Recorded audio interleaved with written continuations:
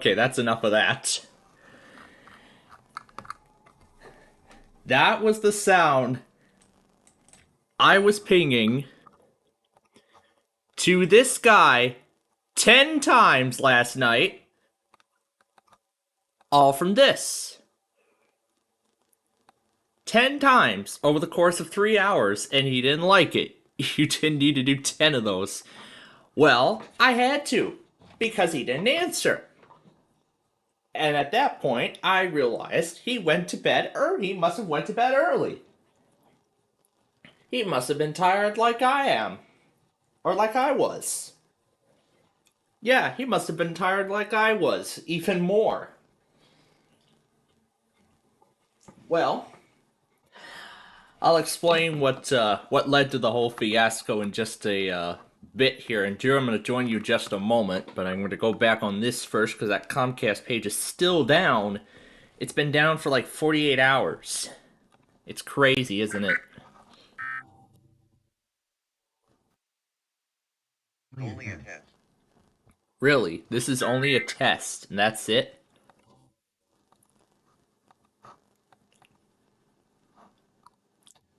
Really, that's it? This is only a test?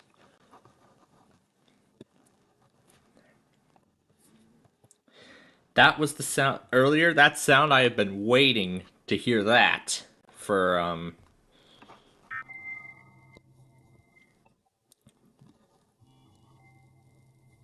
because by that point I had probably given up.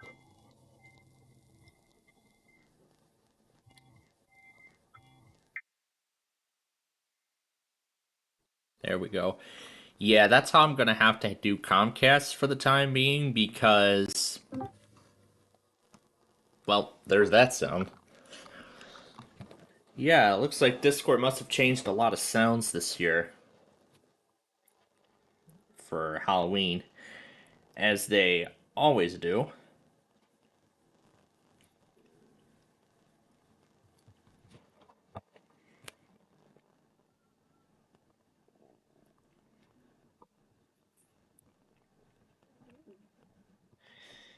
But anyway,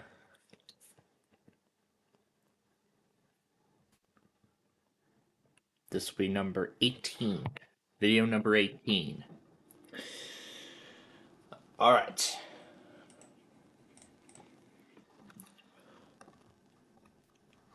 And then I need to switch the color because I forgot to do that.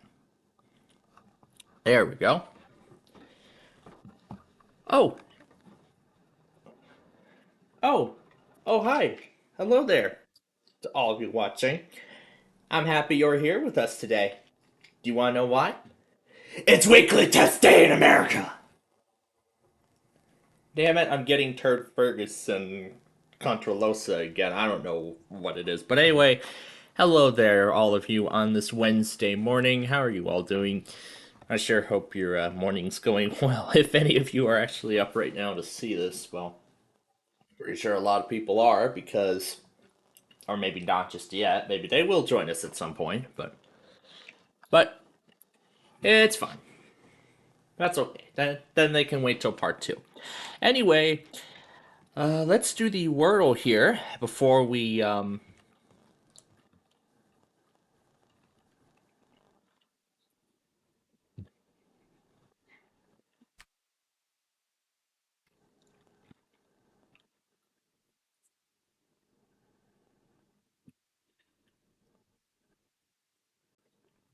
let's try stent. Okay, it must be stunt then. Yep. Yep. Trying to call back the Lembine 10 times. And then messing around with something like this. Yeah, that is a perfect example of a stunt right.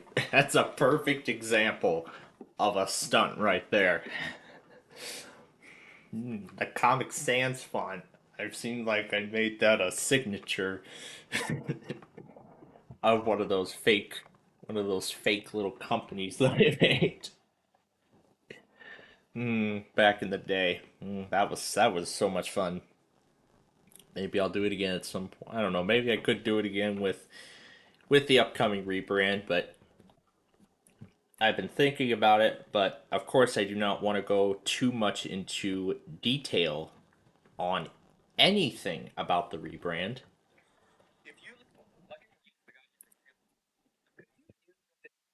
No. Great. Now it's just spamming ads like crazy.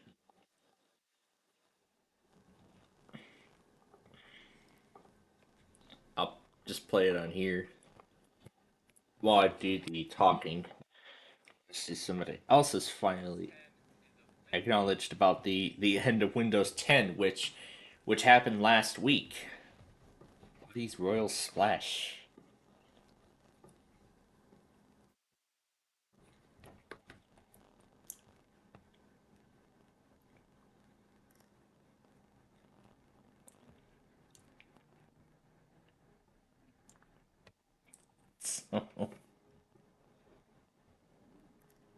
Ontario Amber. Well,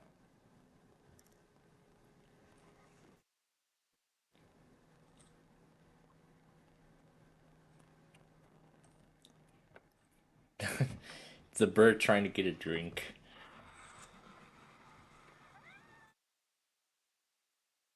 Oh yes, this crazy cat. Ah, it's interesting.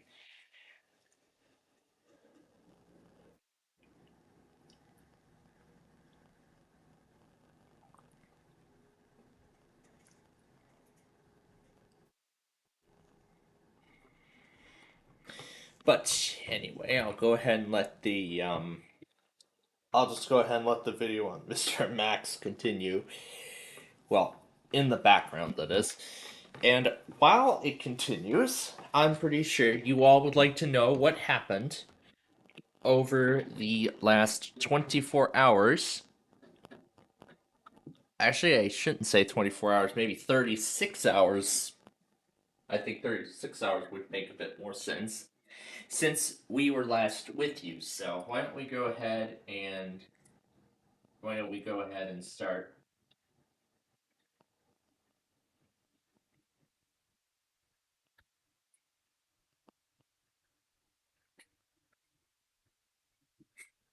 Why don't we go ahead and start from there?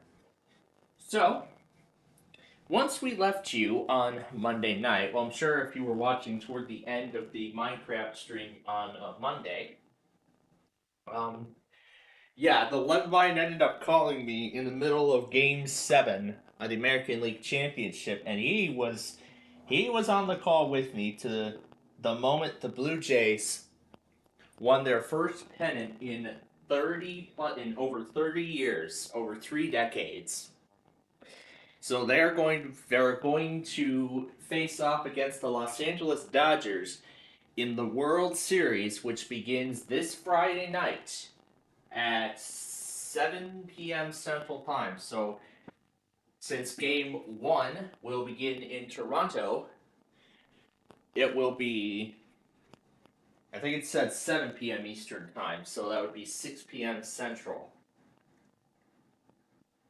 At least that's what I can. At least that's what I can remember. So the Blue Jays are going for their first World Series since 1993, and the Dodgers are going to try again for their. They're going to try for their second consecutive World Series. So they're going to try. So they're the reigning world champion, and they're going to go. So the Dodgers are looking to try and make it back to back. But is that going to happen? Well, like I've always said, there's only one way to find out. I always hate it when the secondary thing goes offline. Is it because of 25H2? I don't think so, because it was doing this on 24H2. Yeah, I don't know what's up. I kind of hate this. I kind of hate this bridge connection thing. You know,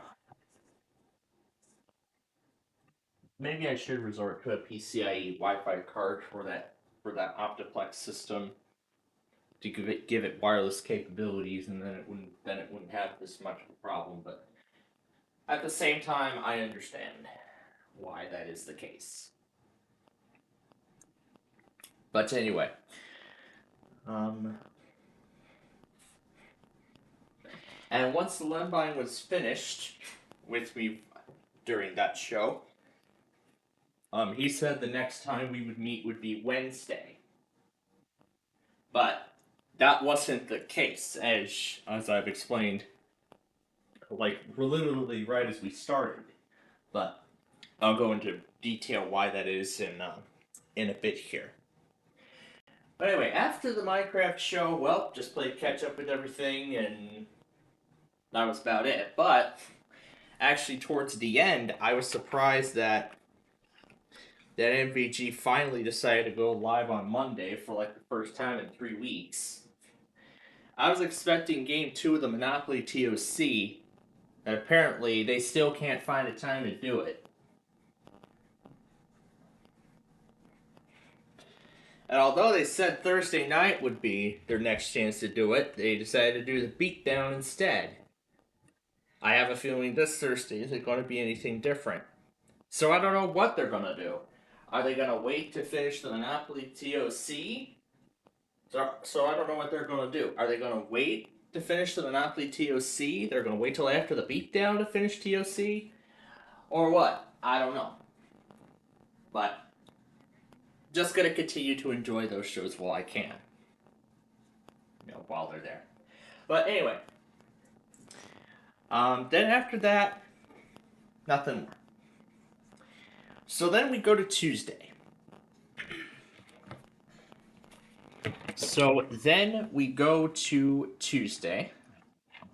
Okay, I think 89% is good enough.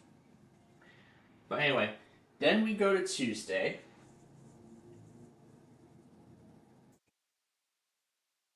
Which was yesterday. And boy, I had quite a busy day yesterday. Quite a busy day. As I had a lot of college work under my belt to get done.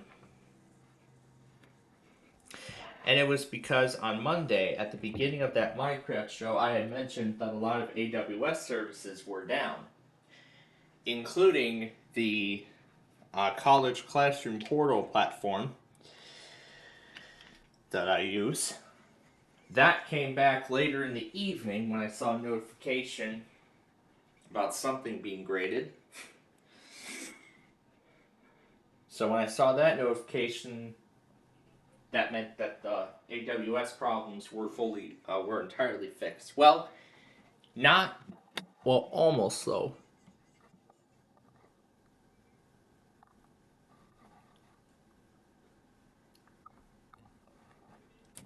And it looks like that's stuck on receiving alert. We'll come back to that later.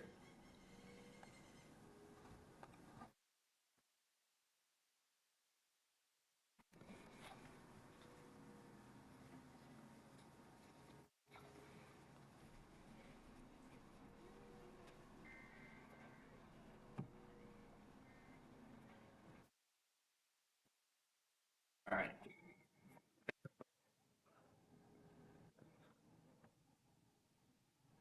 Let me just connect to the machine and take care of it.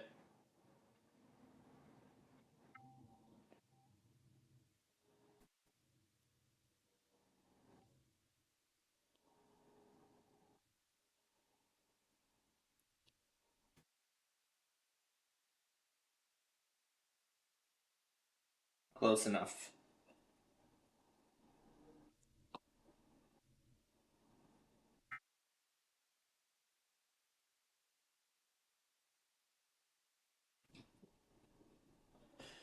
Well, I'm just gonna replace as much as I can. Now it doesn't want to go into the correct place, doesn't it?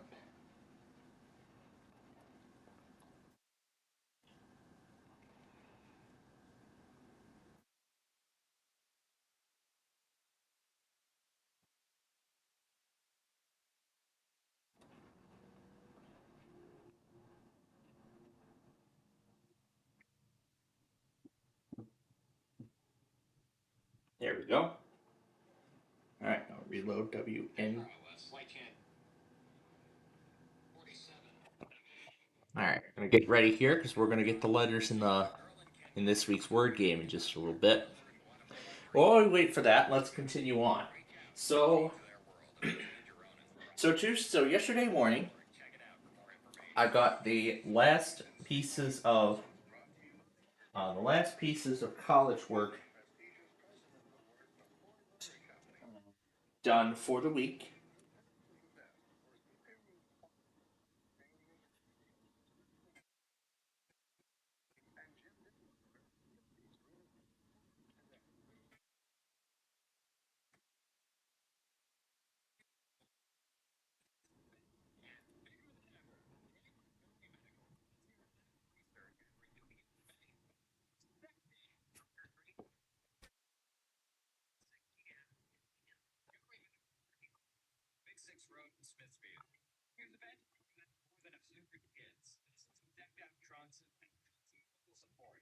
All right.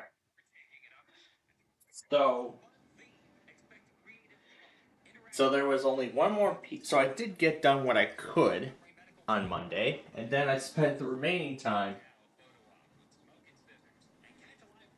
yeah, including that training thing. I got that taken care of while AWS was done. I'm still able to access that service.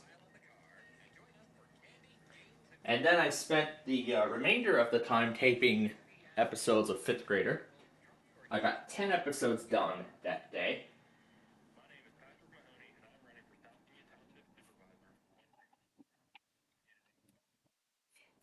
And then we're going back, well, then back to Tuesday. So there was only one more piece of the digital media work for this week that I needed to take care of. So I got that done. I also noticed something odd too. One of the assignments for my cloud security course was due even before the lecture even takes place, which is strange. It's pretty strange. So, and for some reason, my parents are picky about that. I don't know why. I don't know why, but they are. So I took care of that first, and then afterward finished up that skill builder thing.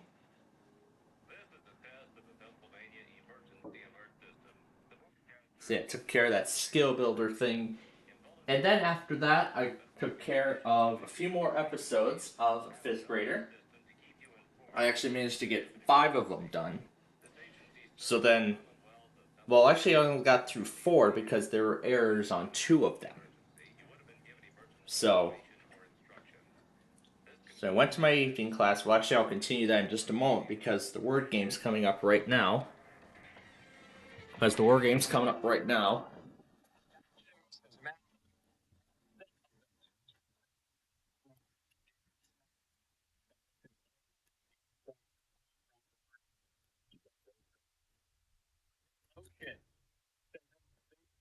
D as in doom, G as in get, E as in electric, E as in inside, and O as in on. One more time with those letters. O, S, D, G, E, I, and O. For fun. If anyone's interested, just for fun, see if you can make a word out of those letters. And I've taken note of them as always, and we'll play around with them a bit later on in the show. If you can be one of the few people in Fayette, Pennsylvania to unscramble those letters into a proper word, then you win absolutely nothing. Simple as that. Okay, back to the story. So I got through 4 episodes of Fifth Grader yesterday afternoon before my evening class, in which yesterday was another one of those interactive labs. So woohoo! I was just starting the other one before it. Well, good thing. So I'm kind of glad about that. And then when I came back home, I was, getting all, getting all set back up here. And then, little did I know, I was already downstairs making my popcorn for the night and getting ready to watch The Perfect Line when the Lembine called me. He said he would. He said he would see me again on Wednesday, but apparently he broke that promise and decided to call me for some reason at 8:30 at night on a Tuesday when I was about to watch The Perfect Line that aired an hour ago. Well, because I got back an hour after, because I got back an hour after it aired on the U.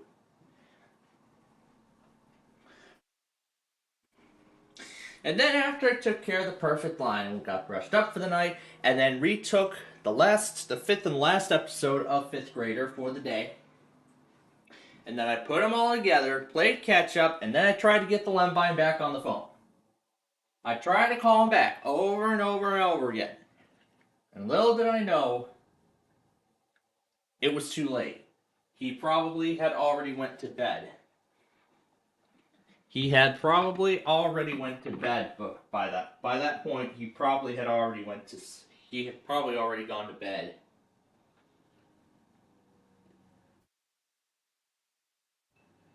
I think he was probably a very busy guy like I was yesterday. Perhaps even busier.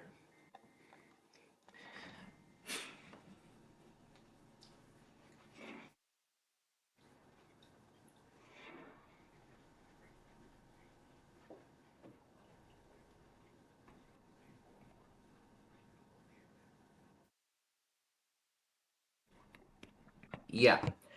In fact, for like 3 hours, I called him like every 10 minutes the first time.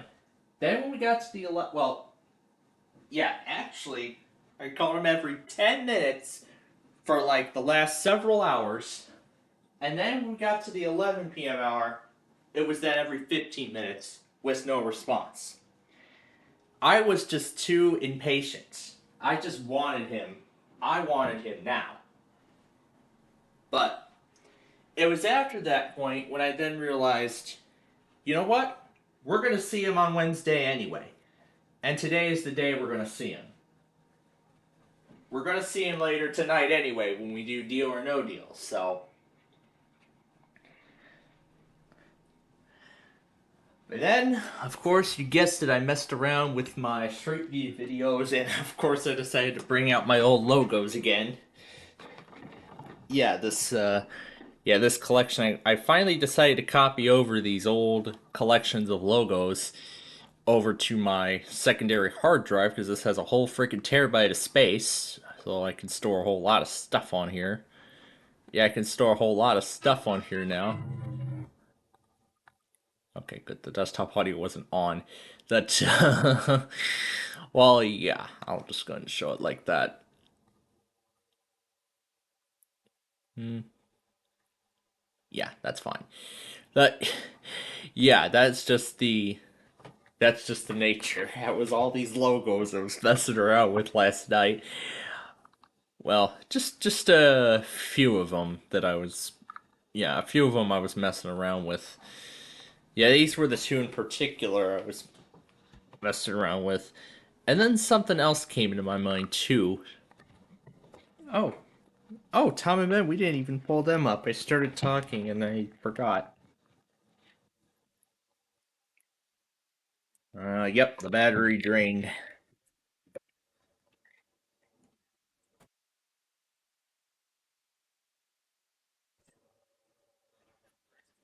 Why is it not charging? There we go. All right. And then I was playing the. And then I was playing this.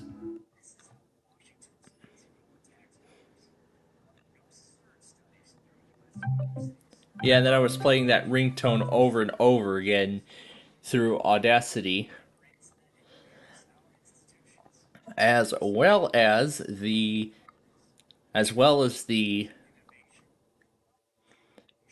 As well as this I-294 video.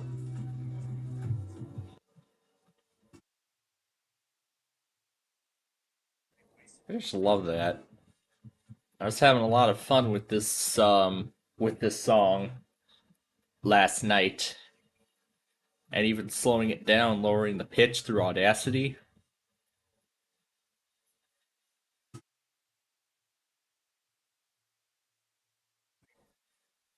I mean, in my mind, I'm very impressed with.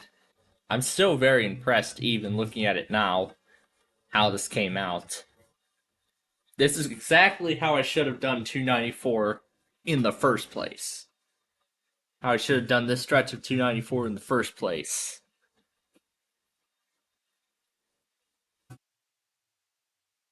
But once Apple Maps has the new imagery, then maybe I can make this again, and then maybe I could try and make this again.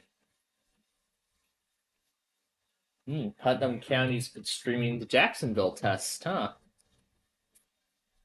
All right. Well, this is going to be interesting. So this is already very interesting here. So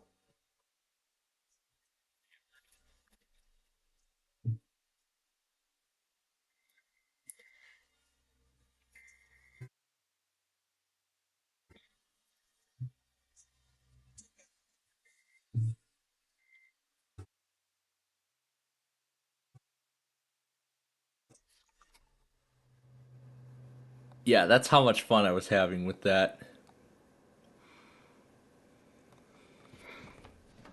Yeah, yeah, that's how much fun I was having. Yeah, how much fun I was having with that thing. Yeah, with that thing last night. Yeah, yesterday.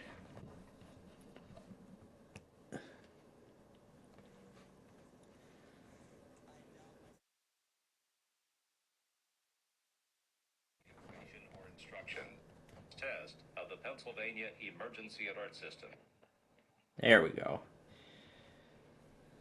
Supervisor. Paid for by friends of Patrick Mahoney. Mahoney. Stand by. Stand by. We got the letters in this week's Name It and Claim It scrambled word game in just a moment. But first, this is a test. All right. So that's all in place now.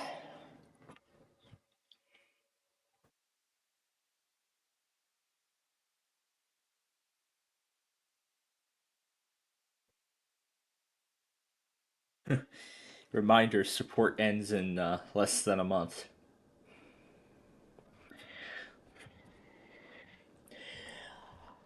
But yeah, and then last night, after even after I tried to frantically try to get the try to return the Lembine's call, like after all of that, I checked the Verizon recording last night, and I was impressed to find out that a lot of the other clusters actually went. So it went, let's see, 14 went first, then 11, then 4, then 7, and then 8. So the only two clusters left tonight are 5 and 9. But I was also thinking that maybe VHO 5 tested with 15 on Tuesday when for some reason my 5th generation decided to disconnect from the wireless network. I don't know. I hate the Wi-Fi. I don't know what's up with the Wi-Fi card inside of this. It's probably old. It's an old iPad. I mean, it's stuck on iOS 16. It can't even go any higher than that. So that is at least Apple's still doing software updates for it. So I guess then maybe it might soon be time to let it go as well. It might be finally time to let it go because. But I mean, I've been thinking how secure iOS really is. I mean, but no, I don't want to go any older than iOS 15. You know, exposing it to the internet, but still, it's best that I have up to date iOS devices. So now my two main devices are the only ones that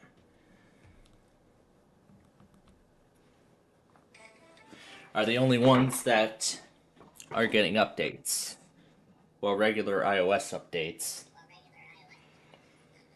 Well, hi there, Tom and Ben. Nice of you to join us today, as always. Here, I'll just turn them down for right now while I finish the discussion. And then this morning, while I was playing catch up with everything, I was greeted to every YouTuber's worst nightmare. At least what I think. That AI age verification message. But here's the thing. It only happened on the part of my account where a channel is not associated with it. So I don't have a channel associated with that. But then I checked everything on my other ones, and they're actually fine. So it was just that account and nothing more. So my channels are fine in regards to that. It was just my main account. Now, what I was thinking about it when I saw it, I was probably watching that dog with the zoomies too many times. Too many times. Yeah, it was during NFL Sunday about a month or so ago, and Carlo the dog had the zoomies while he was watching football. Yeah, it's a pretty crazy dog. But anyway, enough talk of that. But then Monday, as you all know, was the debut of Big John's Wheel of Fortune. And of course, you're going to get another episode of that later tonight. And of course, Brandon has been waiting all year for the show, as I informed him about it, and it's happened. So, yep, because I taped the show in multiple blocks. Early 2025, and now in late 2025. So 285 episodes are already ready to go for 2026, which is, well, for the rest of this year and going into next year. So quite some great progress I've made on that show. So, but to be honest, I'm alright with it being on my, I'm just gonna call it the viewing account, because all I just do is just watch stuff on here. I don't post things on it and whatnot. But of course, that's the only other problem now. There's just going to be more and more ads. But it's, but I don't think that's that big of a deal. As long as I still get to see what I want to see, then that's fine. But anyway, now that I've gotten, I was gonna go for another week of fifth grader after taping that last one, but then I realized, yeah, my parents could be going to bed. It wouldn't be that great of an idea to tape episodes. While they were asleep. But now that I found out that AWS knowledge thing is due even before the lecture even happens, now I am revising. I'll be revising my fall taping schedule as a result.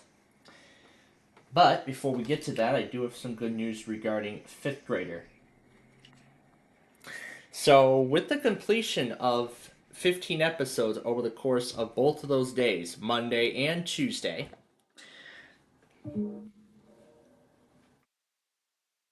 well, that was a short time, and I'm not surprised because it's pretty late over where he is.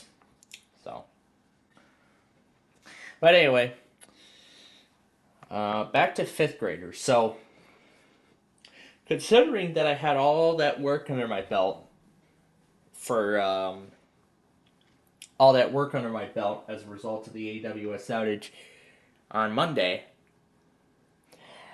Um, Now I've gotten fifth grader up to 45 episodes out of 95 that we need to do. So I'd say that I'm actually in a pretty good position to finish fifth grader as early as next week, actually. So my game plan for Thursday, tomorrow, is all I just really need to do is just do the discussion questions and make up those shows. And then I'll come back up here and begin recording episodes of fifth grader. I'll start recording episodes of fifth grader. Now, my actual goal for the show is my actual goal for the show is 15 episodes. Well, yeah, of course I threw Drew into Wheel of Fortune, but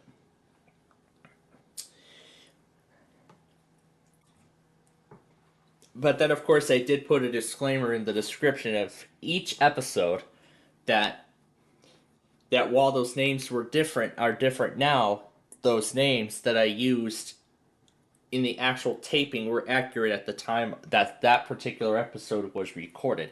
So the names that were, when I taped the first part of the show, like you're seeing now, which was in January or February or March, somewhere around there, somewhere within the first half of 2025, those names are correct. And then, of course, the other names in the second half of 2025, those names are correct. So, so So keep that disclaimer in mind, as these episodes continue releasing. I know Brandon loves it because I know how much he loves the iKing clips. He's probably gonna be so happy. He's probably gonna be so excited when he joins the Slayer tonight for Deal or No Deal. At least I hope. We'll see. Well, anyway, we're about a minute away now from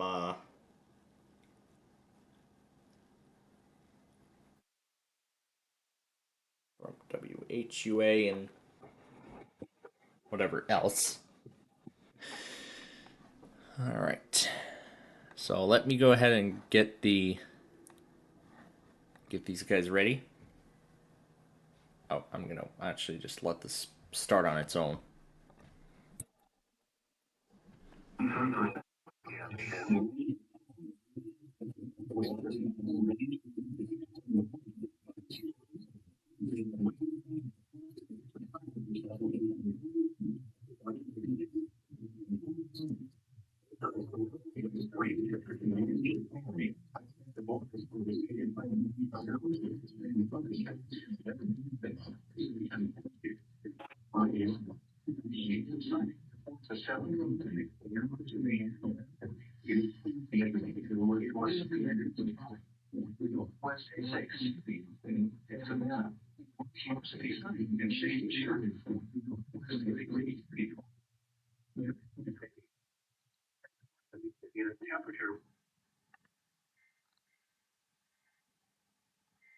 Here goes one of them.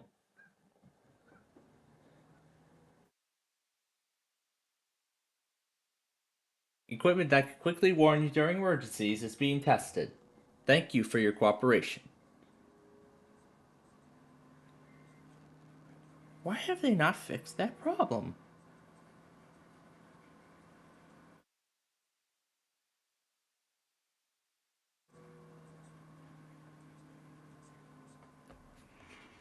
I don't know why they haven't fixed that audio clash yet. I don't know. Maybe they like it or something, but I don't know. But anyhow, now we've crossed 9 a.m., so now we're waiting for WHU. No, now we're waiting for Jacksonville to go. Bring my Dell laptop over here because yeah, it has officially been a week since we lost Windows 10.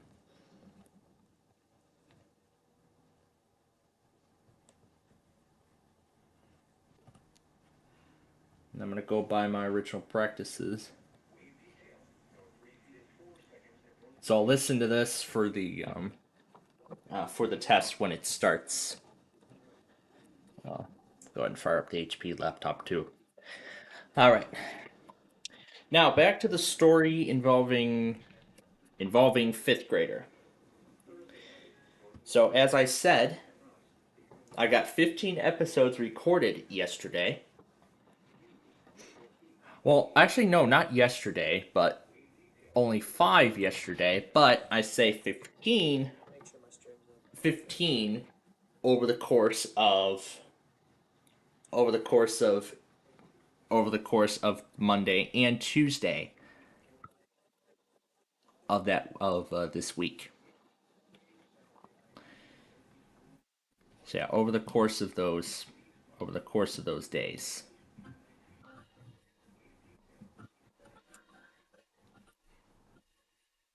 And because of all that work I had under my belt, trying to get this thing to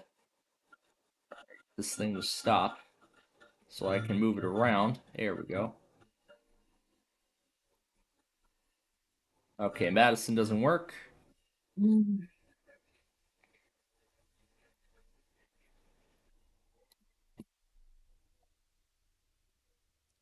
Oh, there's WHUA, which I got live already.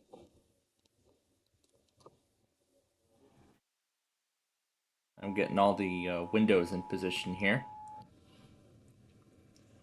I'll get back to fifth grader when I get these all sorted. The preceding tones heard were a test of the emergency alert system for the WHUA listening area. Equipment that can quickly warn you during emergencies is being tested. Thank you for your cooperation.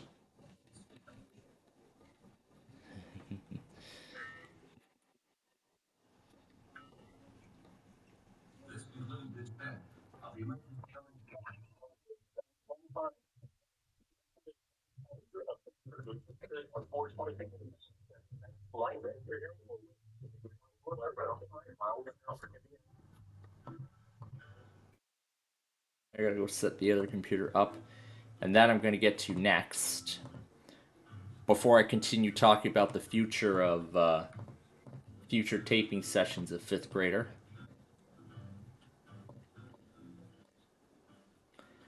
Okay, let's hope Phoenix gets fixed before the show today.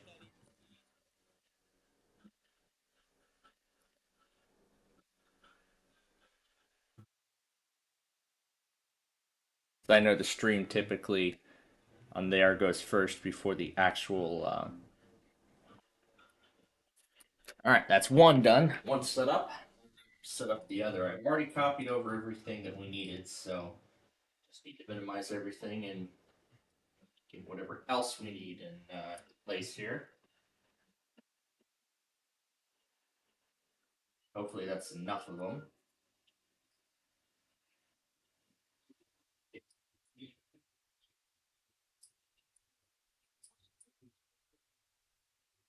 Actually, we're gonna go ahead and revert back to how it was how it was before on here. We'll revert back to how it was before on here. A lot of strings string don't work. So.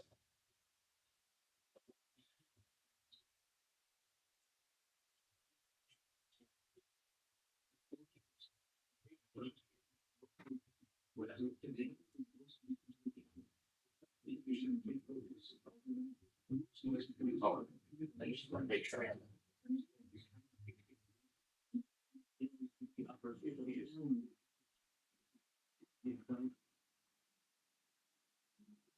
Okay. All right. Majority of the PCs are ready to go. So, going on with the future of the taping session here. So, because of how much work I had under my belt on Tuesday this week, I actually have a whole lot of time on my hands to get more episodes of fifth grader taken care of. So, tomorrow, all I have to do is just take care of those discussion questions for my well, I got to do the replies for the digital media course, and then got to do the initial discussion for the AWS course later tonight, and um, then what?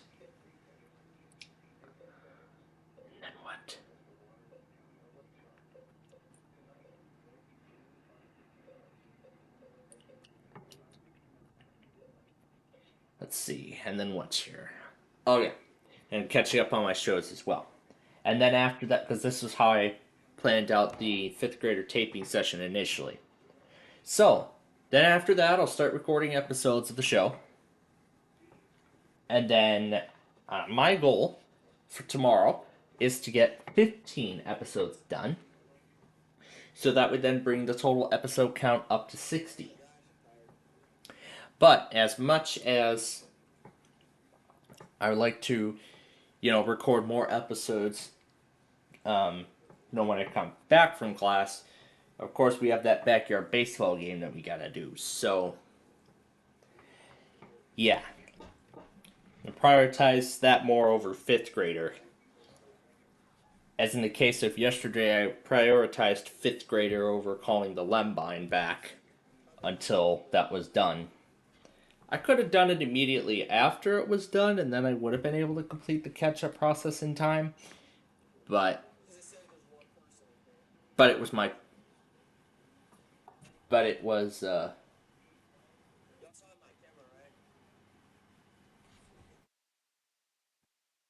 But it was mine. But it was. It was just my decision. But anyway. And then if it all goes well, then on Friday, I plan to record.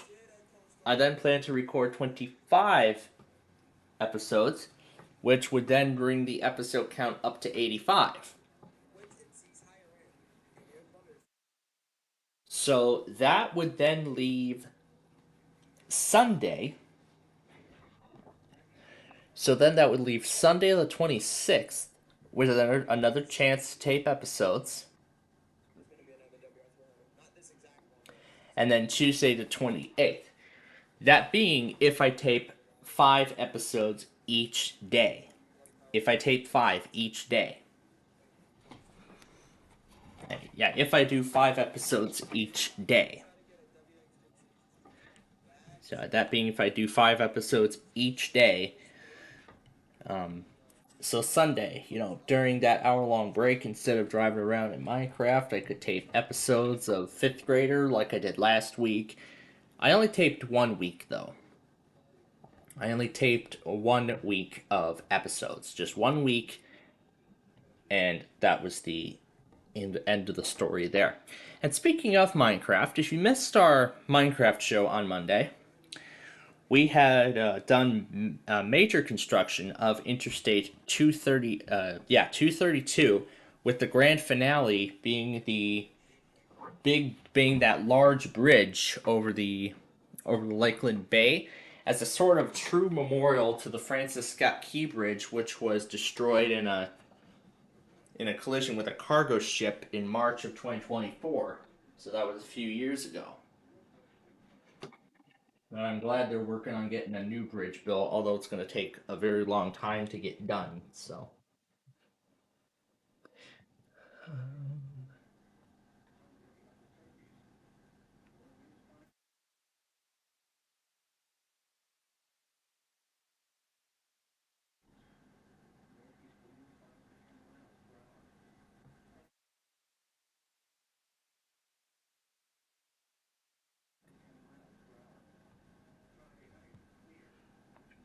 Yeah, then there's another.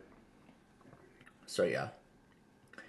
It looks like there's another course associated with this. So depending on how long that takes, I may have to curtail 5th grader even more. But again, the true goal remains the same. I still plan on completing 5th grader by the end of this week. My goal actually is the 30th, which is next Thursday, because that's when we have our big break, as many of you all know. Yeah, as many of you all know, that's what I've been talking about, my big break coming up. Well, it's not really a break from our college stuff. Oh, there's Mobile.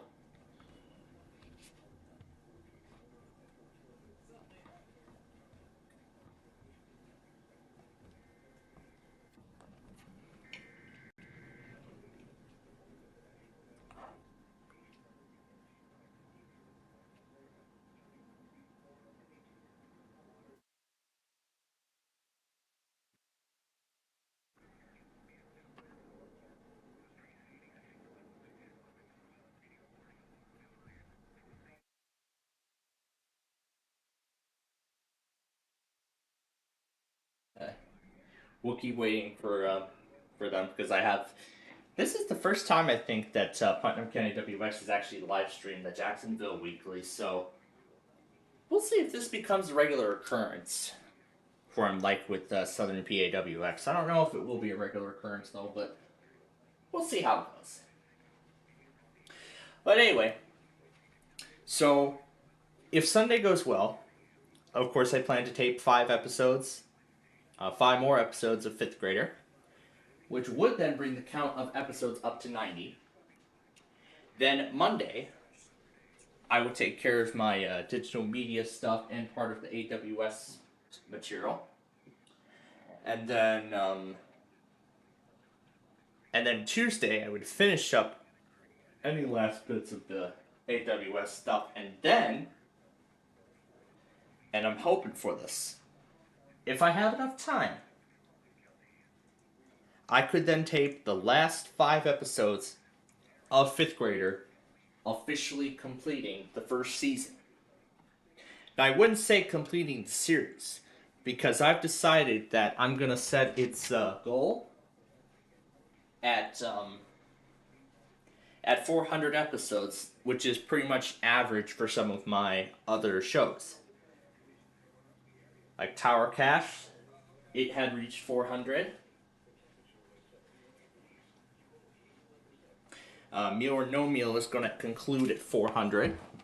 The Big Numbers is going to conclude at 500 episodes. Now, there's reasons why I only let certain shows run for only 2 years. 2 years of new episodes. Of course, first of all, being that there is plenty of content for you all to see. Of course, that's because there's plenty of content for you all to see. And also because I want to focus more on other projects, too. Including Big John's Wheel of Fortune, Sorry, and all that stuff.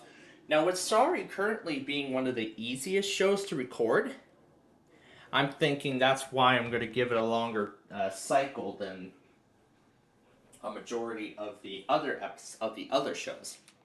I'm thinking of either letting it run for 600 episodes, or maybe 700. Or an equivalent, maybe I'll let it run. I'll probably let it run longer. I'll think about it. I'll think about it as we go on. So again, Sunday the 26th, and this is for next week. So Sunday the 26th, what I was thinking, during that outage break, as I like to call it, in the middle of our Roblox show, I'll record 5 more episodes of Fifth Grader like I did last week. This will be the same story, so it shouldn't be really anything different. Then the 27th, of course, I'll focus more on my digital media and part of the AWS stuff. So digital media and that knowledge check for some odd reason, so I'll get both of those taken care of then. And then Tuesday the 28th, whatever I don't finish, I will take care of that morning. I'll take care on the morning of Tuesday, and then after catching up on my shows, if I've completed all of it, then I can move on to taping the final 5 episodes of Fifth Grader. Now, I got to taping Fifth Grader at 3 o'clock, which was why, therefore, I didn't have a lot of time. But while I did get through the 150th episode before my time was up, before my evening class, I didn't like the end product. Mainly towards the end. I might have went too fast on the peak part. I probably went too fast on that and ended up glitching out the audience sound effects in the software. But it's a good thing now I know for next time. But then again, Tuesday the 28th, if it all goes well, the goal is to tape the last 5 episodes of Fifth Grader and officially complete the first season of the show. And immediately after that, I'll put the remaining episodes together, and then I can start the exporting process, which, just like with some of the other shows, is going to continue over the course of several days. And then I'm hoping that maybe during the night on Wednesday, or perhaps, in the morning on Thursday, I could begin uploading those episodes to the channel. well, uploading and scheduling them, in fact, and then getting them ready to be distributed onto Plainfield TV. Plainfield TV for the new program Showcase, which of course the next one will be tomorrow at 2 p.m., tomorrow afternoon. But of course, that uploading process will likely continue. Actually, will continue into the night on Thursday because, as I've said, our backyard baseball stream next Thursday during its usual time for now is a go. So right after I come back from my evening class on Thursday, we'll record. We'll do the backyard baseball game. But then Friday morning, that is when our big break begins. That's when our big break begins. But of course, that's why I want to get the taping session done. Now on Friday, for that day, I don't want to go into any sort of detail, but I do want to go ahead and inform all of you on what's going to be happening. So on the morning of Friday the 31st, what's going to be happening? I haven't been given a set time yet as to when we would depart, but here goes Jacksonville.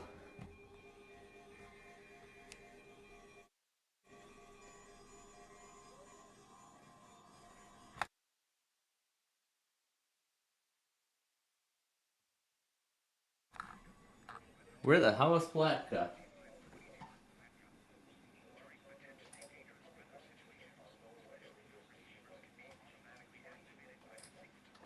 Huh, it didn't show up.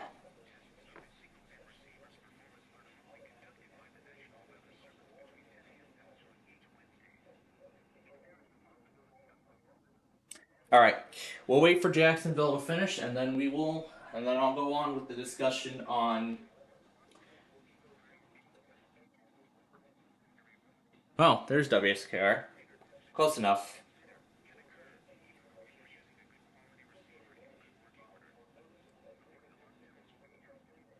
We were so close to a perfect run last week, except there were a few that chose not to test, and there were some that failed and they never redid it. Like Houston. I think Houston was the only one. No, Salt Lake postponed. Houston never redid it. Chanhassen postponed too because they had technical problems, but at least they redid it. They actually did. They did actually try again on Thursday. So.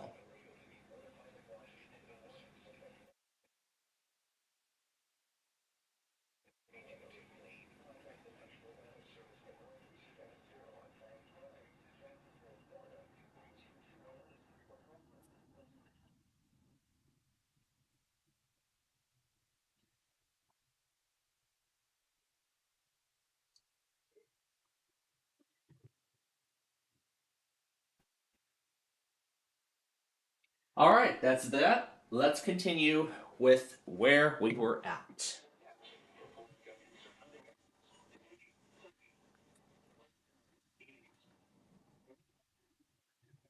It's not going to be that warm here for a while, so. Like it was your job. Let's hear the beginning of this again.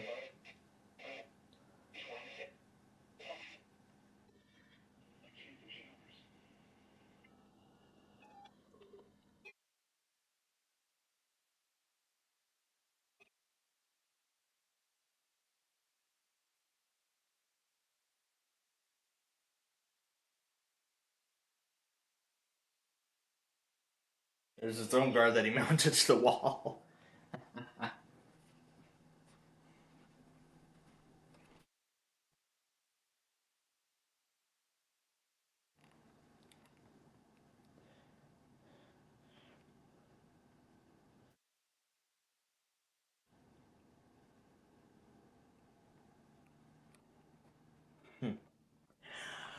Okay, then. So, now that Jacksonville is done, I'll put together the rest of the stuff in a little bit here. But we're going back to Friday the 31st, which was what we were about to talk about before Jacksonville interrupted me. So, the morning of Friday the 31st, I don't have a set time yet. I don't have a set time yet at the moment, but that is when we are planning to. Now, again, I'm not going to go into detail exactly as to what's happening, exactly what's going on. What I will tell you is that I'm actually going to be flip flopping between my grandparents um, over the course of this break. So, here's what's going to happen. On the morning of Friday the 31st, I'm going to drop my stuff off at their house, and of course, I'm going to try to get Playfield TV and WPLD on. Both services are going to go offline through the course of the transfer. Once I get all set up over there, I'm hoping I can get set up before we have to go drop my father off at the airport. Well, that's what we'll be doing, but I do actually have some news in regards to that. So, actually, I'll just go ahead and close this canvas thing because I don't need it anymore. Anyway, so hopefully I'll probably just get my micro set up and get it taken care of, like first things first, because I want to make sure that our services are active. But now I'm hoping this all goes well here because my grandma's Wi-Fi has been pretty bad in the past. And it has changed actually, since she got new equipment. So I'm going to cross my fingers here and hope for the best. Hopefully everything is consistent. So let's see how our Wi-Fi handles my radio station. I'm curious to find out, but we'll see. The only other problem then is, where am I going to plug my micro in? Pretty much my only choice then is to plug it into a TV. We have actually discussed this for quite a while now. I know where I'm going to plug this computer in, to a display. What I was thinking is just use the TV downstairs. I would actually just brought that thought up. Because that TV has an HDMI port. And she uses a Roku stick over there. So I was thinking, use that to set up the computer, and then when we need to use the Roku stick, I can just plug in the Roku stick. Simple as that. And that's what I was thinking. We'll see. We'll see how it plays out. But I want to make sure that this micro is connected to the internet, and that I can, do the streaming of all the services and everything like that during my time there. And then, once again, it's going to be another trip to O'Hare. But, guess what? As much as I would love to do 294 North again, I've done it enough. In fact, it would just be a matter of time before it would be perfected. And this was the end result.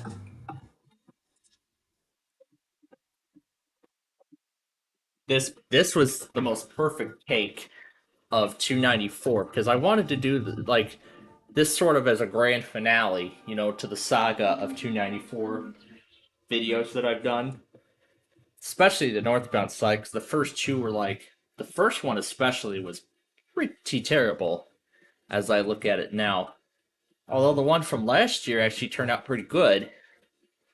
This one I think was even better because we got to go even farther than we ever did. Music selection too. So yeah. We're only going to go up to O'Hare Airport like with the first video. Well, actually, like with the second video. The second video was only a remaster of the first. This third video is the whole thing. This one turned out pretty good. So, pretty good on the first try, and it came together brilliantly when I put the music in and everything. So, So there's no way I'm going to do 294 in this direction again. That is unless we somehow go down the. That is unless we end up going down 294.80 again at some point in the future. Or maybe that northbound section, or maybe northbound from from the beginning of it all the way to Cicero again. Because I did plaster over the music, but I didn't make it public. I had it as a private thing. But you know what? I would love to switch the two around. Personally, that's what I think. Alright, Comcast, you're sending out weeklies. I'm gonna take care of you because your freaking website doesn't work. Actually, a lot of its services haven't been working as of Monday. Spectrum and Verizon, notably, don't even work. So there's like no way to tell if VHO9 or 5 ended up testing early in the week. I know 9 usually goes on Thursdays now, but 5, I'm going to keep them going for a few days, the last 2 days of the week, and just see if they do it. Otherwise, they may have done it on Tuesday at possibly the worst time possible, but it's especially this part right here. It's this part right here that put the icing on the cake, literally. With how great this turned out. And the view I got from the bridge was incredible. Yeah, the Concord Place building right there. And I think it was the congestion right here that really made the music fit in perfectly. Yeah, that's what made the music come together. Especially the songs I chose afterward.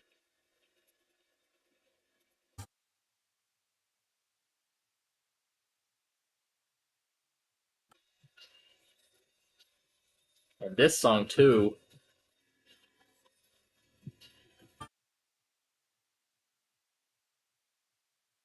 I really like this one.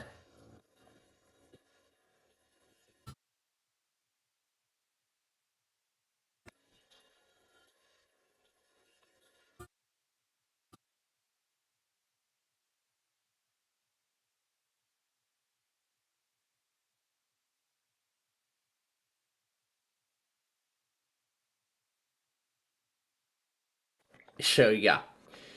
It was what made that 294 video come out together brilliantly, I must say. So, are we considering doing another one like that? Absolutely not.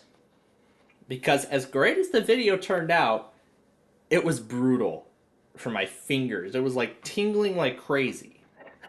Even during, like, I couldn't feel my fingers how I was holding the camera for like 45 minutes at a time, going each way.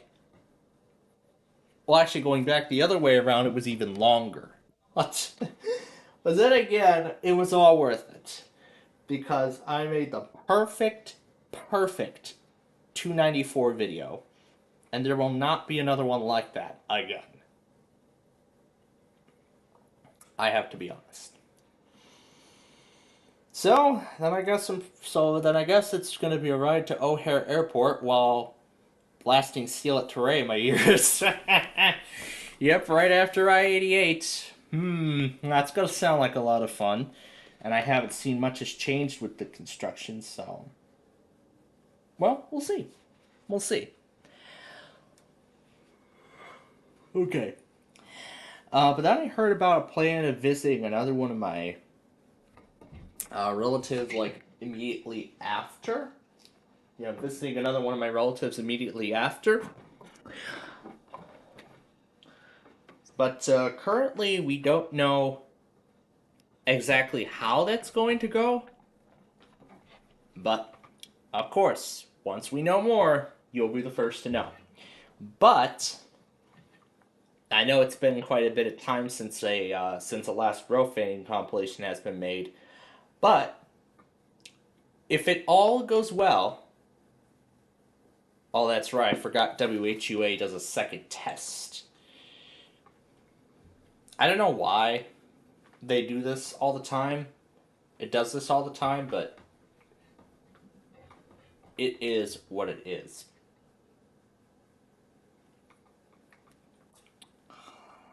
Anyway, going back here to the to what's to come. This we're on the 31st right now. So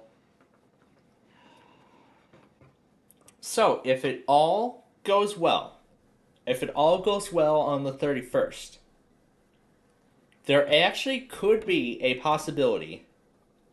There's a possibility that next week a third Western Springs rail fanning video could be in the works. Yes, that's right. We're going back to the racetrack. Well, if that all goes well, it could be going back to the racetrack and, having lunch and watching the trains go by. Yep, simple as that. And I heard last week, too, that Virtual Rail Fan launched a new camera in Michigan, first one in the state. They actually invited a whole bunch of railroading enthusiasts over for the opening ceremony of the camera. The grand opening and uh, the beginning of the camera there. Maybe someday Virtual Rail Fan will put one up here in my town. I would love to see them put one up here in my town, but but they have to secure partnerships with third parties to host them. So maybe the Playfield Museum could someday be of an interest to Virtual Rail Fan. I don't know, but I've been thinking about two possible TVs that that we could do. The one upstairs, yeah, that's gonna be a pain in the ass because of how high up it is, and I got to carry it. I don't want to do that. So I think it's best if we just do the one downstairs, and I don't want to mess up the upstairs TV either. So, well, it does have a second HDMI port, so I could plug it in there and just use it as a PC. Yeah, I can use a TV as a monitor. I've seen Julia's tech spot do that. She uses a TV as a monitor, so there's nothing wrong with that. So it'll work. It'll work just fine. But anyway, then. And then I heard about a play day over at their house afterwards. Well, I'll talk about my relatives again. Okay. Okay, damn it, I gotta change that.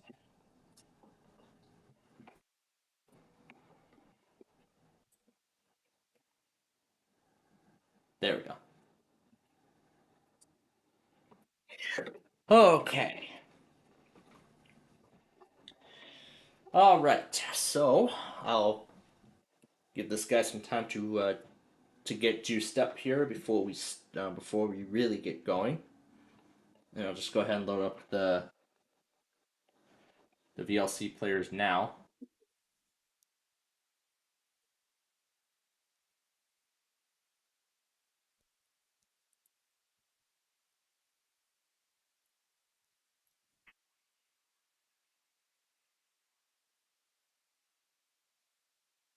Wait, that was only two. Hold on, we need more than that. There we go.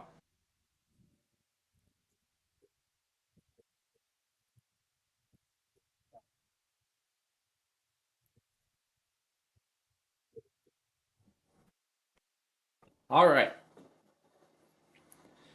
So that's all set to go. Go ahead and exit Discord on that machine. Okay, perfect. So we got that all ready to go. Now then. And then I heard about a possible play day over there. But with Halloween, I mean, there's probably gonna be a lot. There's gonna be most likely a lot of people trick or treating. So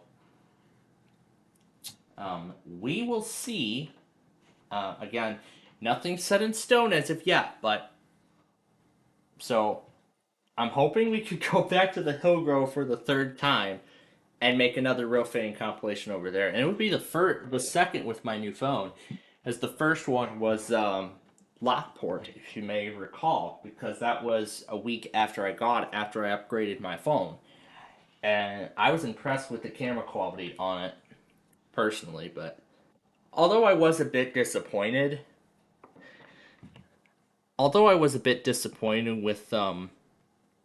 with what happened on both subdivisions, on both railroads through Lockport. At the same time, I expected it to be that way because it was a Sunday, and we don't normally have a play day on a Sunday. With we don't normally have a play day on a Sunday. They had to we had to change dates around and stuff. But either way, I enjoyed it.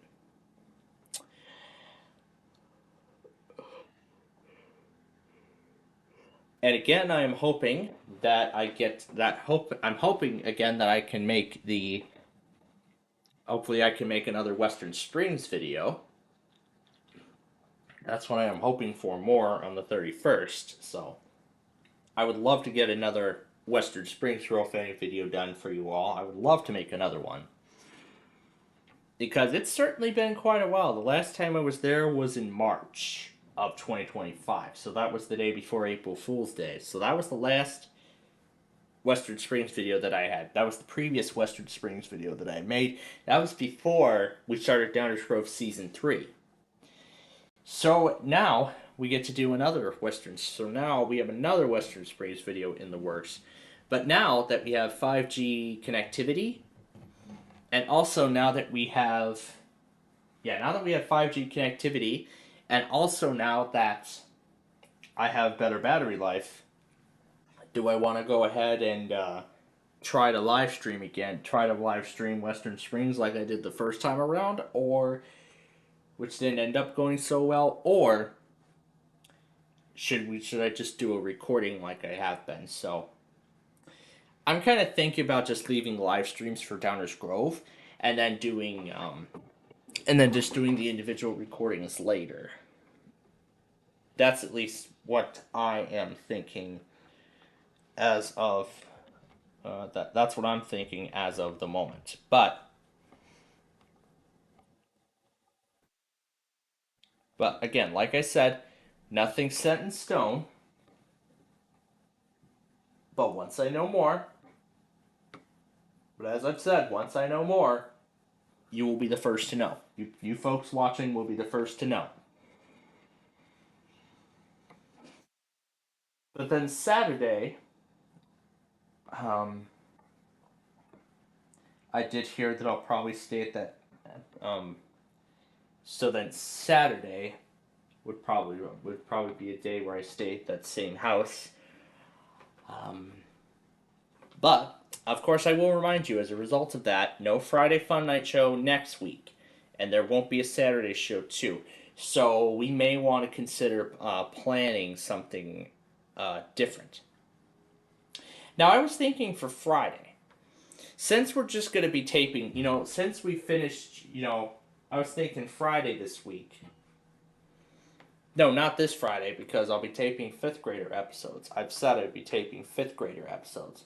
So I was thinking Saturday, maybe we could add extra games to our schedule. I was thinking we could do that, but then I don't think we would be able to get a lot of those done within 12 hours. I don't think we'd be able to get a lot of those done within 12 hours. So I think it's in the best interest that we end up canceling those games completely. Just cancel out all those games completely. But there is still a chance I could do one of those sorry live streams. I could still do one. But again, all hope is not lost. I could still do one, but I will think about it further. But Sunday, Ticket to Ride is still a go. But then Sunday, the plan is to switch over to the other house. But that time, the outage is not going to, the service disruption is not going to be as long. But of course, I do want to remind you that during that time, the WeatherScan network will be offline. So, the WeatherScan and secondary will both be offline during that time. So it'll just be the main station and the main Plainfield TV. So keep that. So again, keep that in mind. But then Monday of that week, that Monday the 3rd, we currently don't know when I'll end up back here at home. But what I was thinking is, since I'm not going to have enough time to take care of, a lot of the schoolwork, I'll have to do it on Tuesday. I'll have to do a lot of the schoolwork on Tuesday. But here's the good thing, though.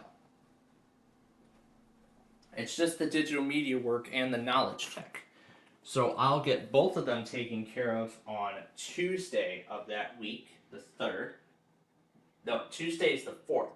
But at the same time, I'll also work on upgrading all my PCs, and probably my mother's PC too, to 25H2.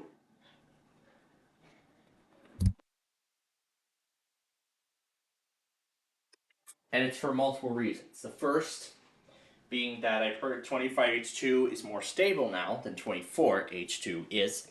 And second, 23H2 is nearing the end of support, nearing end of service. So in which I will have to upgrade, which I will have to update to a new I will have to update to a new version. So now that Microsoft's making 25H2 available under 23H2, I'm going to go ahead and do the upgrade on the 4th. Once the upgrades are complete, then on Thursday the 6th, that's when I'm planning on doing starting Ticket to Ride. So this weekend, along with, getting the monthlies ready for next month and everything like that, so yeah, all that.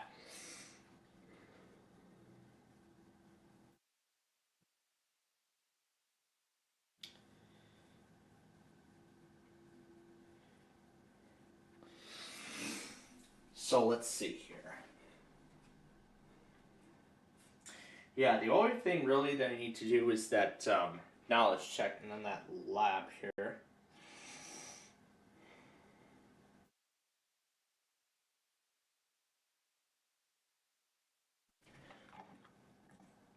The 6th would be Thursday. So that would be what I take care of before doing Ticket to Ride. Or if I do it during the class like I have been doing with a lot of them, then of course, as previously stated, the only other thing then to take care of would be the discussion questions, and that would be it. So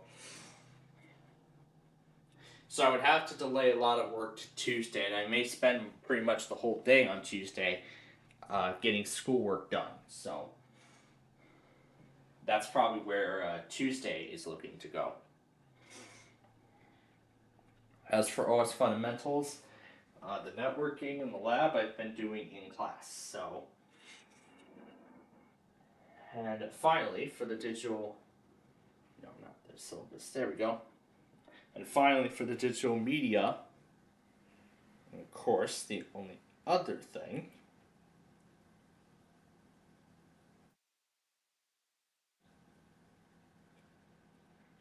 is a web page. So 2 review and discuss questions and a web page. So yeah, that Tuesday the 4th, I'm gonna be very, very busy. Very, very busy on Tuesday the 4th. As I want to use those 12 hours that I have wisely. Spend that time getting that schoolwork done and whatnot, because I'm going to have a lot of catching up to do with schoolwork at that point. So.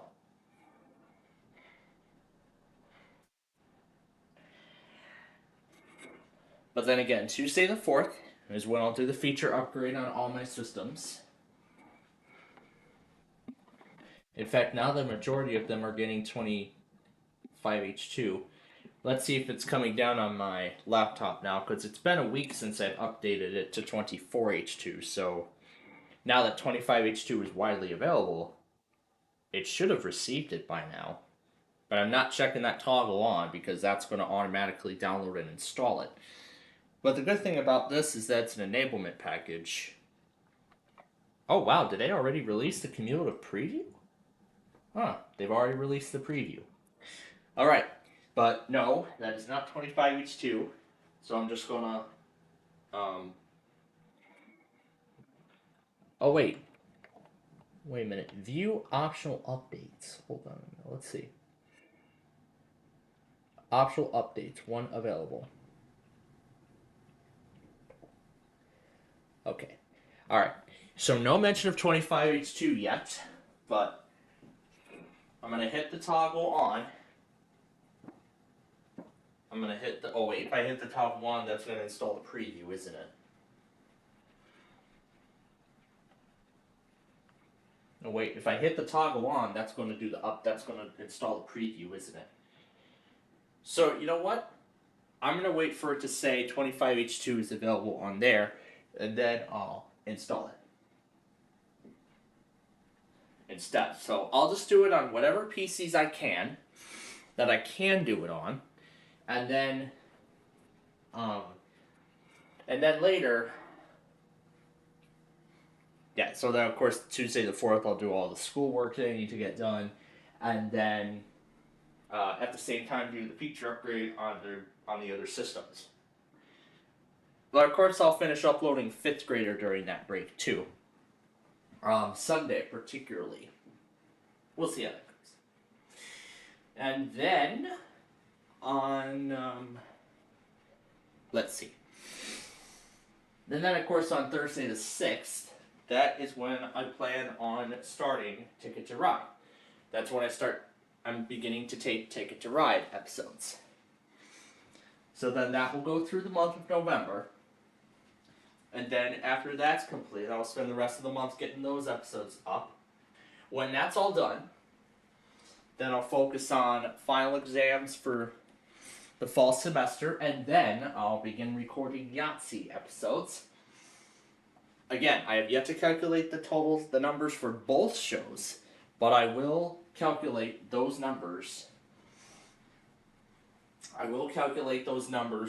This weekend, along with the monthly tests and stuff like that. But then after that, everything should be, well, after all that weekend fiasco next week, everything should be back to normal. So I'm looking forward to it. I'm looking forward to what next weekend has in store. I'm quite excited, personally. But let's see what's in here. Because I had to clear a lot of stuff off this device because the storage was already getting low, so. Majority of them have 2 days. Let's just go ahead and clear the rest of them now.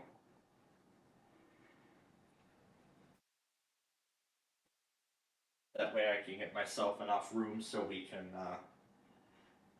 okay, 85 gigabytes. Okay, that's enough space for today's stuff. Anyway, but anyway, that's enough for the talking for right now because it's just about showtime here. So, let me go ahead and reset the station right now. Make sure I saved the. Want to be sure I saved the config document. Yes, I did. Okay. Now to set up the monitors here.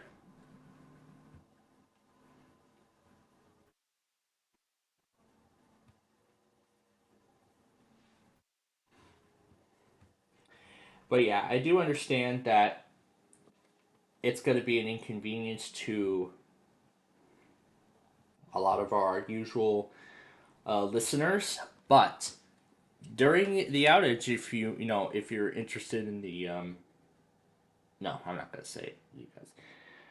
Well, of course I've used a lot of chiptunes in my videos, so if you if you come across one of my driving videos and whatnot, then there's no doubt you're gonna be able to find a chiptune song somewhere along those lines. So yeah, if any of you enjoy my chiptune, if any of you enjoyed the chiptune songs that I found, if you find them enjoyable like I do, then well, I actually have created an offline playlist for my own listening pleasure. You know, like during the Seattle trip when I had to take everything offline for a week.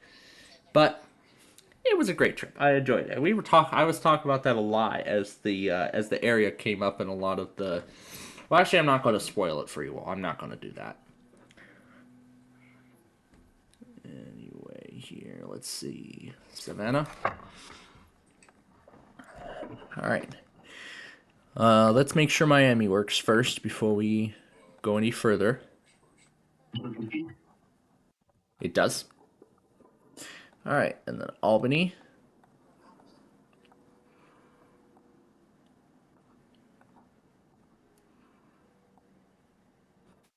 This will be Grand Rapids, but I'm going to turn it down substantially. Binghamton, New York, Cleveland, Ohio. This will be Miami, Melbourne,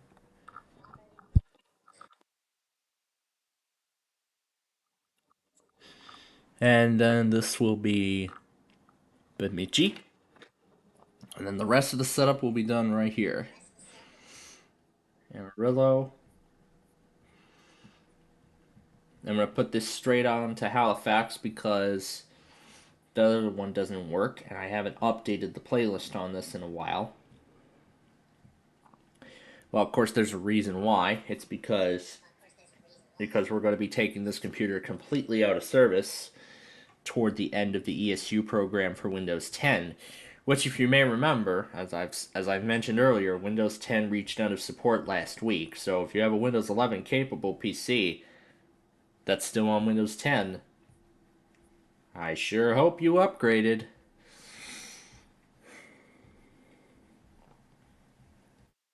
Okay, and I'll go over to the other system to do the rest.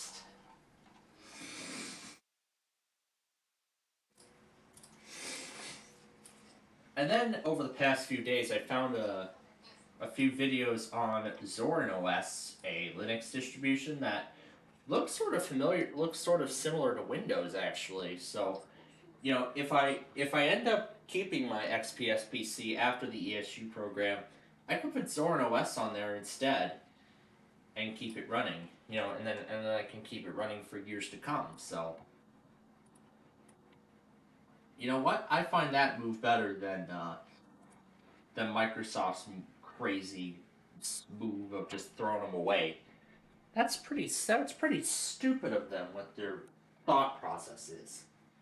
But anyway, so so that's great. Now I can continue getting Windows 10 updates on this PC for years to come. Well, for another year. Instead of saying this PC has reached end of support, it says you're up to date, and it tells me that it's enrolled in the security updates program. So that's great to hear. But anyway, well, Tom and Men, the time has come. We'll see you both later. And now we have to get all the other stuff going here. I've already reset the station, and we're already set to go. So all I just need to do is start the playback of all of them, and we will be up and running. Let me make sure this is completely muted first.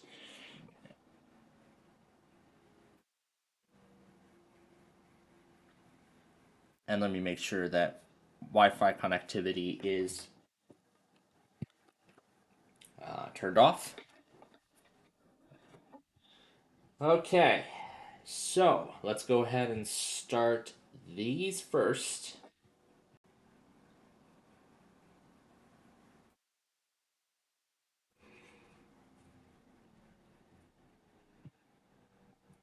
But yeah, I am totally looking forward to next weekend, although it is going to be sort of an inconvenience for particularly my college work. I am, as I've said earlier, I planned the schedule around this. I've already planned the schedule around, so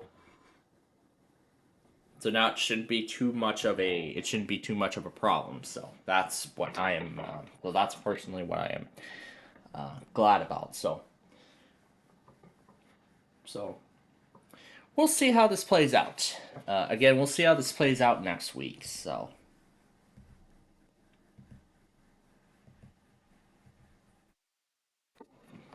I probably forgot about a very important element on this PC. Oh, I did. I did. I didn't forget it.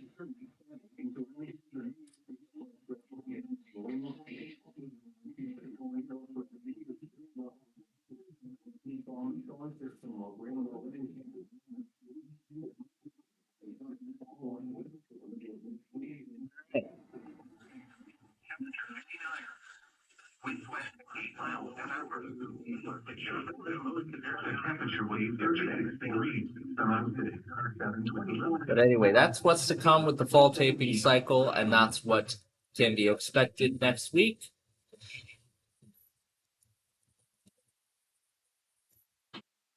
I didn't talk about the primetime tonight, didn't I?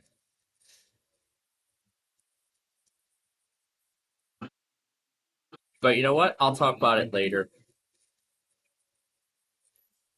But you know what? I'll talk about it later when we.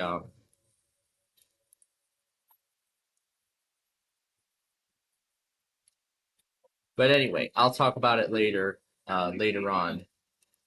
Later on here. So. All right. So with 85 gigabytes of space free and.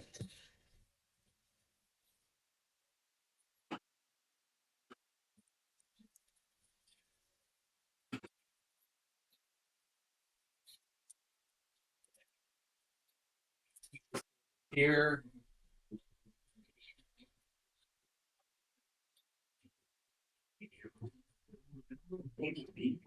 Plug the fan since we're not going to need it anymore for a long time. Just try to pull it best we have done. Then you just run down the list, make sure we got everything. We have 15 seconds left.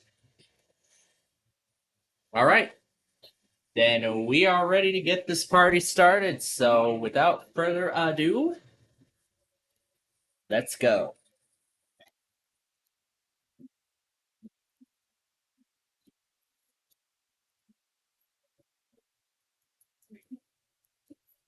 All right. Who are going to go first? Most likely Pittsburgh.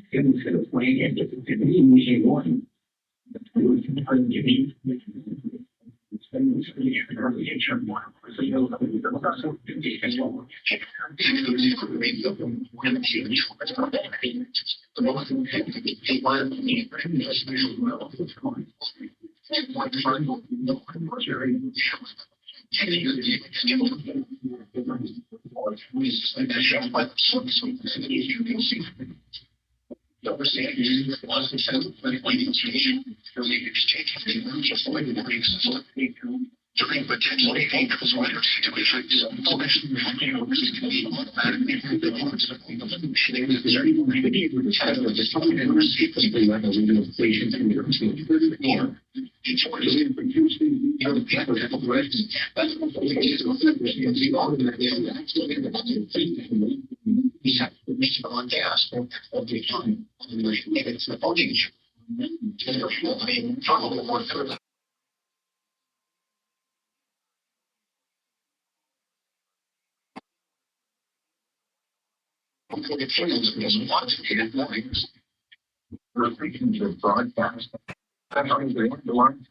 will vary. This variation is more noticeable at greater distances from the transmitter.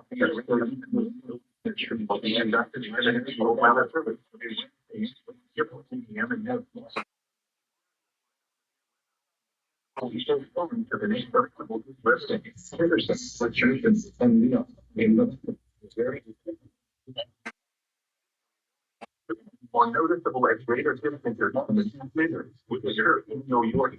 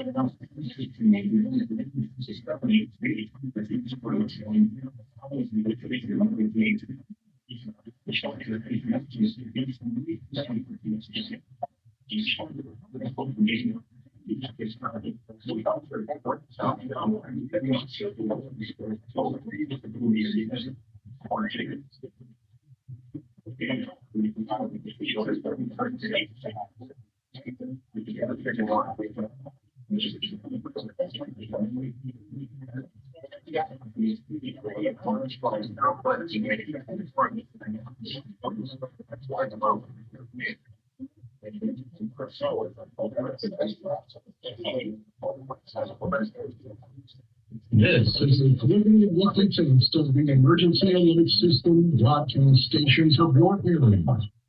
If this had been an actual emergency, an official message would have followed the alert tone. This fulfills this tenet of the emergency alert system.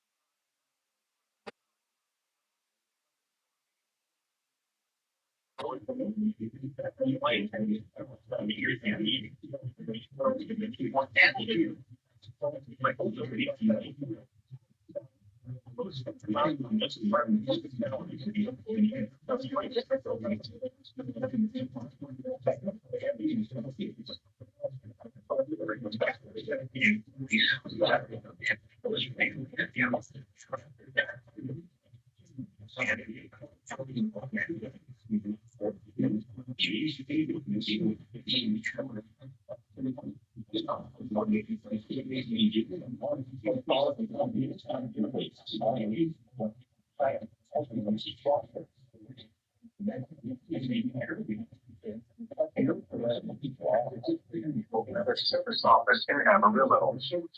The preceding signal was in the Vanilla All Hazards Radio Public Warning System. During emergency sequence, the activated transmission one of the power investigation. Signal that signal of receivers performance was conjuncted by the next morning for service if there is a threat of severe weather, the test will be postponed to the next available weather day. Reception of this broadcast, especially the one along the solar, will vary at any animal change. Its variability will be more noticeable at greater distances from the transmitter, even though you are using a good quality receiver in good order. The one alarm zone will be activated fast, nuances, and warnings. The weekly test of the newer all hazards radio public warning system. Station WXJ1, broadcasting on a frequency of 162.55 megahertz. Warning alarm will be activated from 12 counties. South Carolina, Gainesville, Anderson, Cherokee, Greenville, Cleveland, Florida, Secretary, County, Pickens, Spartanburg, and North Carolina, County, Fern.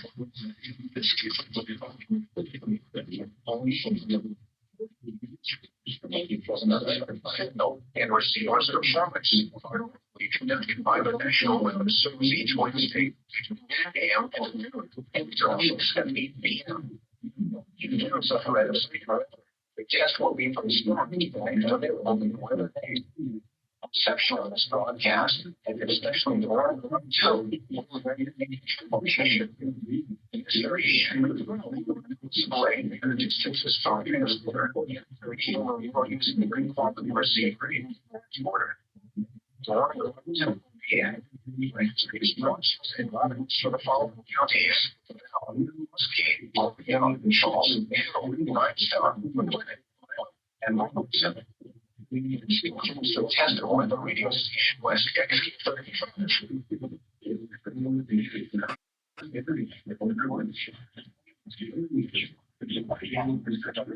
Well, that was a lot.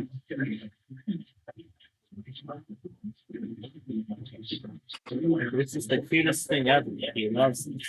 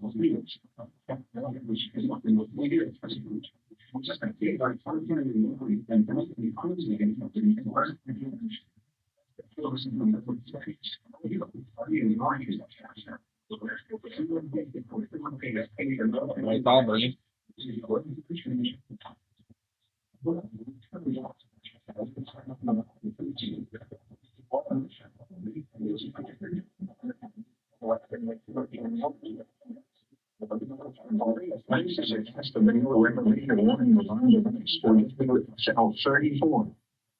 We activate this alarm for the following counties in New York State: Albany, Rensselaer, Montgomery, Fulton, Saratoga, Schenectady, Schoharie, Greene, and Columbia counties. This has been an alarm test.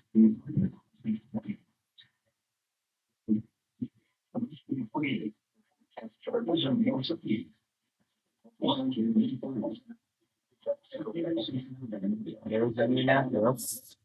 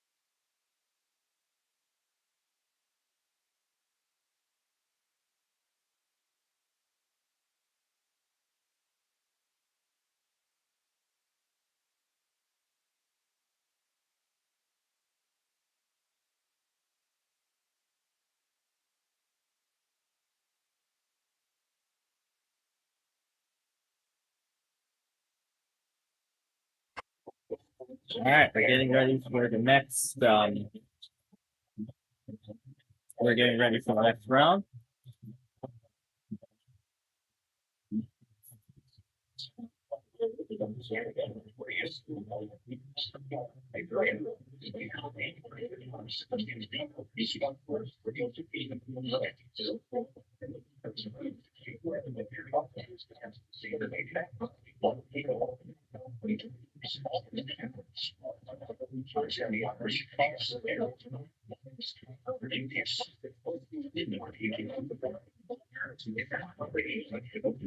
That must be Northern Indiana, isn't it?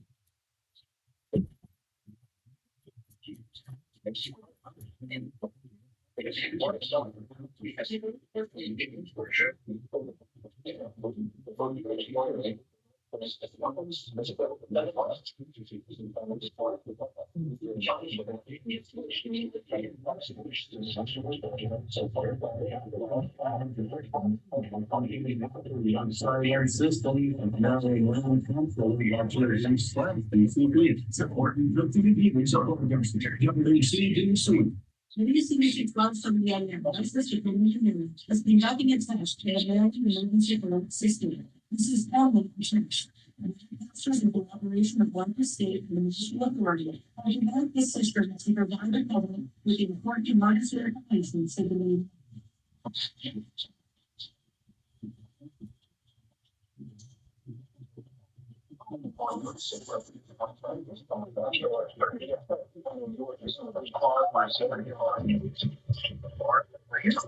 This is like a manual emergency alert system.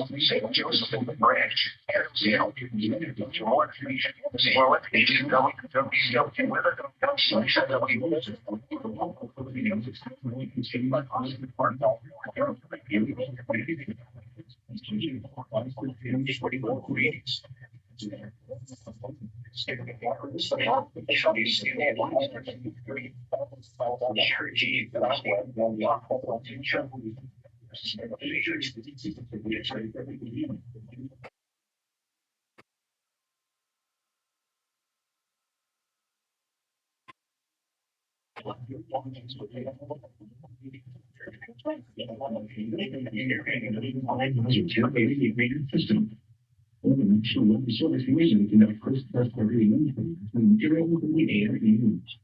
Materials was derived by giving the successful building information there was it will be in from 7 p.m. and 11:30 a.m. Each test day is the test level will not be conducted. Each test is conducted to give you the opportunity to ensure that your regular alarm system is in good working order. This has been a test. All right, like that.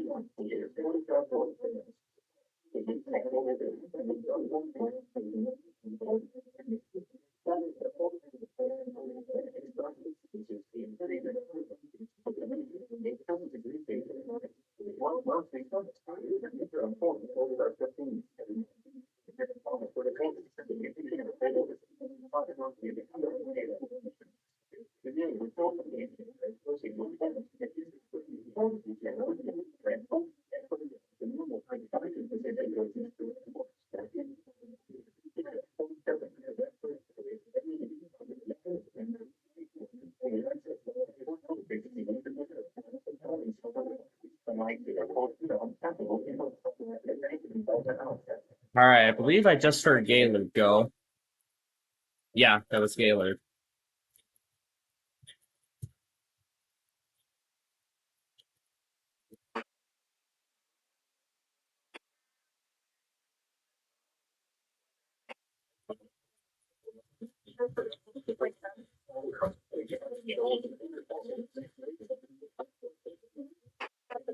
Please have the weather radio warning. Situation, weather radio receivers are activated to warn you of the impending hazard. The test of the system is detected every Wednesday between 11:15 a.m. and p.m. When there is a threat of or existing severe weather in the area on Wednesday, the test will be canceled. The warning alarm is activated for short fuse weather watches in the mornings affecting Michigan's northern lower peninsula, the eastern upper peninsula, and the adjacent coastal waters of the Great Lakes, including Whitefish Bay, Saginaw Bay, and the St. Mary's River system.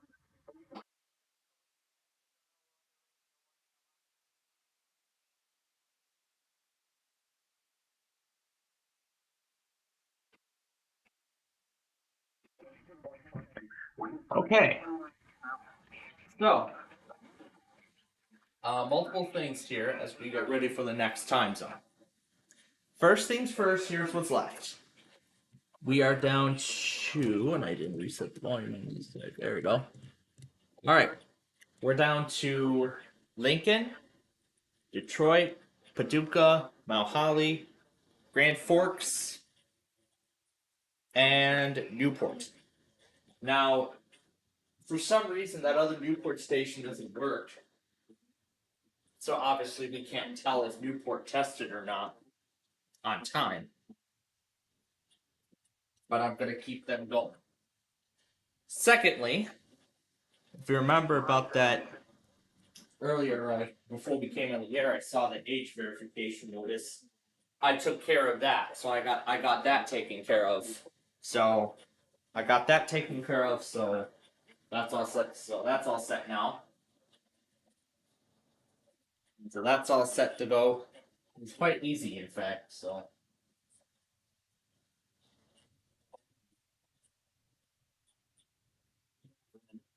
that's all taken care of, and that. And the other thing I was going to talk about earlier, but we ran out of time for it, was tonight's prime time. So again at 1 p.m. later on today, we will play. We'll do Wheel of Fortune, Super Deluxe. That will then be followed by Hyperbole and then Monopoly right after. That should take us to the end of part 1. Then when I come back from my evening class tonight, we'll start part 2, which will feature playing catch up just like last week, and then we'll see what we can fill in for the remaining time. Well, hey, I see Brian finally decided to join us. You missed Grand Rapids in Northern Indiana. Well, I don't know if you got either of those two. I'm probably doing some kind of event American Truck Simulator. Yeah, I understand that. But I know some have other priorities. Surprise. But yeah, I understand. So Grand Rapids tested on time, and Northern Indiana tested 10 to the bottom of the hour.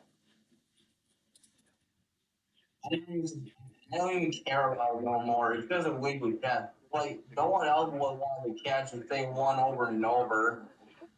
Yeah, I heard many of them have stopped doing it within the last few years anyway, so. But anyway, let's go through here and see who did send it out yet. The one thing I want to mention that WSJD decided to do a required weekly test during hardcore pawn at 12:41, 11:41 your time. 11:41 a.m. or was it p.m. last night? PM. It was 12:41 p.m. during hardcore pawn. Yeah, in the afternoon. All right, so anyway, so we're down to Detroit. You've yet to hear from them. Who else do we have yet to hear from? We've yet to hear from Lincoln. Who else do we have to hear from? Holly. We're waiting on them.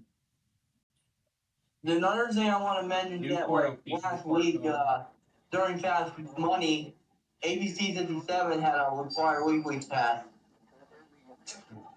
Yeah, I decided to send out another one.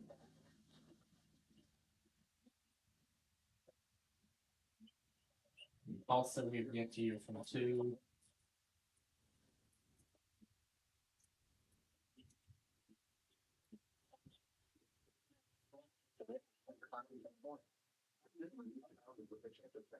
Why is this playing Indianapolis? This should be playing Bemidji. Besides, Indianapolis already and there it goes. Besides, Indianapolis already tested. They tested like just before 10:30, like right after Albany.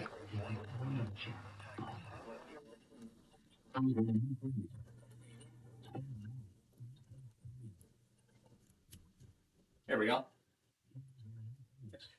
All right, now to copy over the central.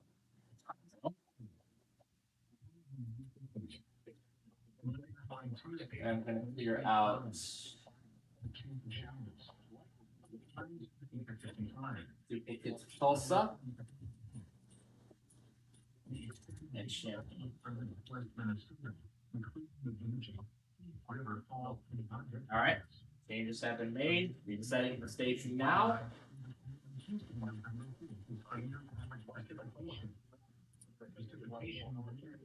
Drainage period is around 0.53 inches.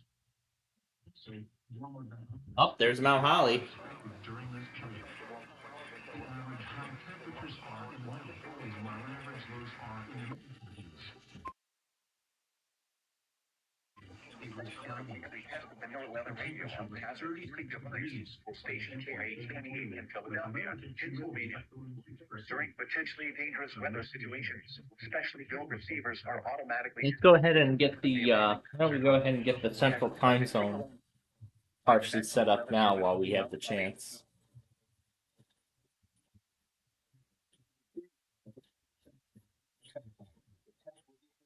To the next weather day. Reception of this broadcast, and especially the warning alarm tone, will vary at any given location. Variability will be more noticeable at greater because of the transmitter. City.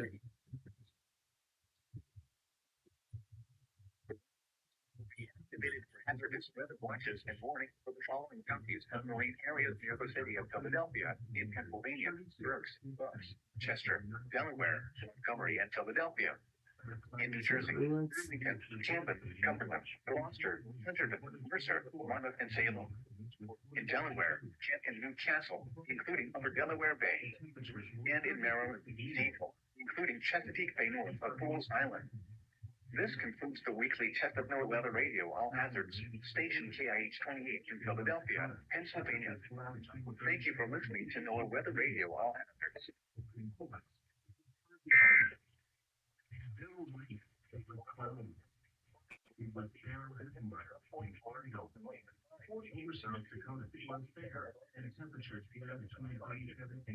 All right. So there's Mount Holly. Let's continue setting up here. Cherokee Village, Arkansas, then Lubbock, Texas. This one's gonna be Memphis.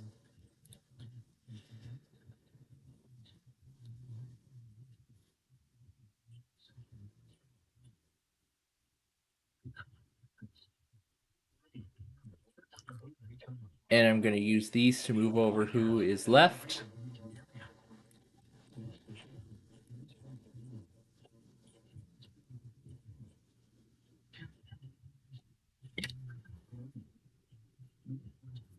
Alright. And then over on the other system, this one will be Chicago. Does that Lake Charles station work? Of course it doesn't. So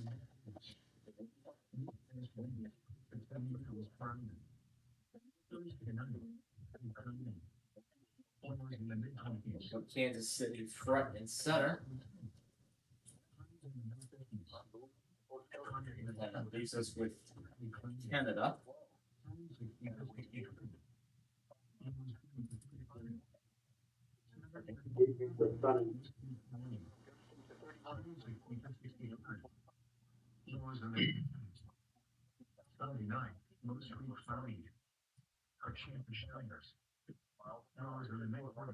Oh, I'm forgetting the almighty Forbes. There we go. All right, we're almost ready to go here.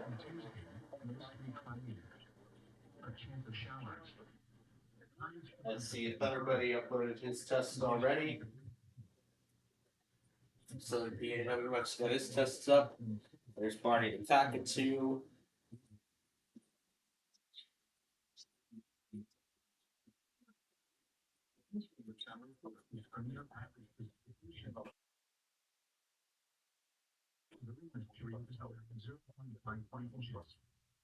Also, warmer than average temperatures are expected during the period. The average temperatures is warmer than those And there's Blacksburg. Let's see. degrees, 2.32, with a limited humidity of 56%. The wind was northwest is 14 an hour.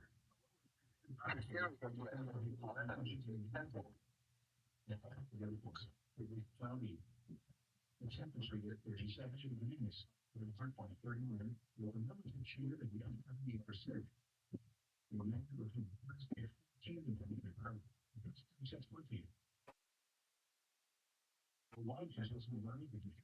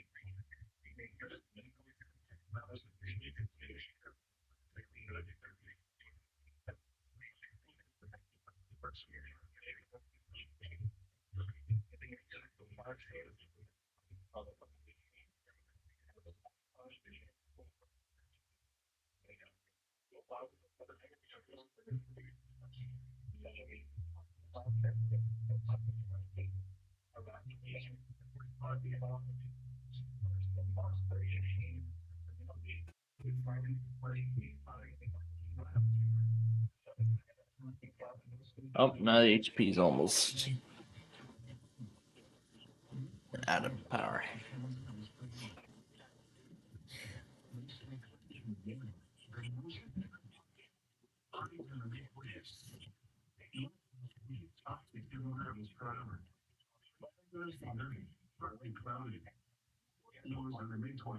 Is it done?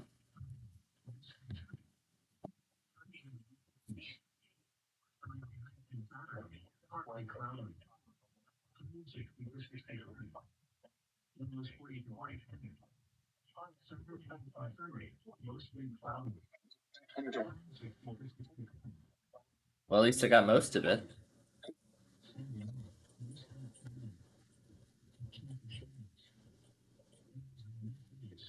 But at least I got most of it.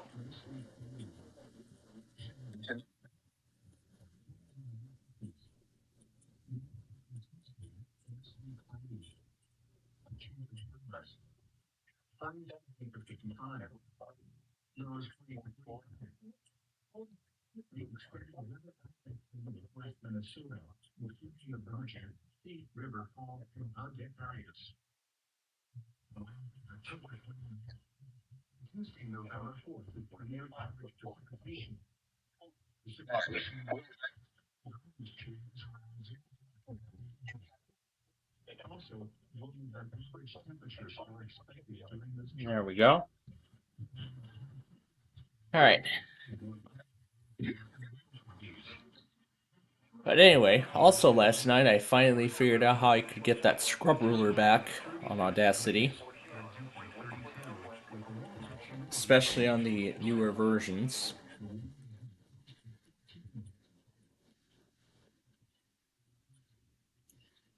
So if I pull it up on my micro, I go to transport, scrubbing, and then check scrub ruler. And there we go. Now the scrub ruler is permanently there.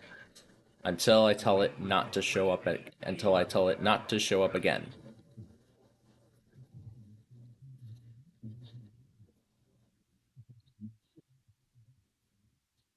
But of course, also last night I was having a lot of fun with lowering the pitch of this.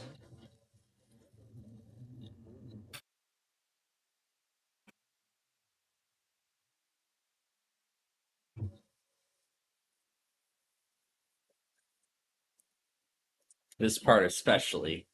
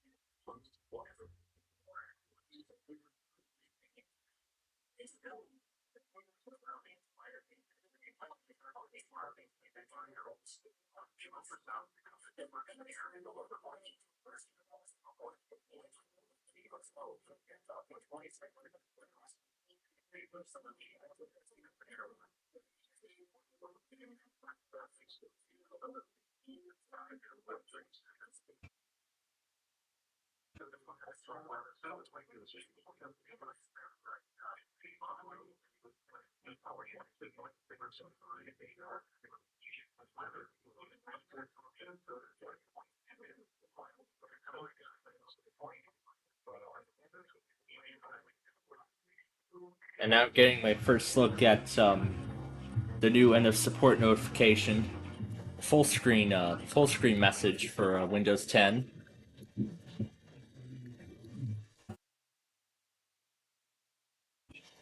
Mainly, it's the one that. Mainly, it's the one with the. It says support for Windows 10 has ended. To keep your device secure, upgrade to Windows 11. So it's essentially another upgrade.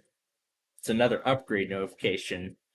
At least Microsoft isn't forcing the upgrade this time, like with Windows 7. Like when they forcefully upgraded 7 and 8 customers to Windows 10 without them even knowing. At least this time around, they've learned their lessons, so they're only encouraging those still on 10 with Windows 11 capable systems to upgrade. But at least they're not forcing them. But in this notification, it gives two choices: to either start the installation in the background after reaching the desktop, or upgrade once the machine checks for updates within the next 24 hours. But then there's also the option that says decline upgrade.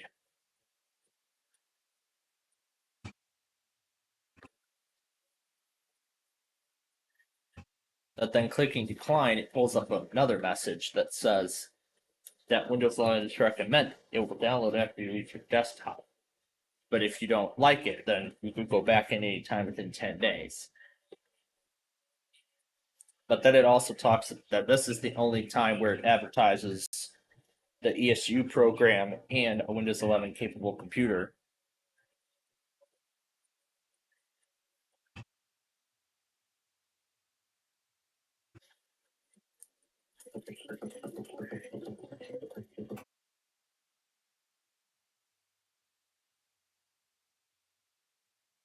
And in Windows Update, there's that end of support message, along with the option to go to 25H2. So now 25H2 is being offered on Windows 10, which I think is a great move. Because I know they've been offering all the other versions for quite a good while, so. But then again, in the next 2 weeks, that's when I plan to make the switch to 25H2. One PC is already on it, now I just need to do the same to the rest. But I'm going to keep waiting for the enablement package on my Inspiron laptop. And as soon as it receives it,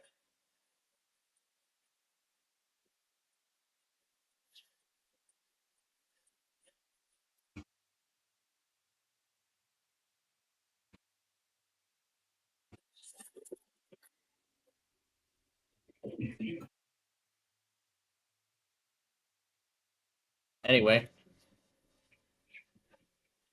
it's time now to get ready for the next cluster. So Austin, this is the final piece of setup that we need to do.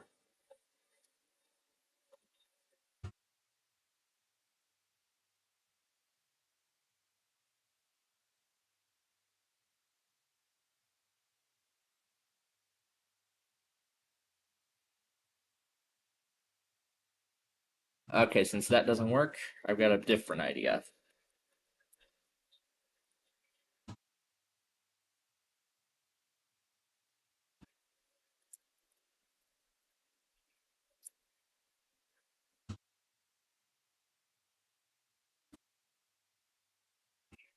Oh, there's Newport finally.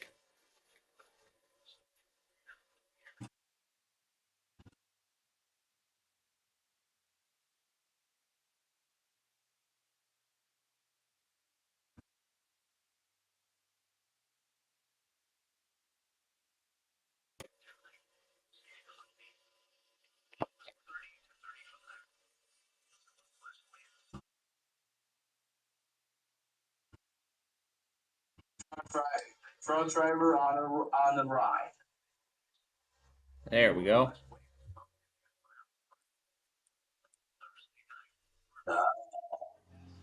Okay. Friday, mostly sunny.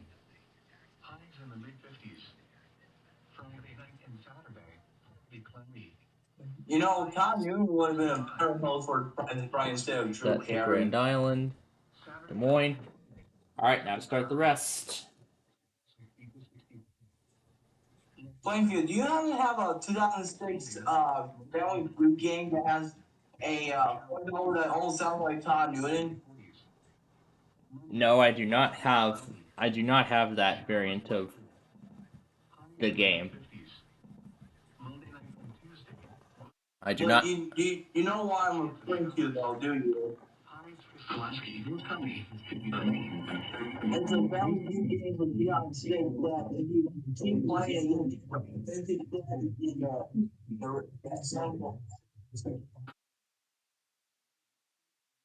Well, that game I do not have. But I have the PC game from that time frame.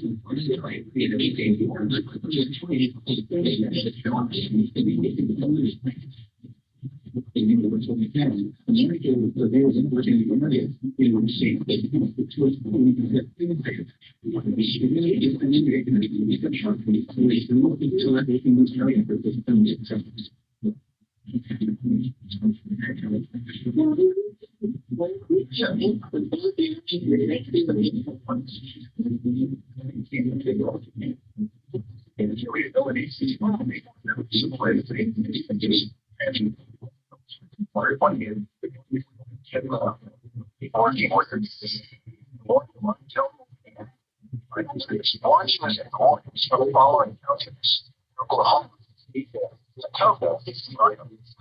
Cherokee, Utah, Gold, Delaware, Hughes, Florida, East, Change,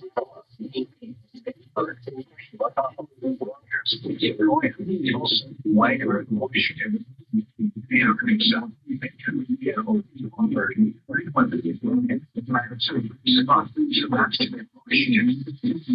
Missouri, Donald and Mary, Utah,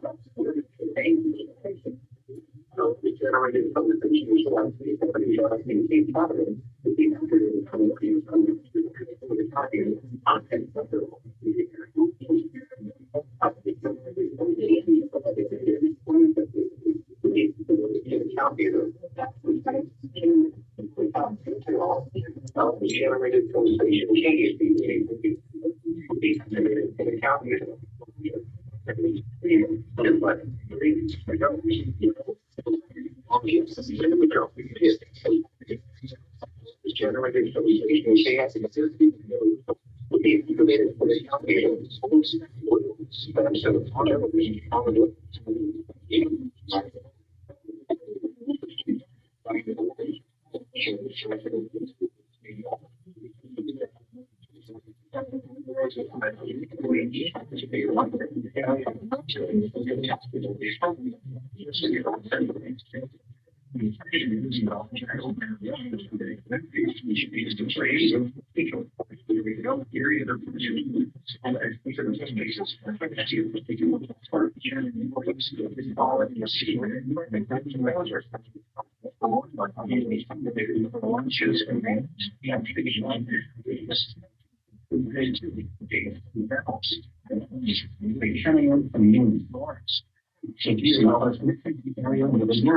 changes the tenth will be postponed as the first available word of day.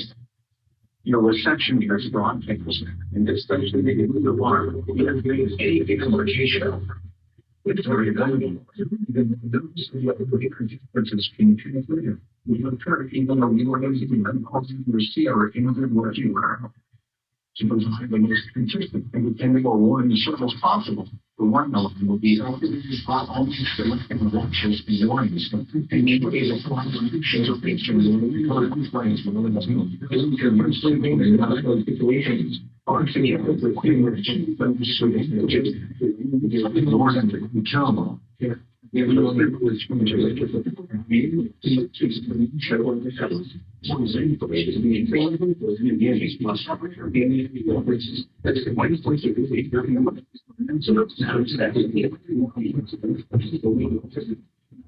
so that he was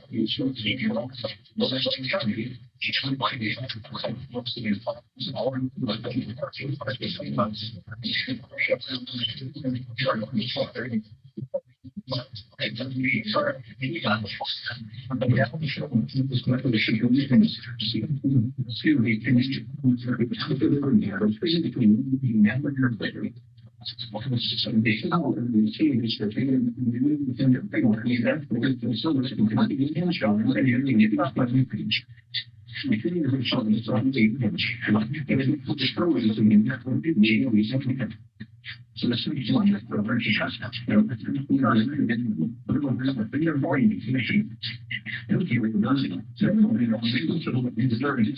From the family there. The name is one of them.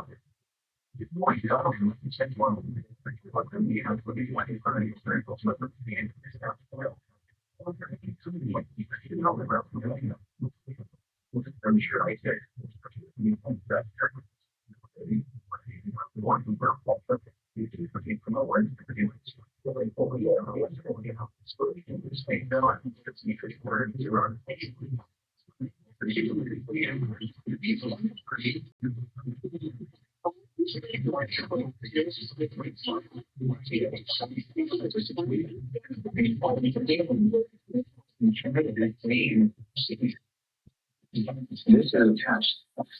This is a test of the National Weather Service NOAA weather radio. The preceding signal was a test of this local radio station's public warning system.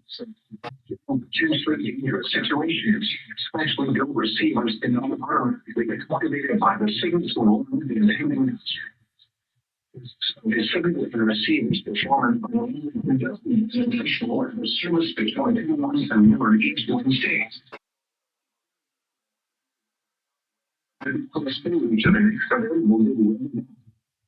Reception restrictions, and especially the unknown tone.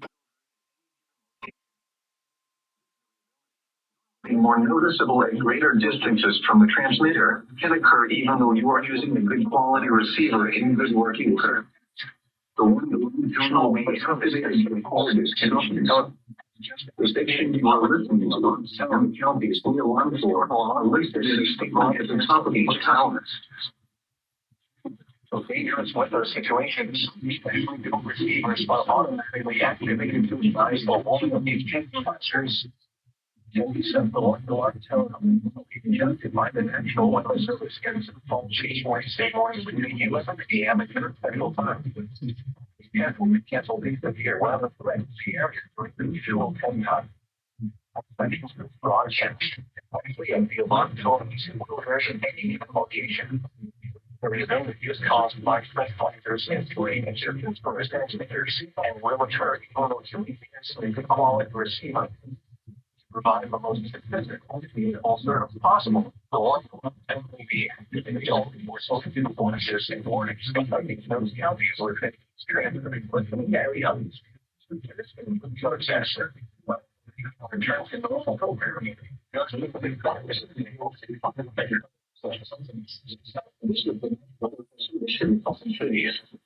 The preceding signal was a technical radio warning system.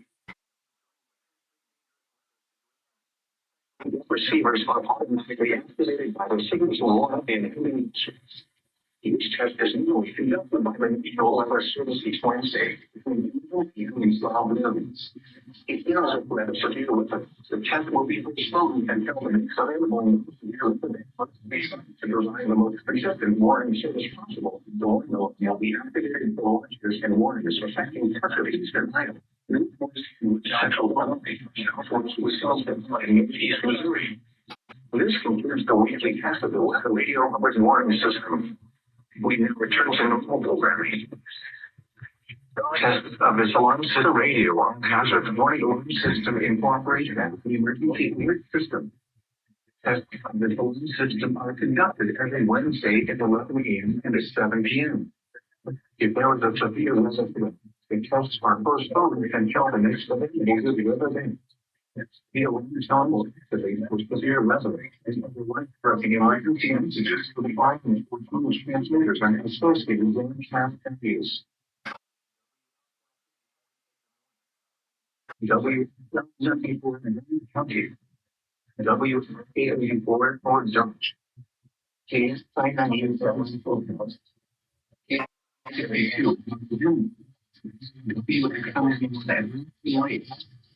WMG 630 at a time.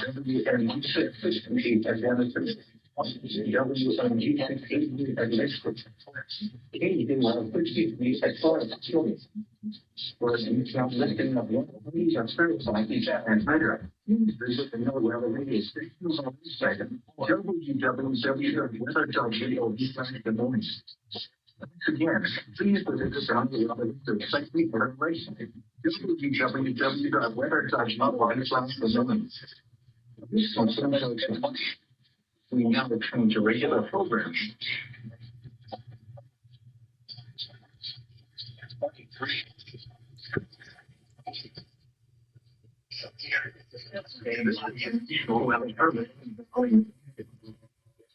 Feeding audio, allowing television where accessible all users, radio, public one-to-one system for translator the cost and shuffle files.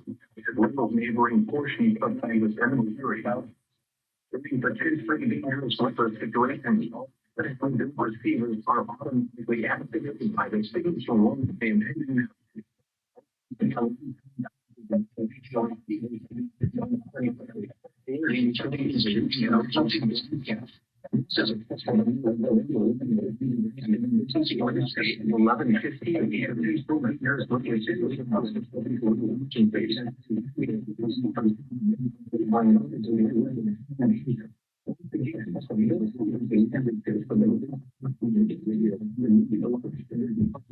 and what you know, they have one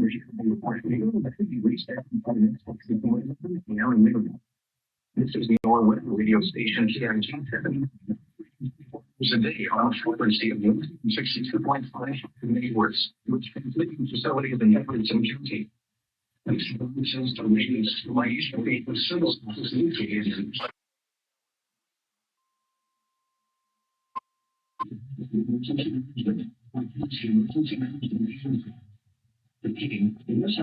So the no level showing longs. Usually they are for solutions, especially if you're sure they also wouldn't be just in moments. If civil agencies know to see the position, prediction, location, smash. We need to not loosen. These countries are testing out what they're doing along with us and electricity alert system. We're trying to regular food if I thought.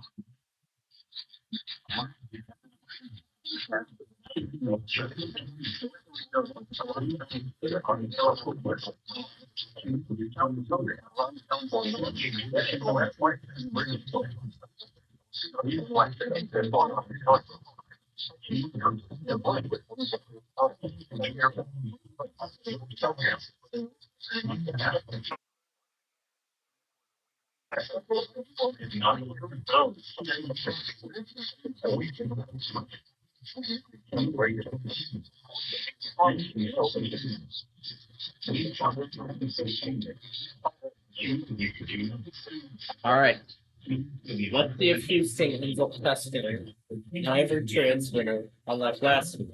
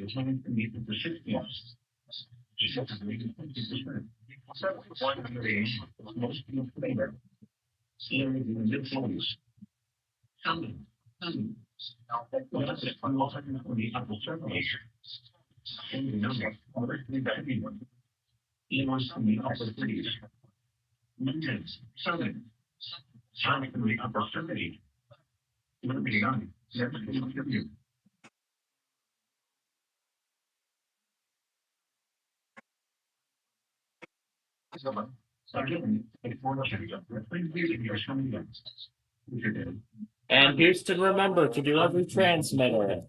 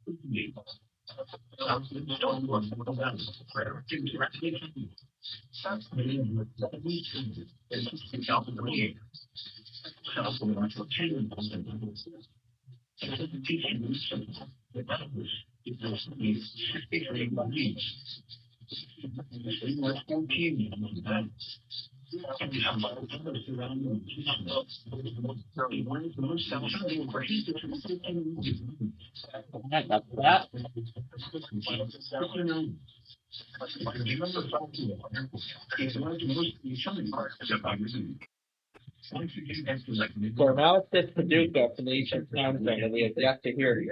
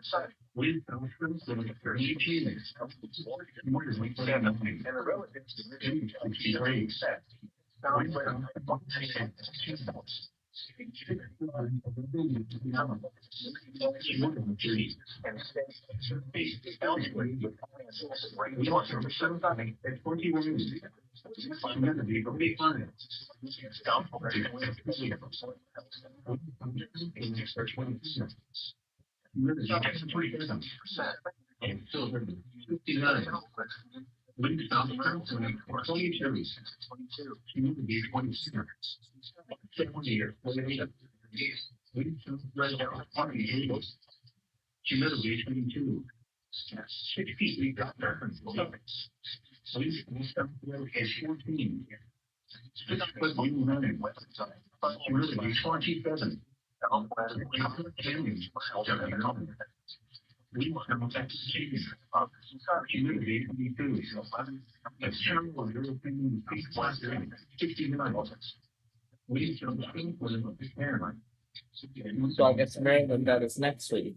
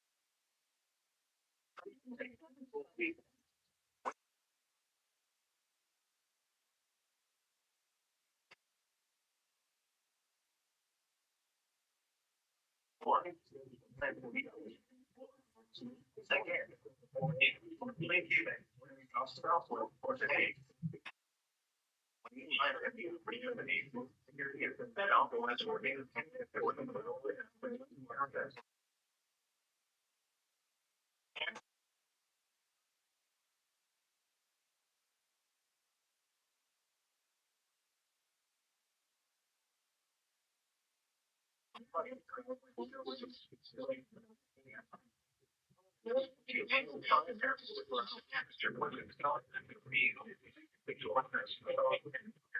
gonna mute both threesomes there, guys.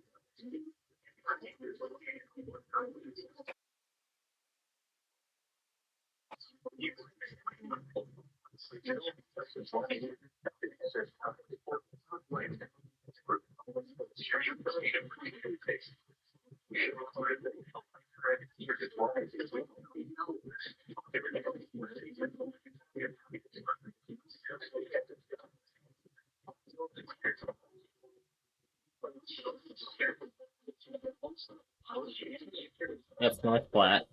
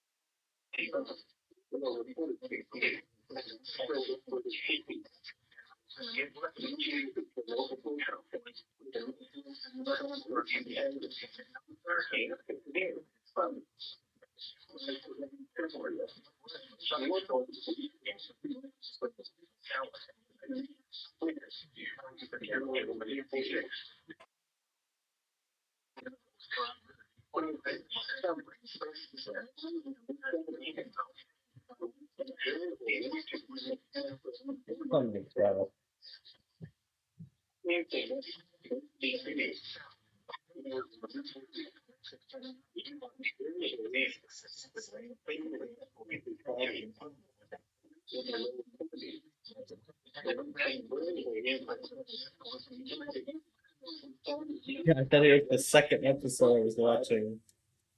That I was watching yesterday.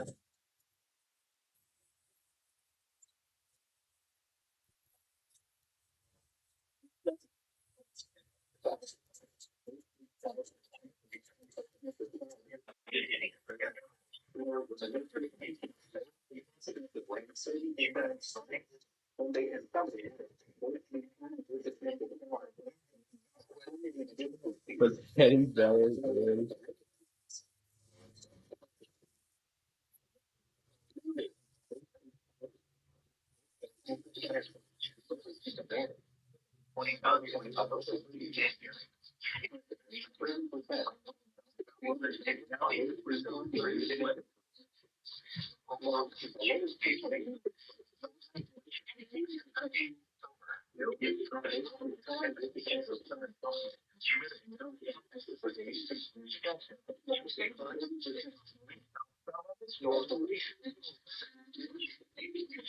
There's Huntsville.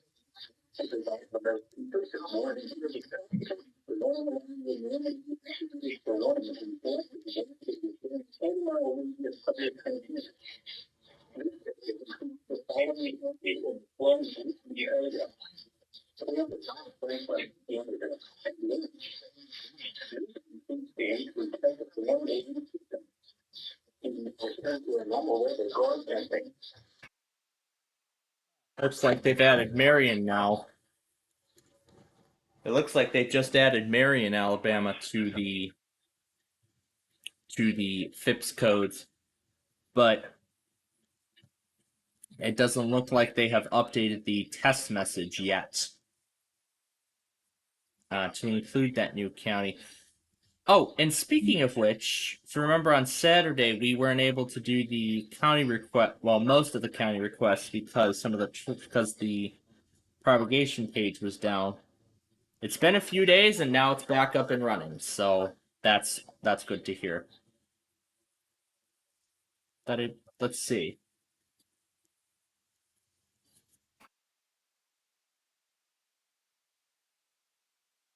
So yeah, Marion, Alabama's been added, but Itawamba, Mississippi is not. But Itawamba, Mississippi is not on the FIPS codes yet. And there goes Shreveport.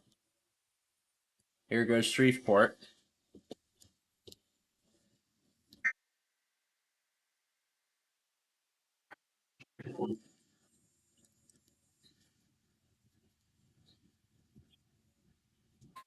And I'm sure they'll get Itawamba, Mississippi on Huntsville at some point. Some point down the line.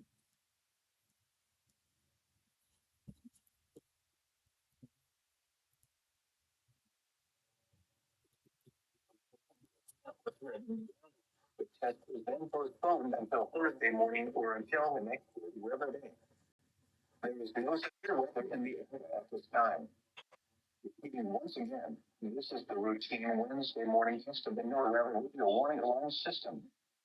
This concludes the test.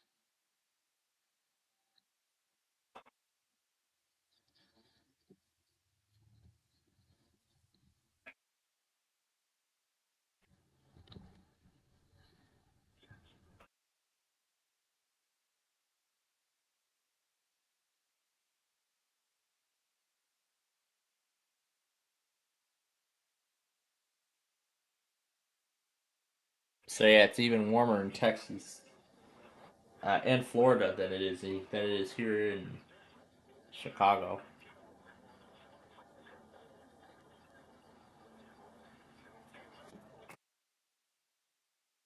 But anyway, since we have about 15 minutes here,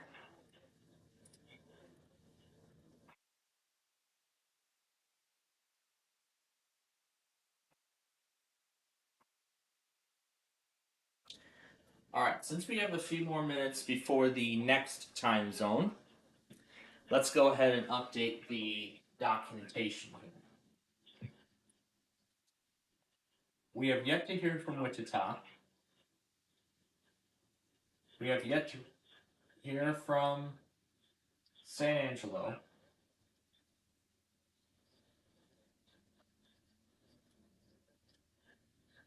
We still have yet to hear from Lubbock, Texas.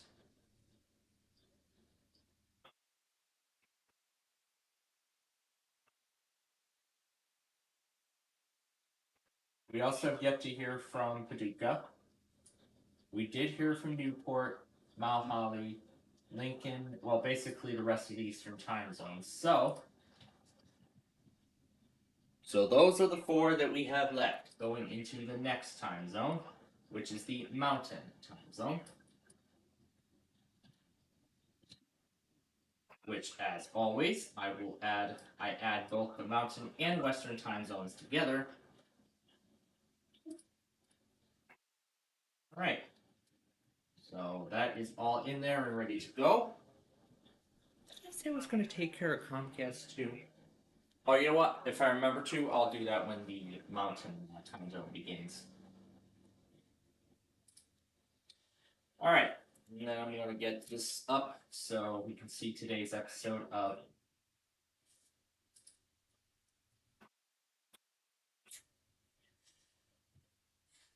25 words or less. Oh, and I gotta close the other one that I still had open. There we go.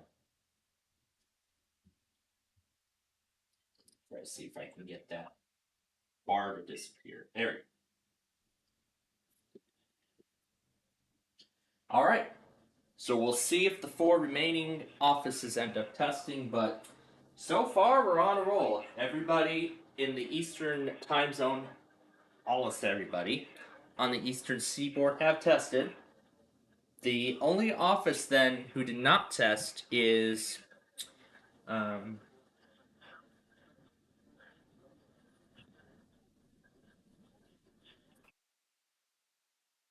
Paducah.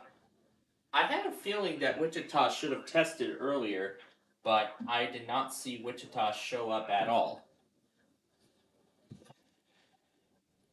So let me look it up here and see. Let me see. WPLD log KICT.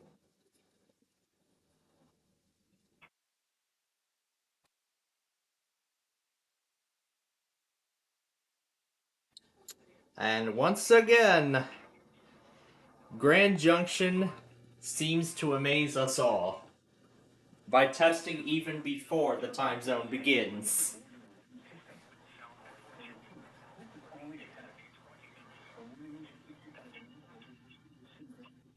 It never ceases to amaze me.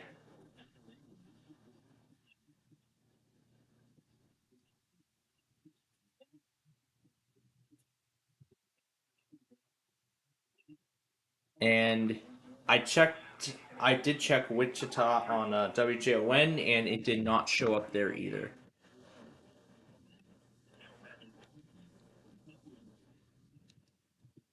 Now let's see what what's causing their postponement. I have a feeling they may be inheriting something from Houston last week. Because for those who do not remember from last week's show,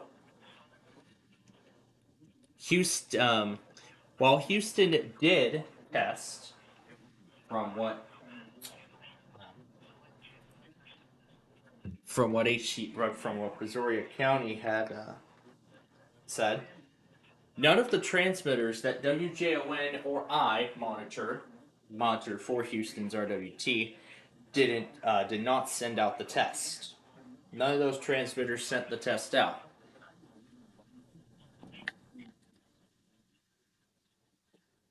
But this time they did redeem themselves, and I'm glad for that. But we're still waiting for everybody else. But looking at Wichita, it doesn't look like there's anything. So either they may be late, or they could be doing system updates, or they may have actually done the test already, but it didn't go over KC59 or KPS 511. Great Bend.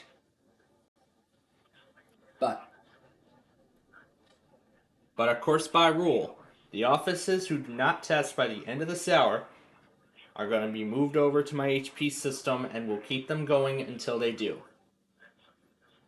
And of course, if they don't do it by 2 p.m., then they will be moved over to Thursday, and they'll continue to be monitored until they test. That's our rule. Anyway, I'm gonna go take care of something really quickly here. So give me a moment, and then we'll go from there.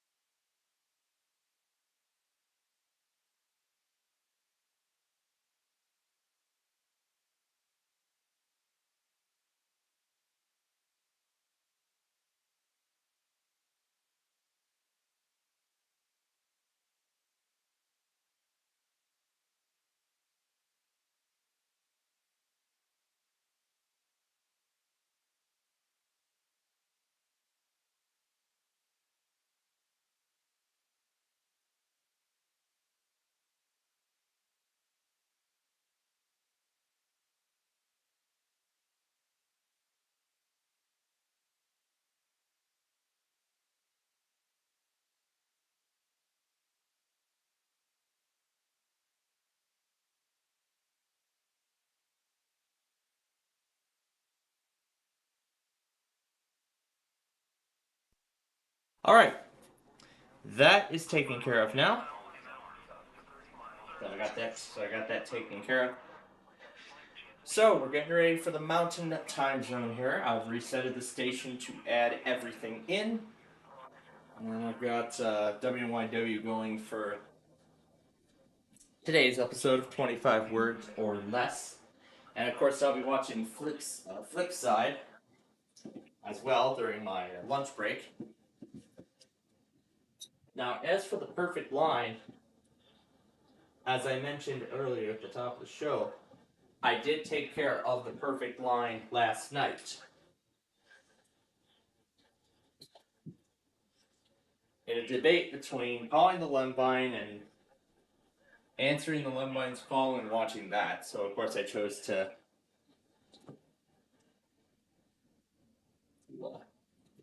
do the latter. So I'm going ahead and turning these off now because we are done here with the first time zone. All right, let's get ready now for the, let's see, Madison. Okay, that does not work. Baraboo. Doesn't work either. All right, then Milwaukee. Also does not work. What about Janesville? Okay, that works. Okay, we'll do Janesville then. In fact, I'll do what we usually do. Just set it up on one PC. And then Topeka, Kansas. Okay, and since all three Milwaukee stations do not work, we're going to change some things around this week. We're going to put Norman on my Inspiron laptop instead.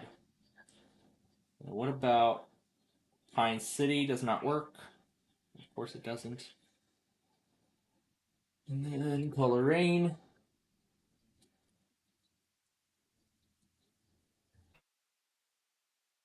Okay, and then Leader.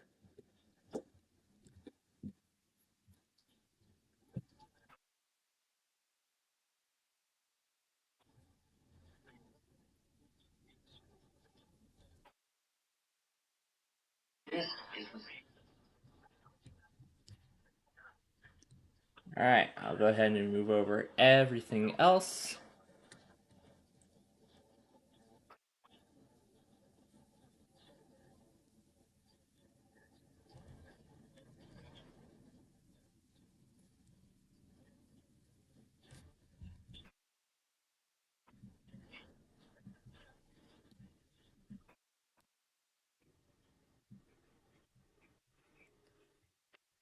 Alright, so we got the remaining transmitters in there.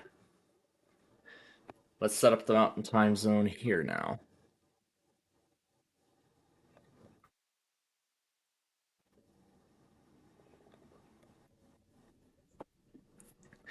Alright, let's see if Salt Lake City ends up testing. They should today. I had the wrong Colorado station up last week.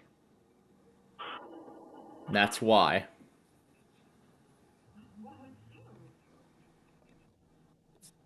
And since Grand Junction decided to impress us all by testing before anybody else, their spot will be taken over by Scotts Bluff and Richland.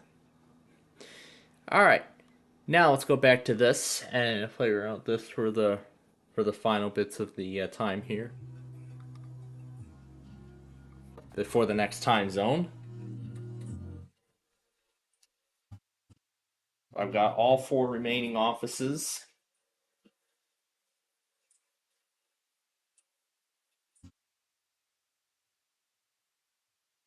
Let me see if that Canada receiver even works.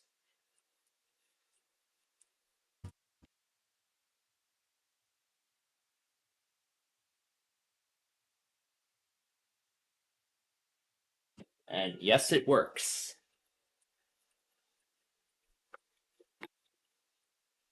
And there's one more element.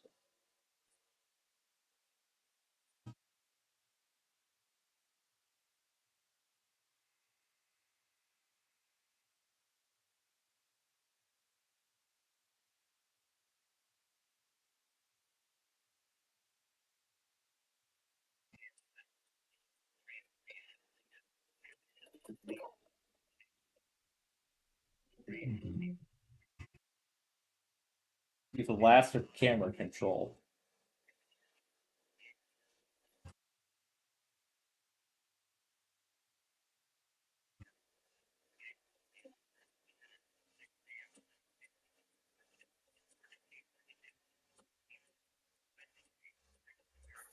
Hey guys. Oh, there's Austin. I suppose he got the Peachtree City tip. Oh, he missed.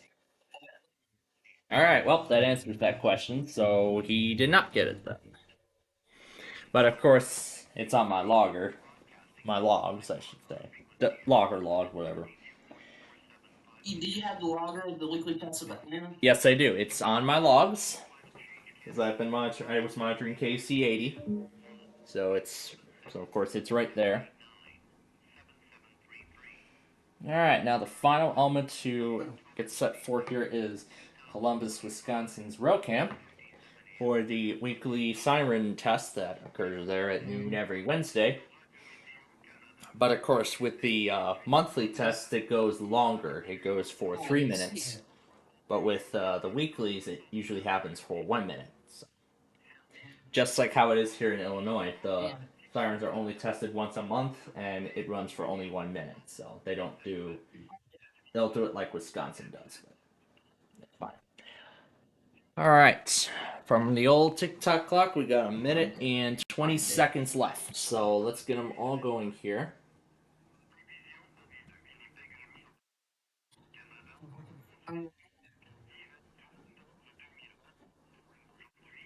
Actually, you know what? I got a better idea with Norman. Let's just do one Norman station for a change. All right, and then start everything else.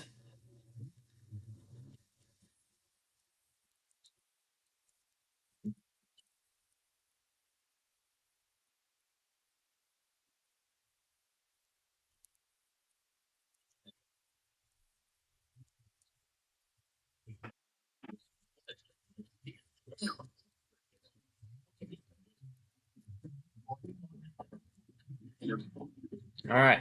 So we'll see if San Angelo, Lubbock, Paducah, and Wichita end up making up their tests, end up trying to test within the next 2 hours. So we'll see if they do it. This hour particularly would be great. All right. Ready to roll? Here we go.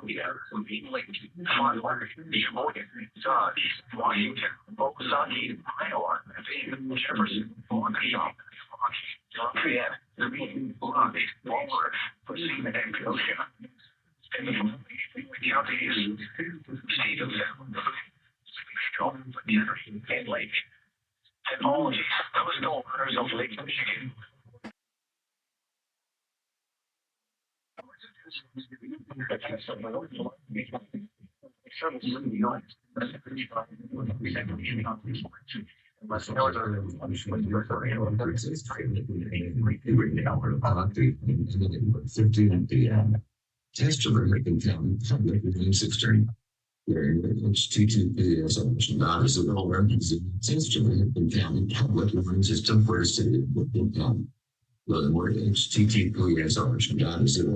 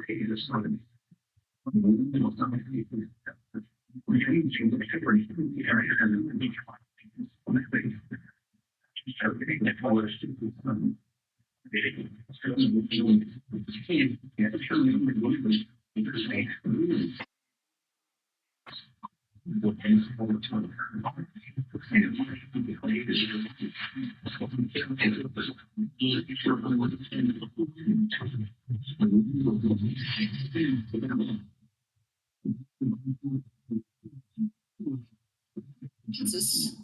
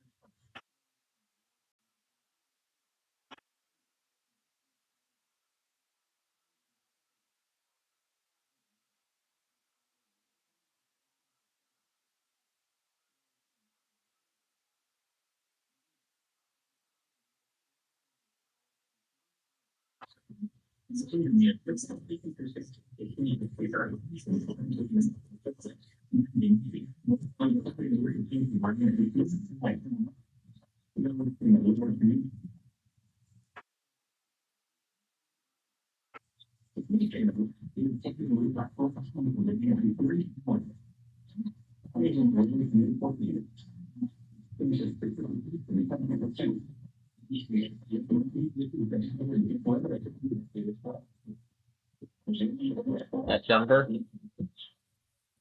Yep, that's Denver.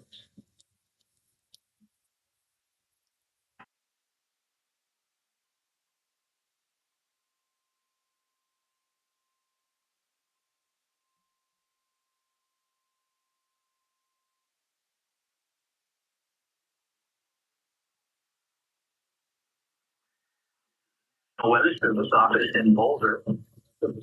No, the test is not radio public one system. The weather situation is normally will be activated to one being communicator. It's test number one room, normally conducted every Wednesday between 11 and noon.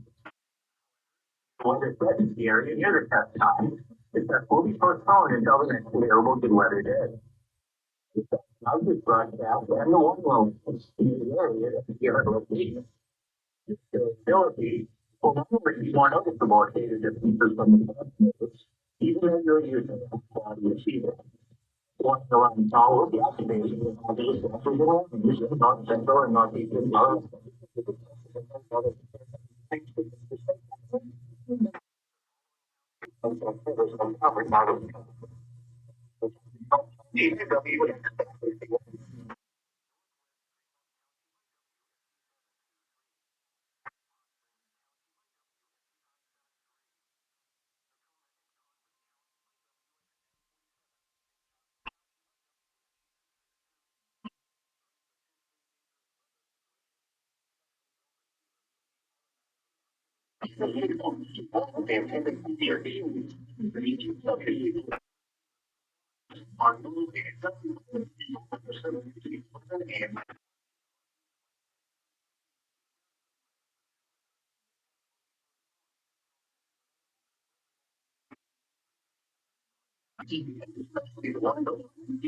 Any given location, everybody you know you're using a quality receiver. Terms of regular programming.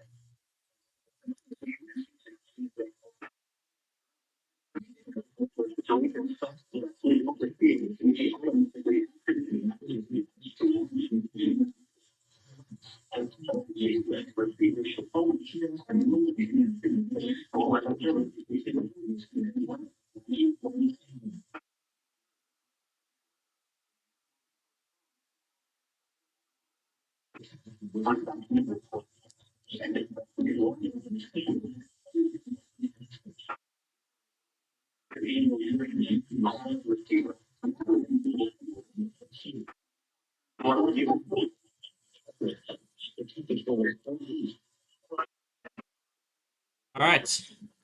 Now we will get some lunch, and I'll be back.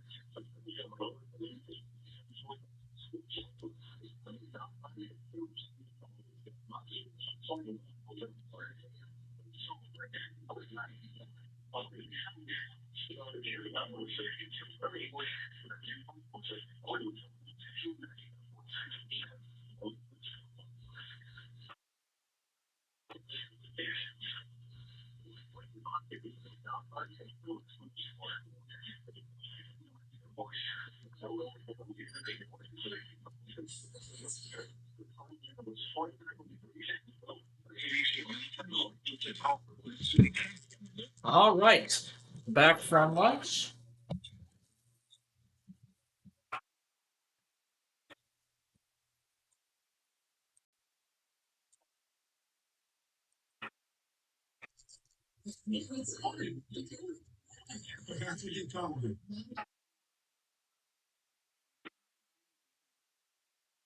Thursday, the related snowshoe.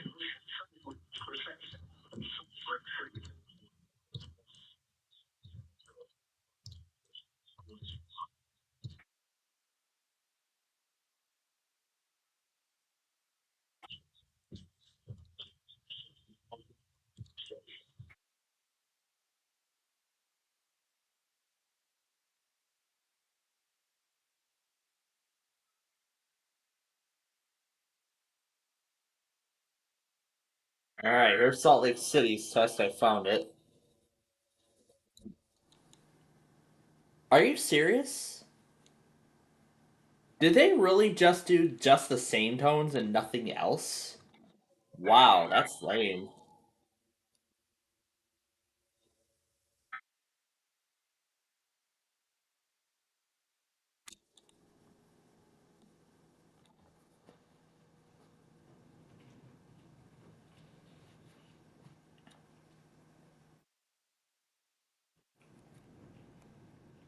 But at least they did their test today, which is good. Alright, well now I'm gonna have to grab... now I'm gonna have to grab this one separately because it failed.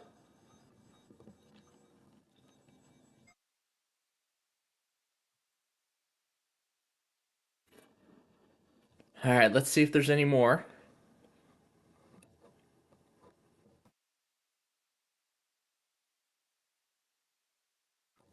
Of course there's more.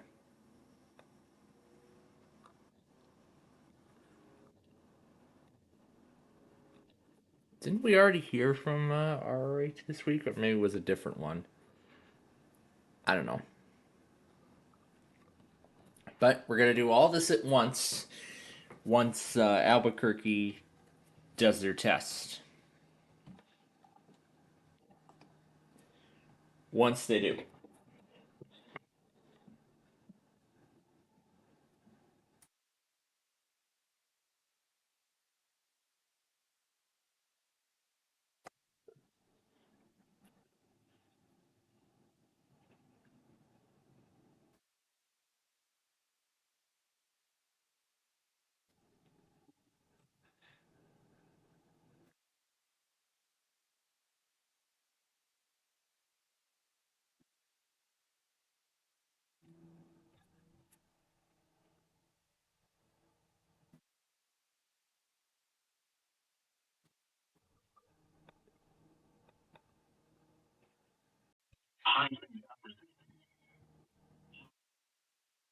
Alright, so I'm going to keep the tablet connected to the computer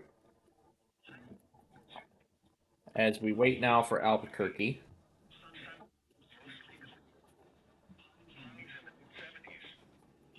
Well, let me check their website just to make sure that, just to see what else is.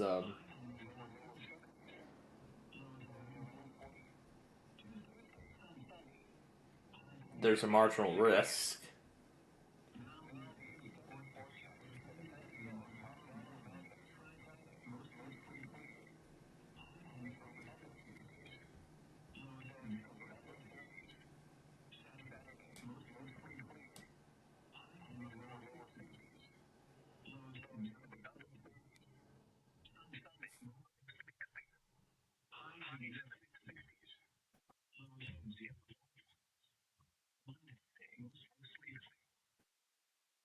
Oh, it's not day 1, it's day 2.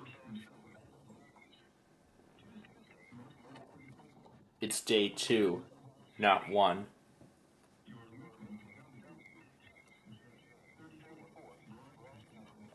You're listening to WXJ34.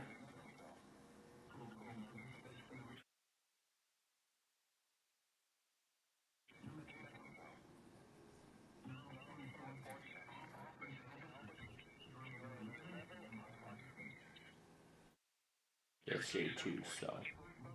Alright. So.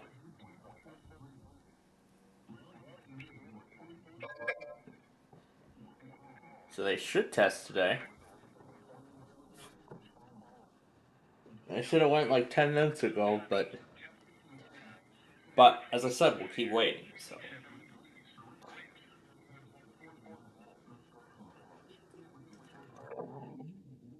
anyway, until we hear from them, truth or consequences. Yeah, that logo.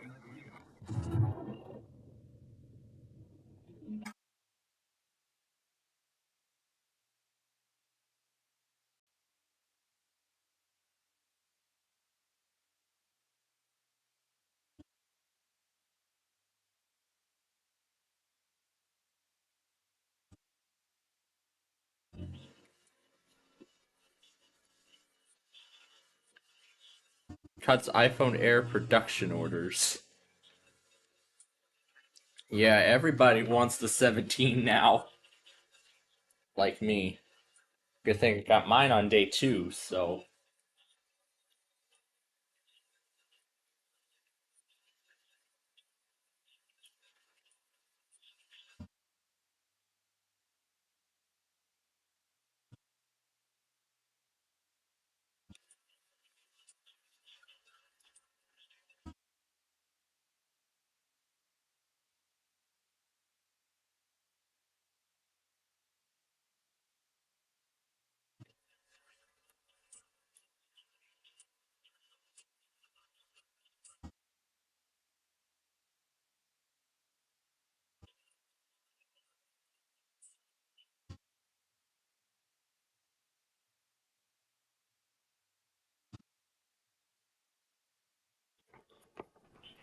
Let's see if we can actually mimic the effect.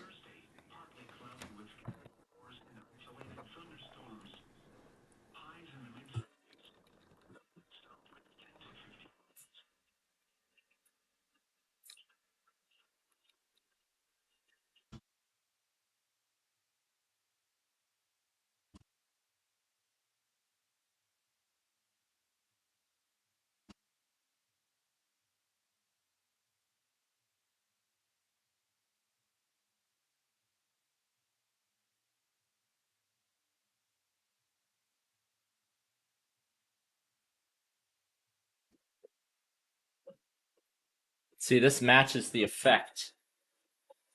See, this matches the effect from that we just recreated in Audacity.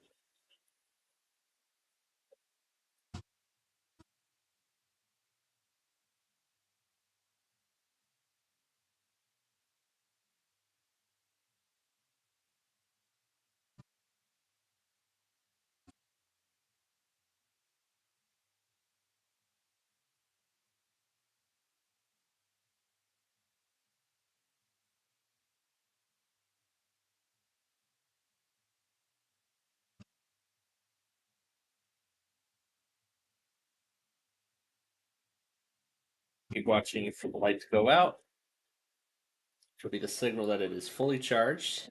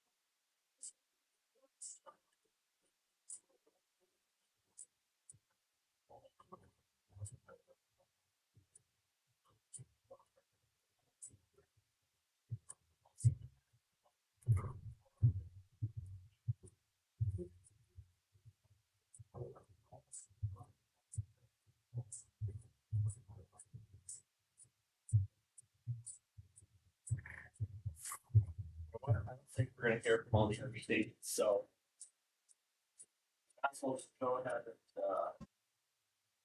I'll just go ahead and move on to the next day. Come on, Albuquerque.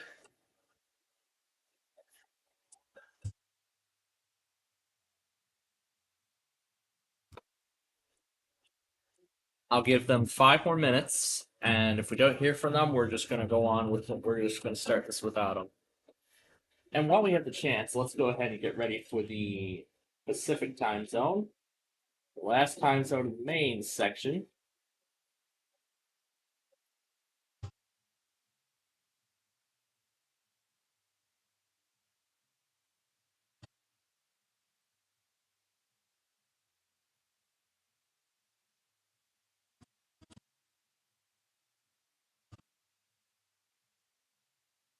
Still love how this turned out.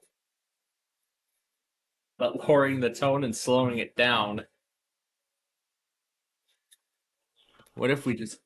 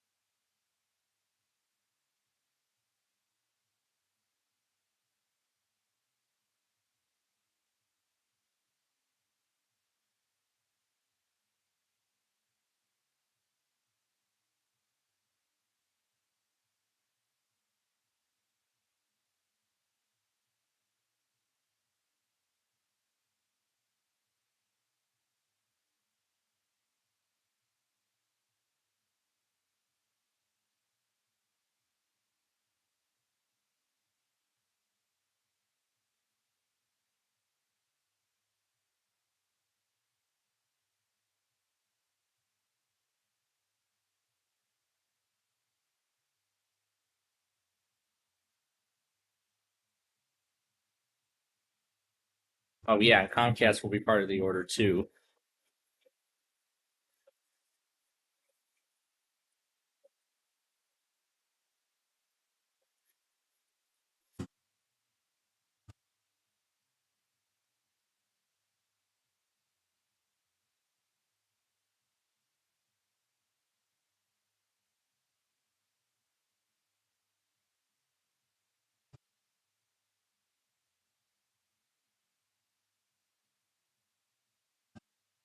All right, we are going to be down to just Yuma this week, I'm afraid.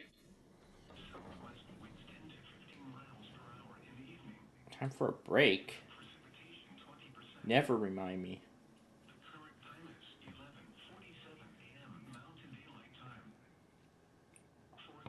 Let me turn this. Where is it?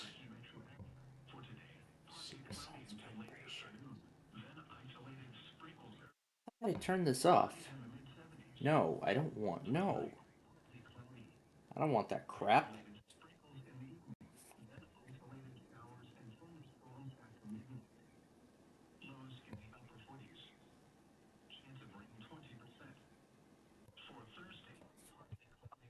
Okay. I don't know if Albuquerque will ever test.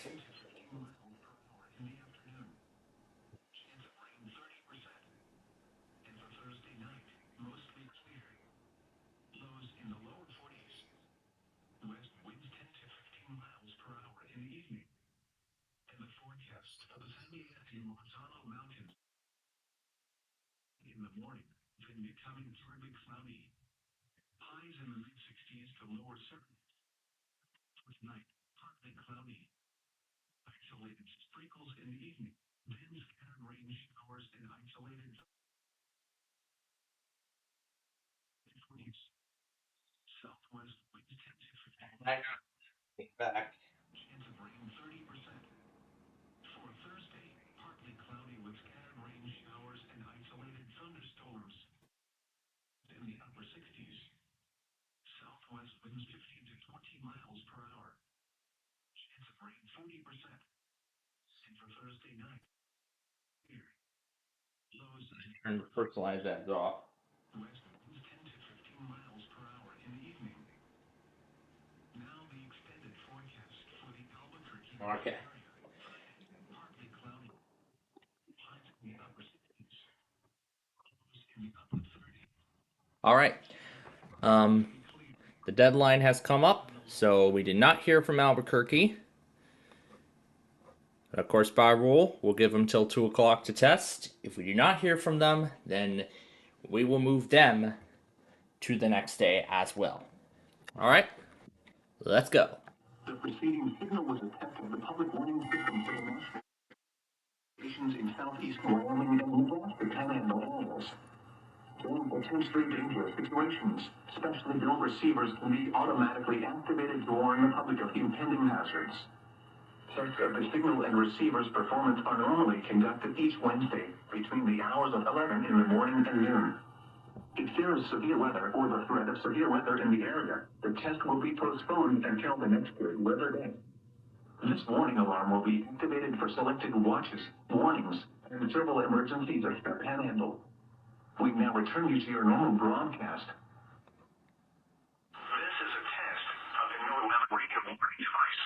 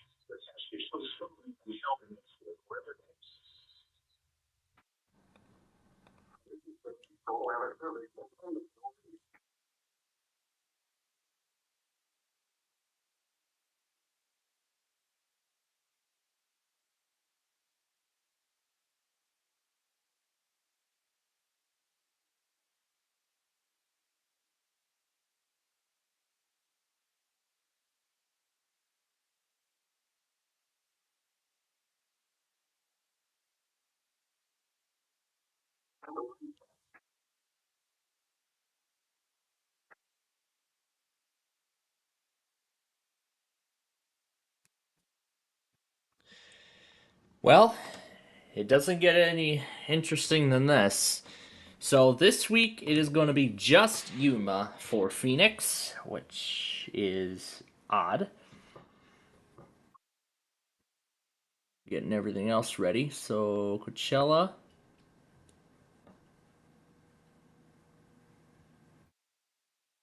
Roseburg.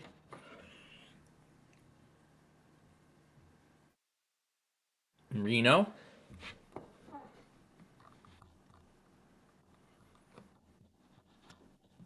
Does Sacramento work?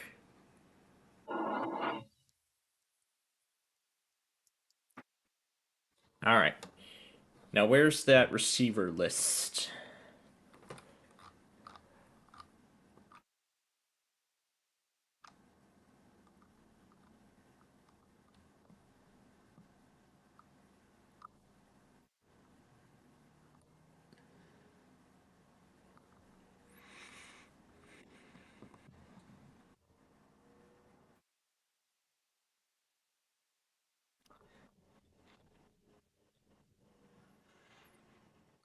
All right. And then San Francisco. I know where I will be able to find it. Somewhere in here.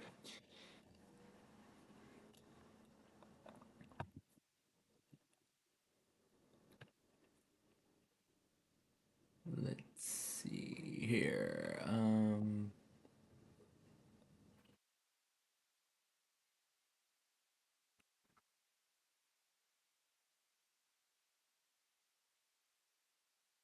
That's Salt Lake City. That's for...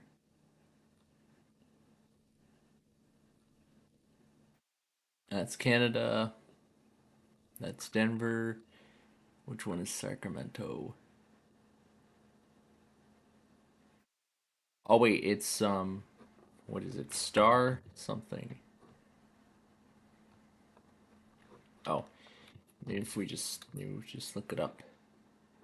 No, I don't see it. Oh, this is it right here. Nodes All Star.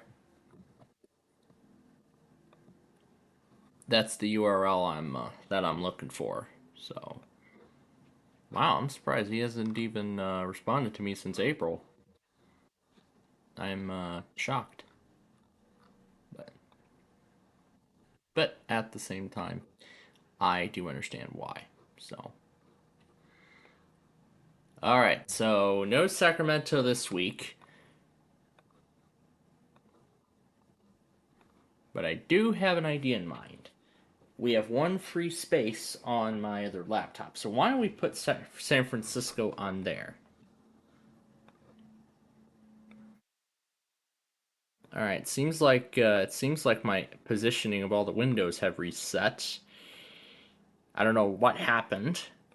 I don't know if it was after an up. I don't know if it was after an update. I think it was after an update. I don't know. But anyway, revert this back. I like the default pitch more than that. All right, and then we need WGPA, which is right here.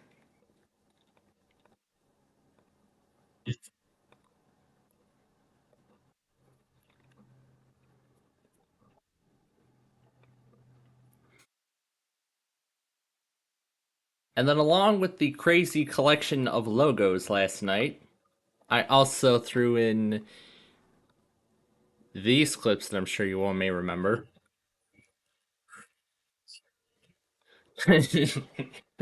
Yep. Where we had Tom and Ben sing the Green Giant jingle.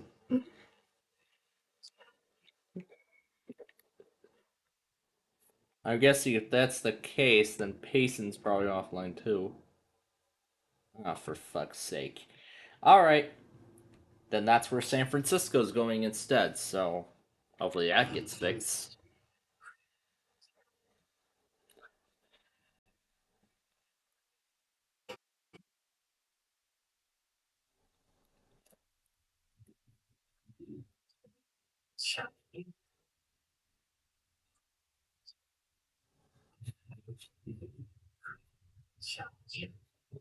Green Giant.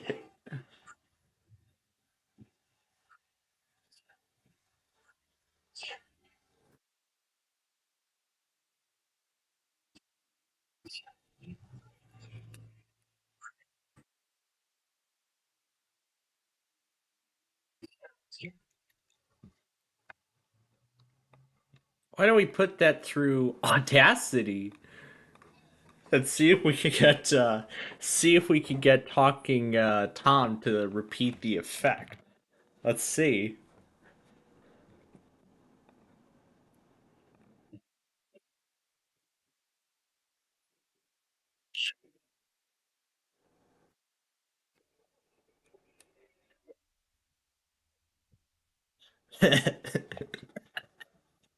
Hey, I love the effect. All right, here we go.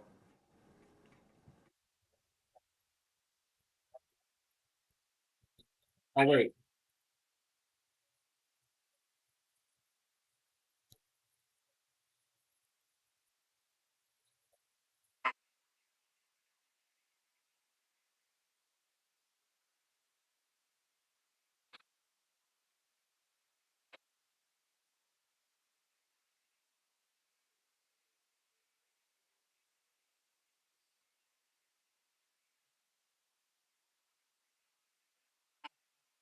Let's play it again.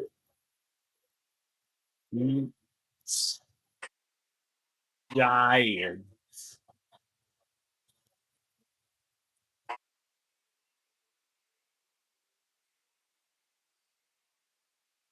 God.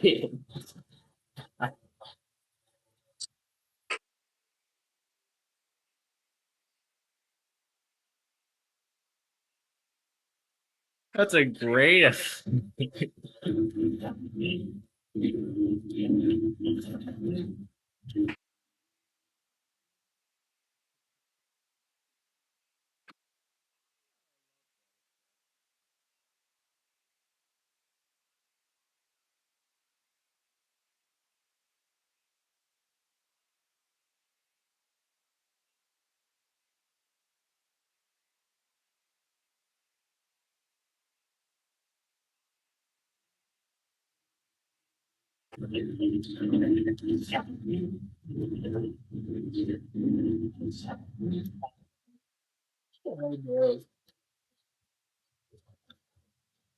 Oh my God, Wisconsin Public Radio.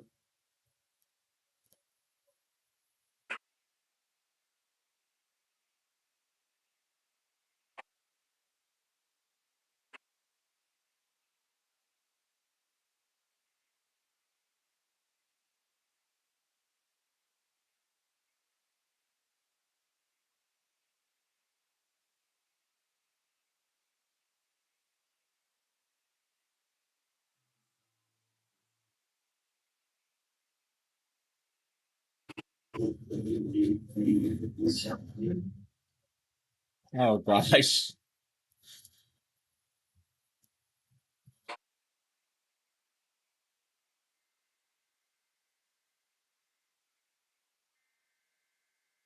Canada.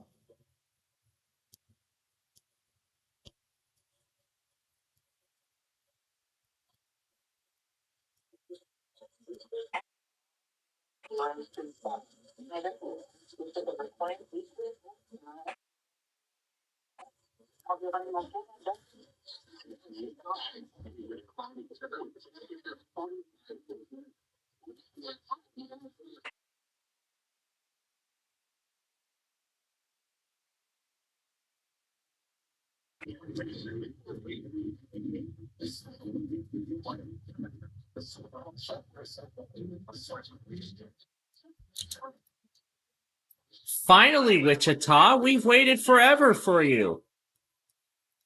Oh my God.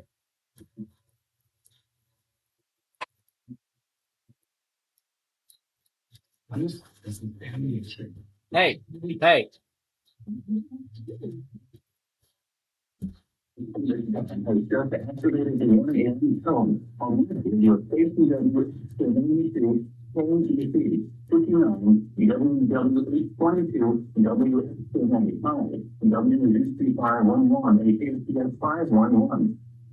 During potentially dangerous weather situations, potential bill receivers can be automatically activated by the signal to manage the impending outage.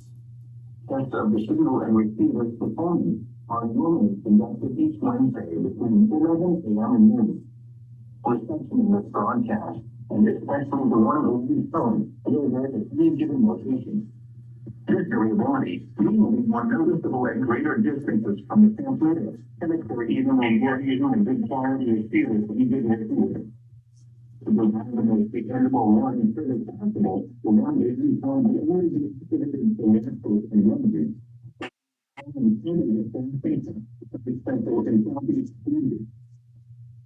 Nervous, happy, yellows, food, the problem, therapy, and health, failure, you would being right, moving, get open, and other studio tools.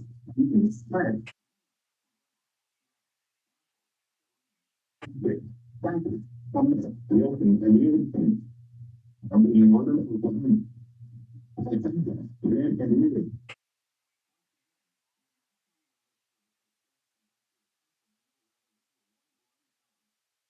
Now it's time for the recording programs.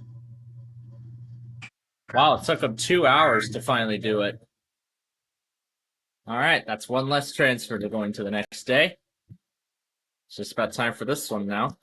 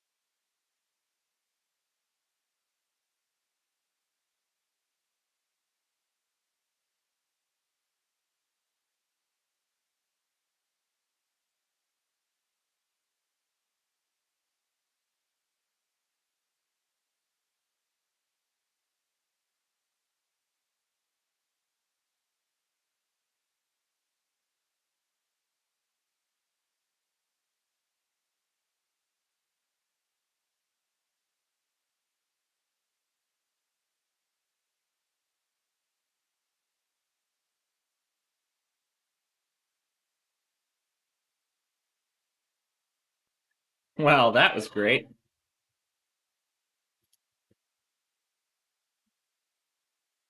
All right, so now I'm gonna put the rest of this together.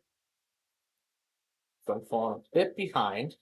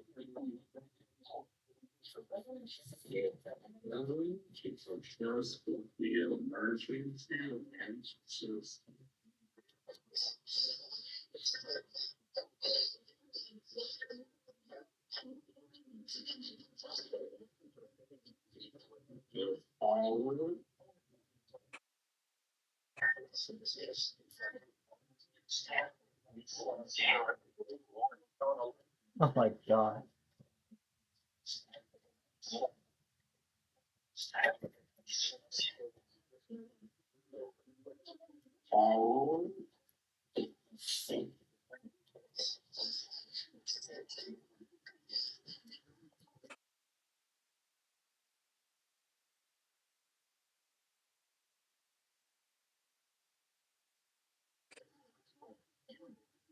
The following is a test of the emergency alert system. Ah, I love that.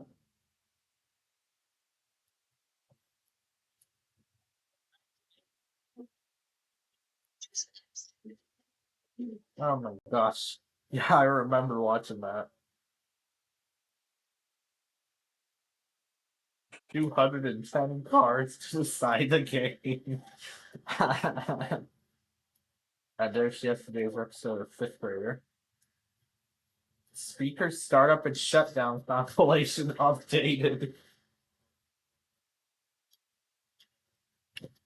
There you go. Now I'm getting like one ad instead of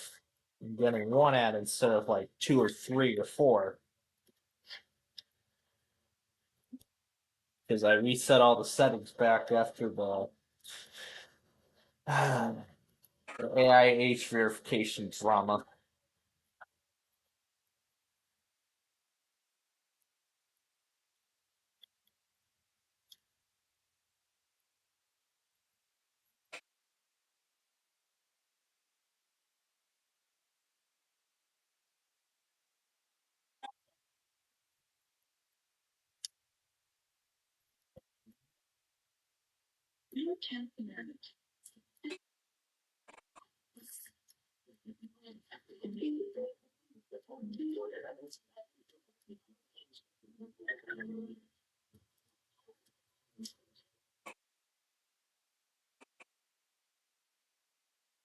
I hear a flash flood somewhere. STU.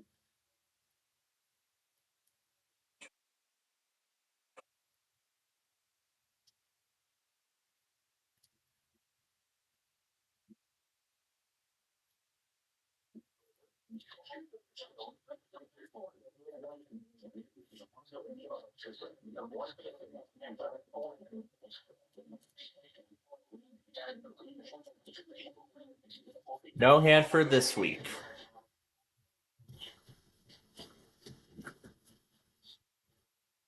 Alright, because we did not hear from Albuquerque today.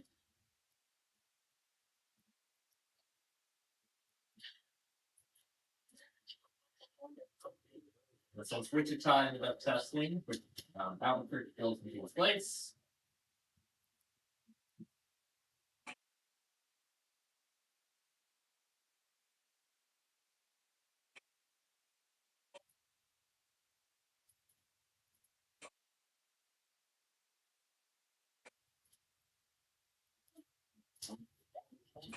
do that nasty stuff. So,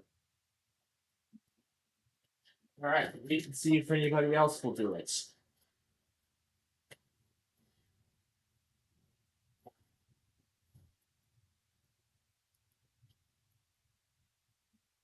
So then I'll just put Roseburg at the top then.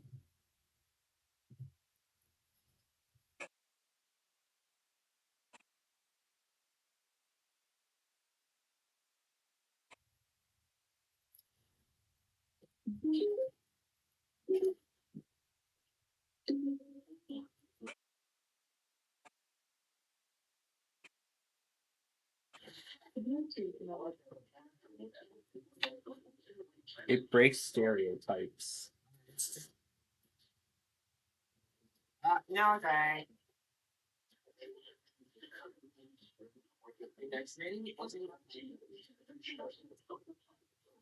Last, so they don't won't on this computer and then I'll explain it in the narration. Yeah.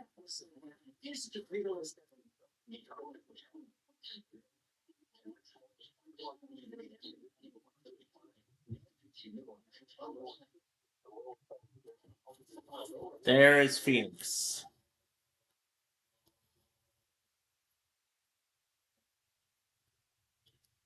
The only Phoenix transmitter we got this week.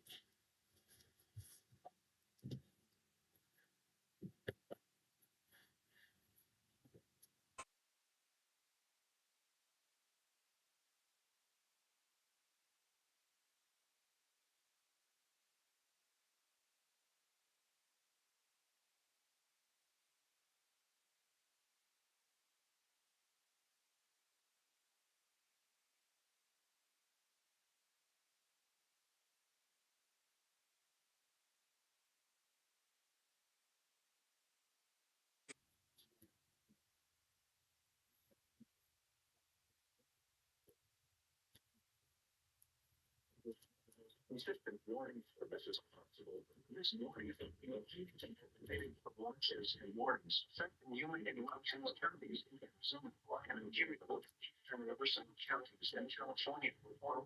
This concludes the test of the NOAA weather radio warning device.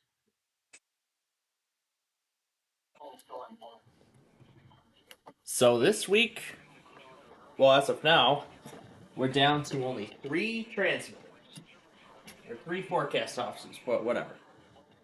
Alright, before we go any further, why don't we see where all the Amtrak's are?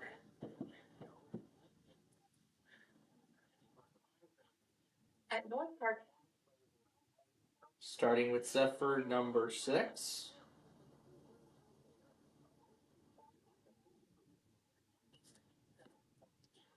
Nothing in the chat, but I assume it showed up on time.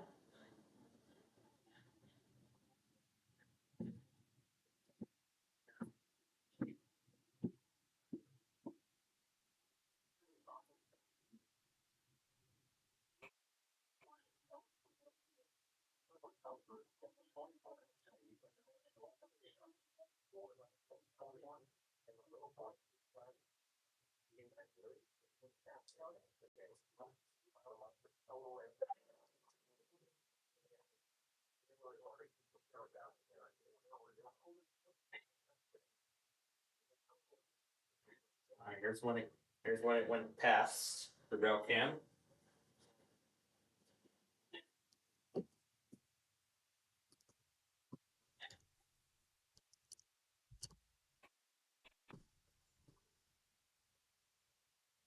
Alright, maybe Plata or you know what? Fort Madison, even better.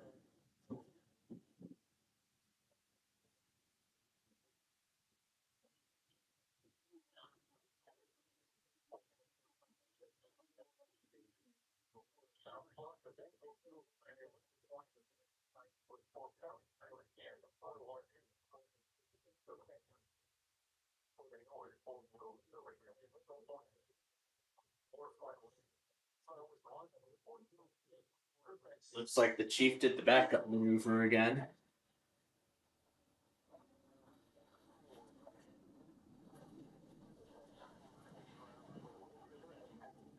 Then nothing at the back of that.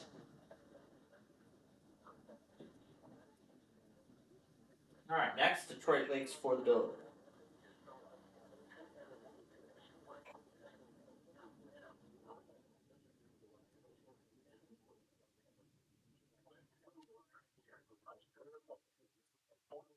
It was an hour and a half late, I last saw on the Columbus, Georgia station list.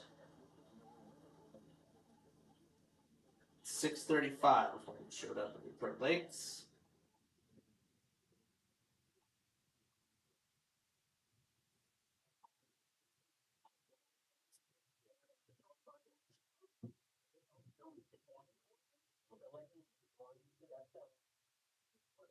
See if we can spot the number from the manifest.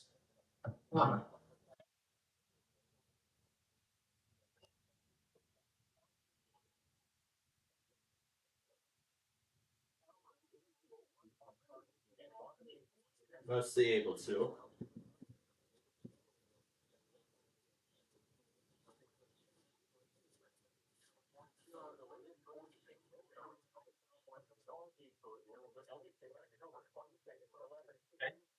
And finally, Wauwatosa for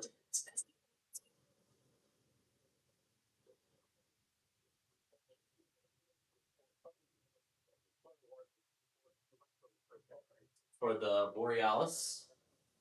The first of two for the day.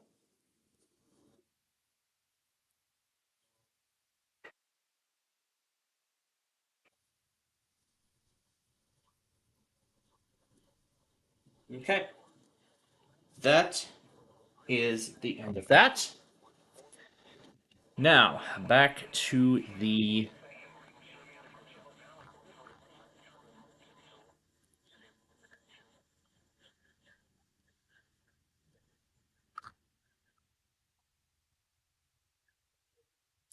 Oh, I forgot to pull up Los Angeles. But they did the thing. It flipped around the call signs again. So I've been saved.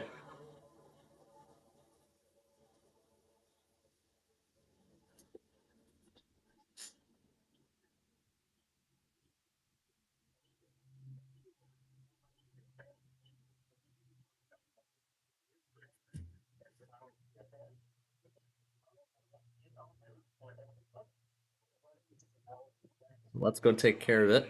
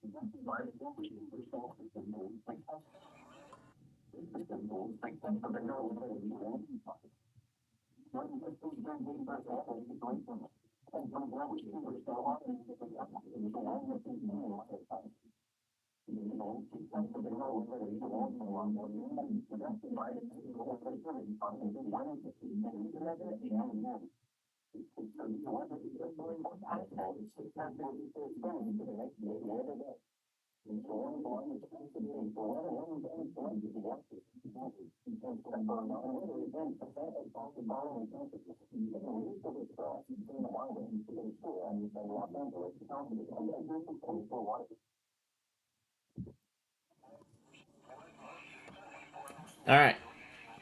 That takes care of Los Angeles.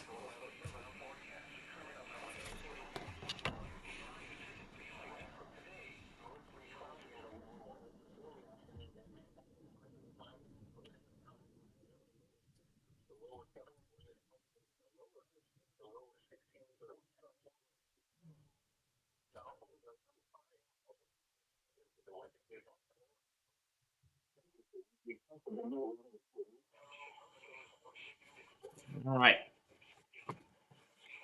So with that done, I'll go ahead and return the XPS back to where it belongs here.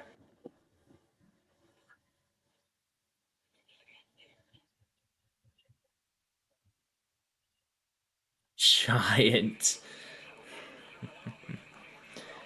Alright. Now, why don't we look around,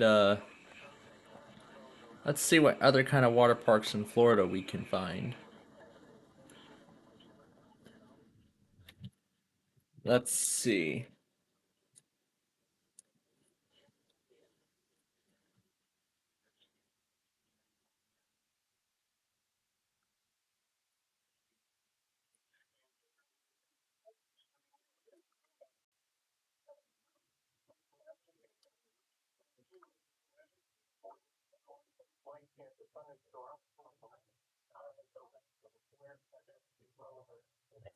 Palms from California made it all the way here.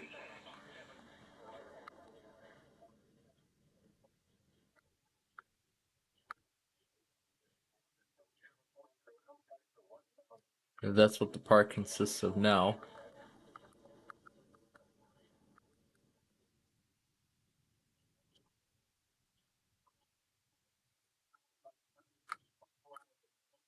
So they changed a lot of features of this. This was it being redone.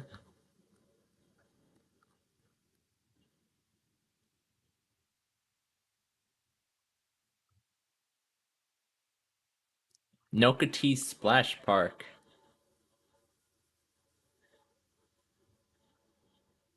There's an interesting structure of slides.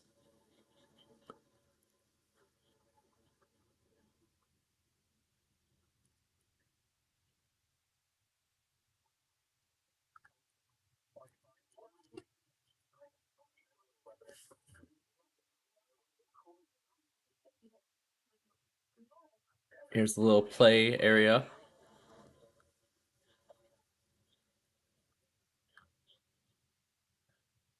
There's even a zip line too? Wow.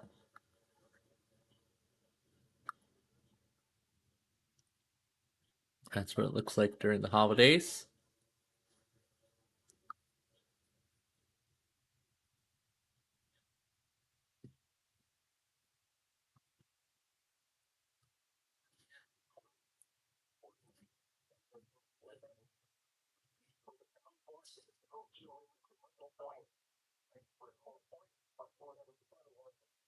Here's there was one of the kid areas.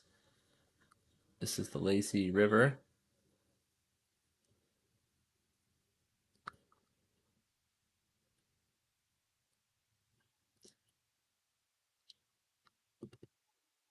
And there's that splash playground. It just says splash. This just says splash and there's nothing related to it. Just a bunch of zoo animals. I don't know why they did that.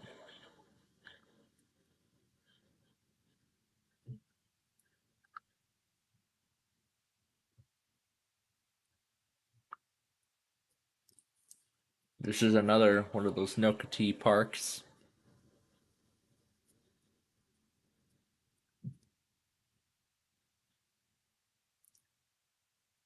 So there's a few little features there, and then there's the Nocatee Spray Water Park.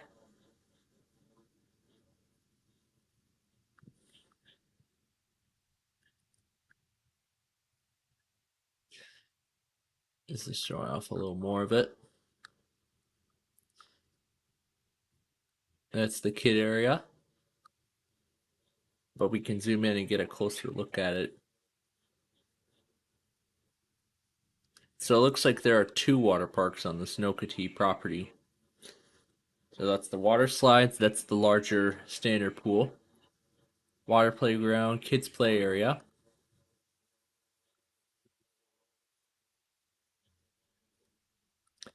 And then this is another one of those water parks.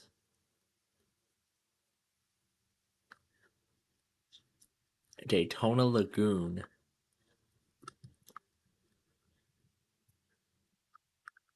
So this is a nice water park in downtown Daytona Beach, Florida.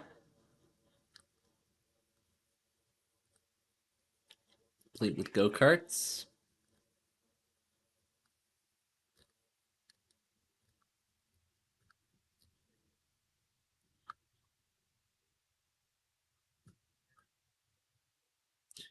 Ooh, a pair of buckets. That's even better. It's even better when you multiply one bucket by 2. That's right. 2 water buckets for the price of 1. You can get 2 splashes, one after the other.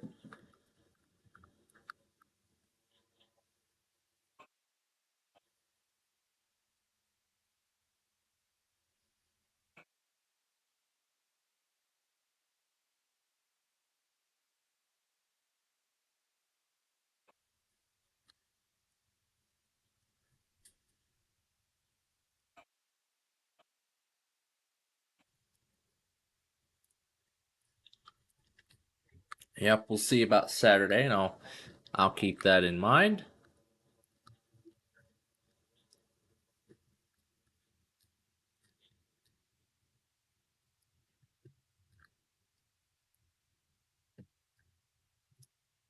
Let's see, Lasco Regional Park.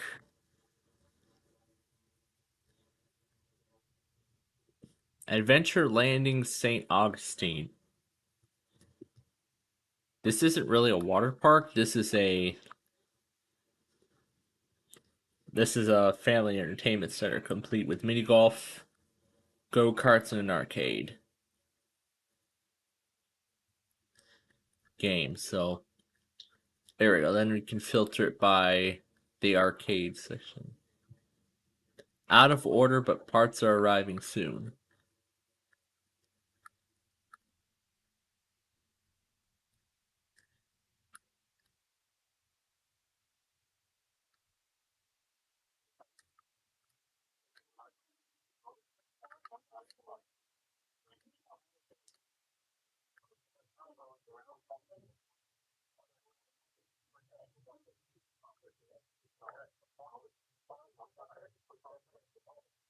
So look at some of the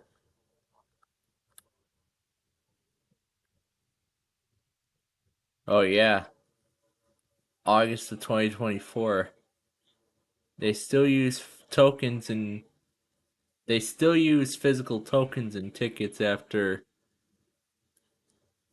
out of order. Our apologies. This game is temporarily.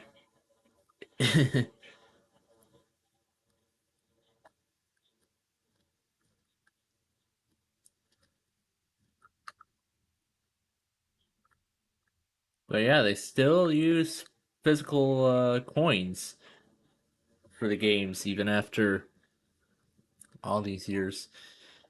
Here you go, Waterfront Park. This is another good one. What the water structure looks like.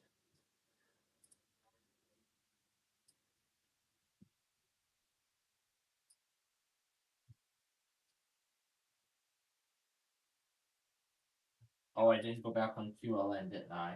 You know what? I'll do that one the next one. So, QLN, AOO.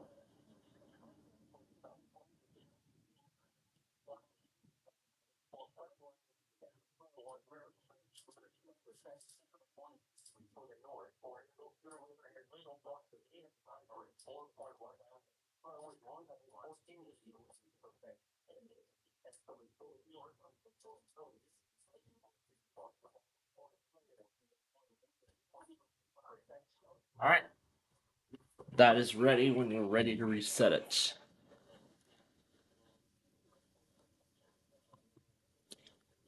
Or I'll do it when we get to Seattle, as we still got plenty of time.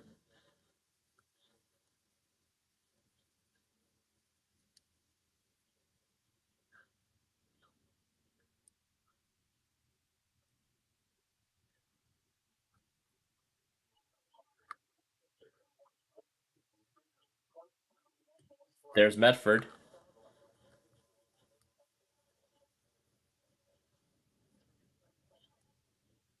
Oh, look, it's Cass County, Michigan.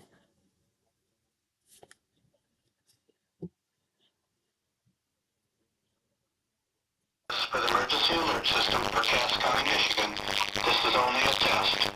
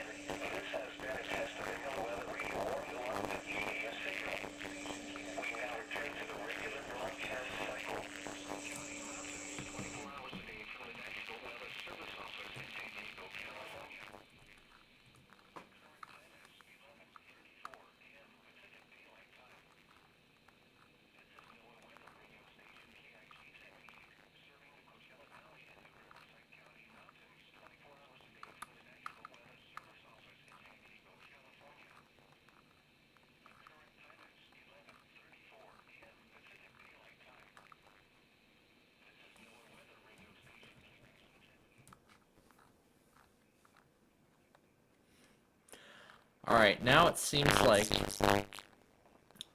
KIG 78 is looping the ID and the time. It's just looping those two, and it doesn't want to,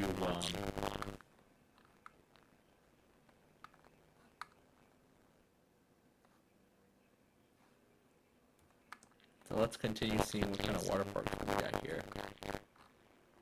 Oh yeah, Shipwreck Island features that buckets.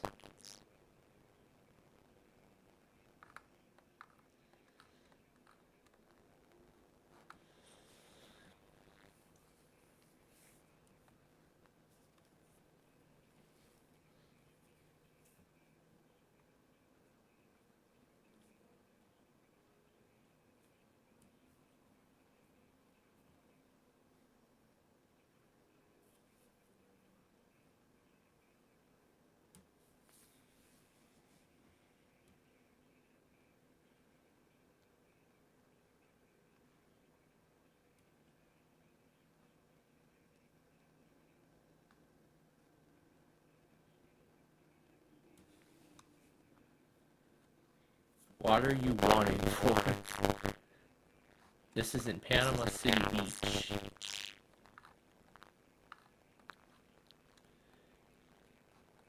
Yeah, that's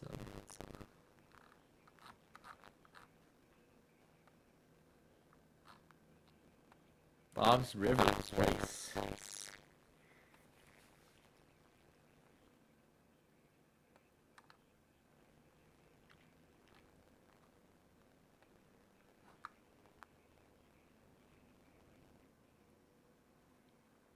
And guess what? It's just what you think it is. In the Swanee River.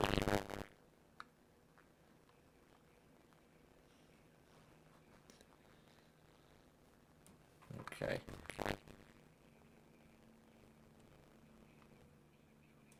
Alright. I'm gonna assume with the technical problems of that, I'm gonna assume that San Diego may have already tested. So I'm just gonna go ahead and shut that down if that's the case.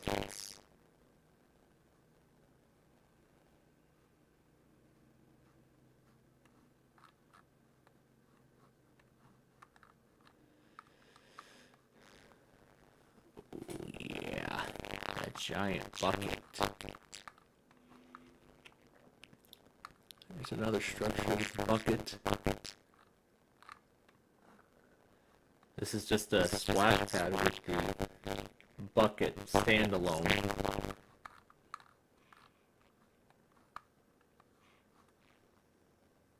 Just like at that one water park in Nashville. Summer Waves, but this I don't think is related to the one in Texas, isn't it?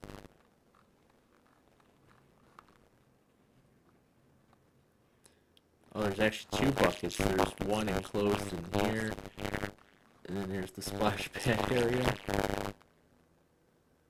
Actually, looks like there's two water playgrounds.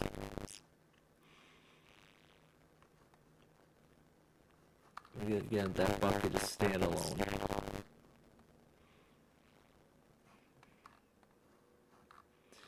There it is, tipping over. You've reached the end of the list. Indeed, I've reached the end of the list.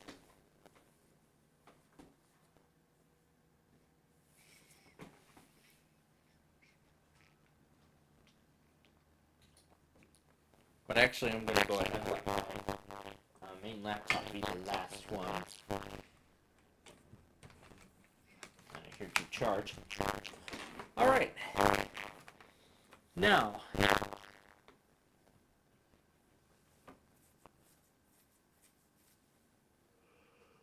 Alright.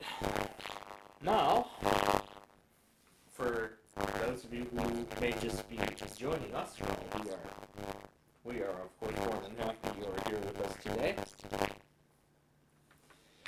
So, we have come to the end of the Pacific time zone in quite an early fashion. And yep, everybody's spamming iPod tests. Because they feel like it, so... Well, they feel like doing so today.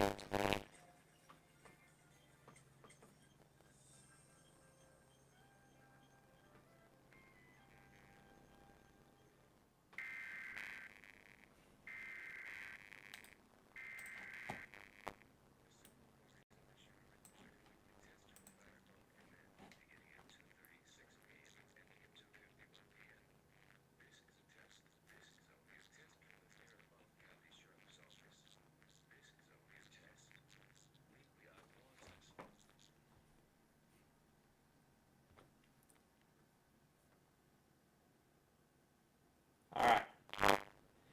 Now let's go into exactly, well, let's recap everything that's happened so far before we decide, before we make our next move.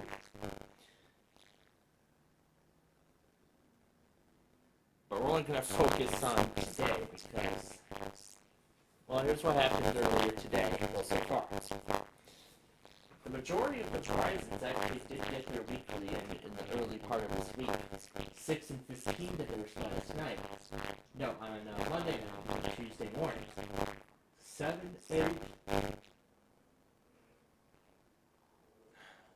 8, 11, and 14 did theirs. However, it's currently unknown about the status of DH05 because the Verizon and Spectrum loggers on the Comcast server are down, including the site itself. Because while the server itself is still working, the website clearly isn't. Yeah, the website itself clearly isn't. But hopefully whoever's behind that get everything. We'll get everything sorted out. Alright. Now, other things that have happened so far. Nearly everybody's gotten their weekly in the Eastern time zone, except for Paducah. Lubbock. Let's see. Lubbock, San Angelo.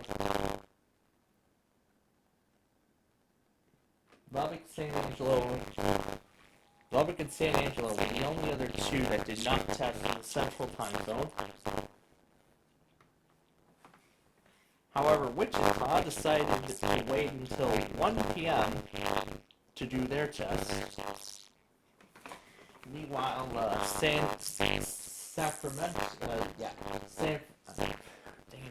Hanford postponed their test because of possible severe weather ongoing in their coverage area at the moment.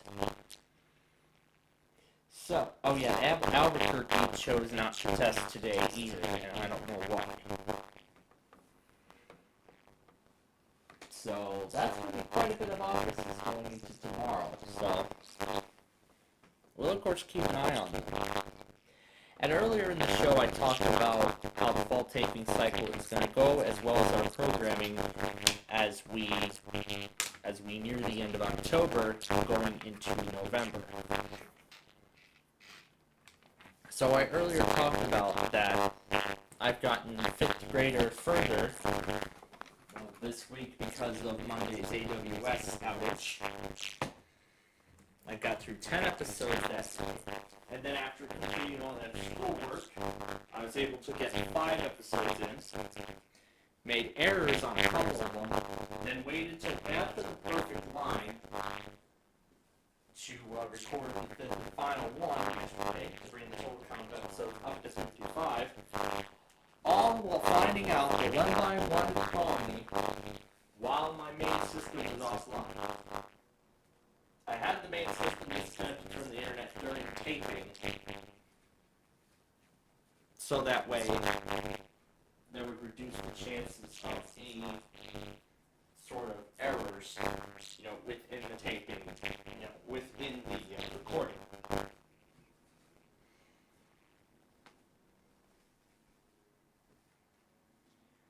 If that's how I should put it. If that's how we should put it. But anyway, I did announce a revised fall taping schedule, but first let's talk about the future 5th grade. So, because I had a lot of schoolwork under my belt this week, and with pretty much all of it done, the only thing really I just need to take care of now are those discussion questions, and I'll take care of those while watching my show, watching all those shows that I will watch tonight. Of course, Flip Side, Perfect Line, and then 4 scrap-ups. The 2 from this morning, and then the other 2 that will air tomorrow morning. So I'll take care of all 4 of those. And then once that's all done, then I will be back up here and I'll get back to recording 5th grader. In fact, I may have to turn myself a whole lot of time in getting those episodes done. So currently the goal for tomorrow is to create 15 episodes, which would then bring the total episode count up to 60. And if I can if I have enough time, I can maybe record 5 more episodes, which would then bring the total episode count up to 65. And that would go into Friday, which then would be the biggest taping session of the whole, biggest day of taping out of all of them. Where then I would tape, where I plan to tape 25 total episodes, which would then bring the count up to 85 or 90.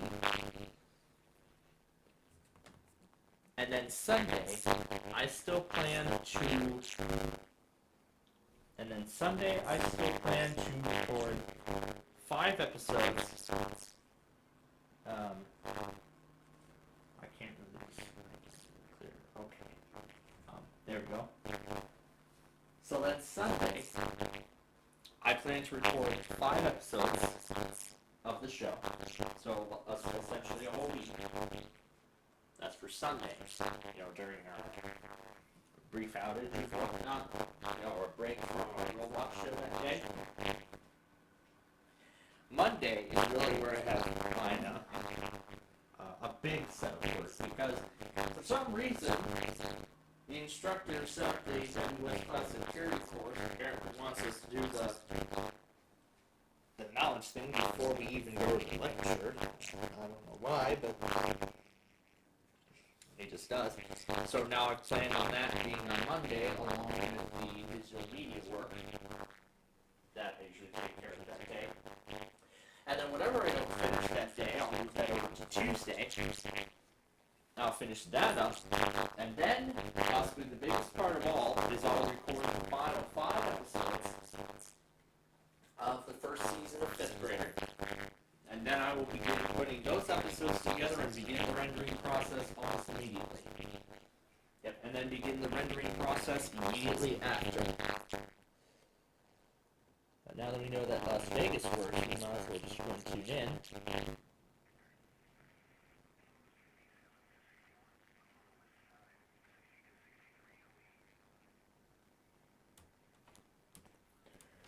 We'll just leave it alone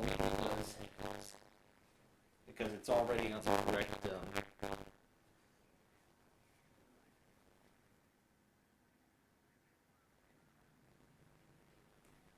we'll just keep it there. Because I keep forgetting about Las Vegas because I thought the receiver was never going to come back, and it did, which I'm very surprised to learn.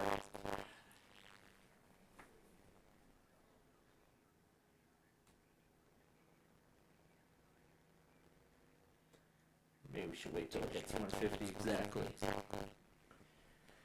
Anyway, so yeah, that's what 5th Grader currently looks like.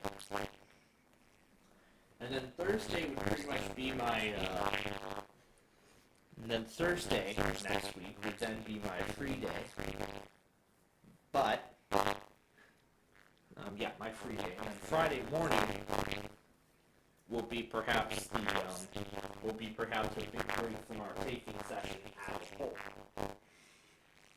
Because I'd be staying at my grandparents for a few days. I did go into some detail on that, but I'm not going to go further into detail on it. It's just going to be that, and I'll just leave it like that. So, that would then mean, but then I heard heading home on Monday. So, the big question then is, will we be able to do our Minecraft show on that day? Well, it depends. It depends on what time we get back here, and how much time there actually is left. But again, there's only one way to find out.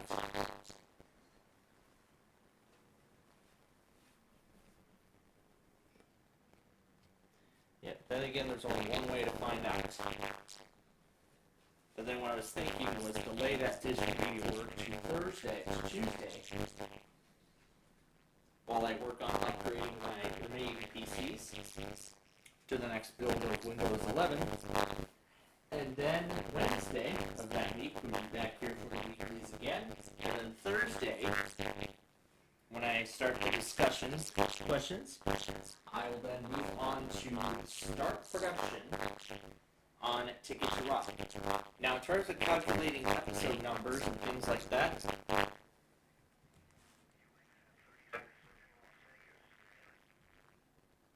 so in terms of calculating episode numbers and that kind of stuff, I'll take care of that this weekend. Considering that we are in a great position to get 5th Grader fully finished. But if I don't get to those 5 episodes on Sunday though, then that's fine. Because then maybe I could do 10 on Tuesday. I could do 10 on Tuesday instead. But, as I just mentioned, we'll have to see how it, we'll see how it goes on Thursday, and then we'll go from there. But again, those exact number of episodes, that is what I am hoping for. So that's what I'm hoping for. Because I really would like to get 5th Grader taken care of before that big break starts. I really would like that. Yeah, then of course we move on to Ticket to Ride from there, which I'll tape episodes throughout November. And then the first part of December will be final exams for all my classes, and then after that's all taken care of, then we move on to the production of Yahtzee. Again, I'll calculate the numbers this weekend, and then I'll decide where to take it from, and then since those episodes go pretty quickly, as I'm sure you all know from when we do it live, like we're gonna do later tonight, I have a good feeling that we're gonna get Yahtzee done within I'm gonna get Yahtzee done within 2 weeks. But November 9th, I'm kind of debating on 2 days because Tuesday the 11th is no class, no OS fundamentals lecture that day. So I was thinking moving Roblox to Tuesday the 11th of November. But at the same time, that takes off its slot on Sunday the 9th. So for that day, I'm considering two options. Do a second Minecraft show on Sunday the 9th, or take the day off and do more tapings of Ticket to Ride with the incredible amount of time that we have.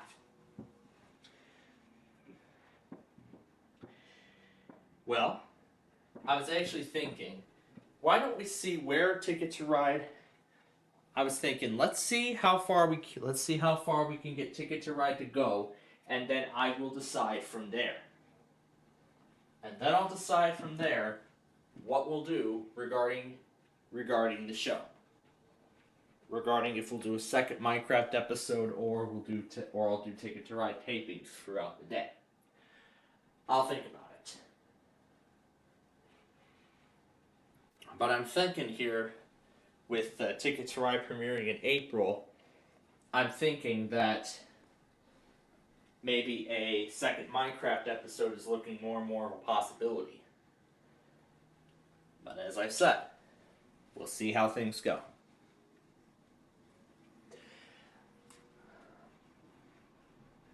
Well, that was basically it for the fall taping cycle then.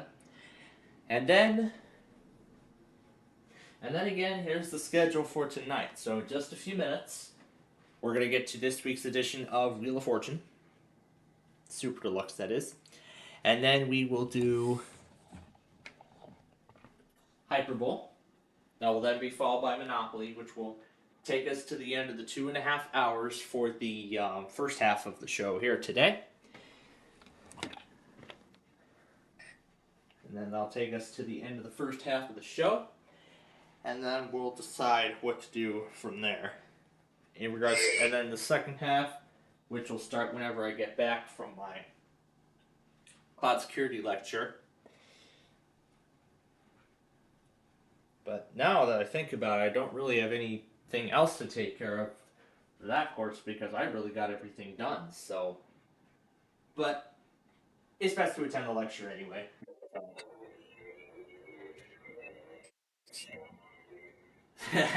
Yeah, the Green Giant.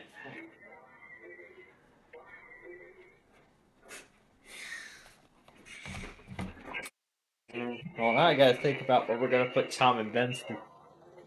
Gotta think about what we're gonna put Tom and Ben through.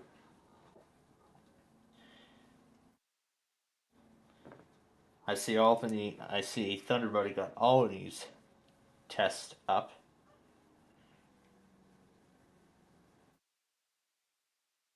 "2026 Jeopardy postseason." It's Inside Jeopardy.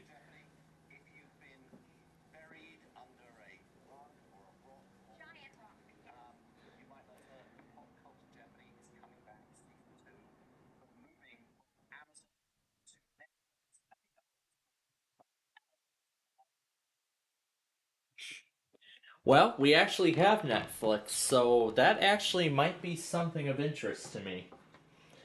Pop Culture Jeopardy. So, you know what?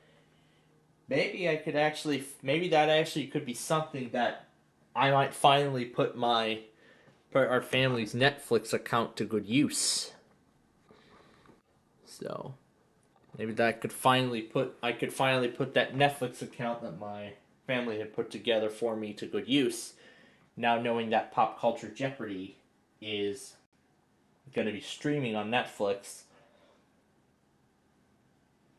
instead of Prime, so maybe if they carry over season 1, that would be great. But So yeah, that might be something to enjoy. Pop Culture Jeopardy. I never got to see the first season, the entire first season. I only got to see the highlights. But you know what? I actually would like to see that.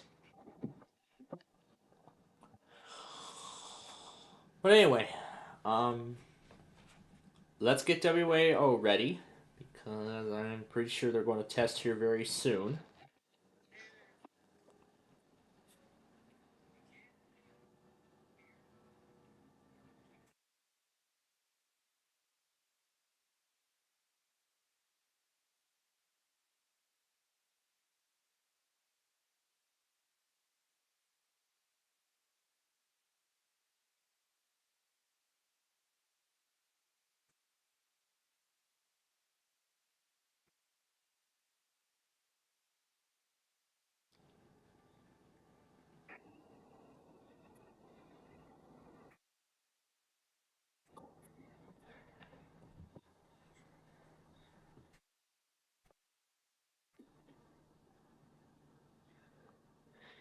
Yep, of course I'll have Streamwriter going and get those during the course tonight.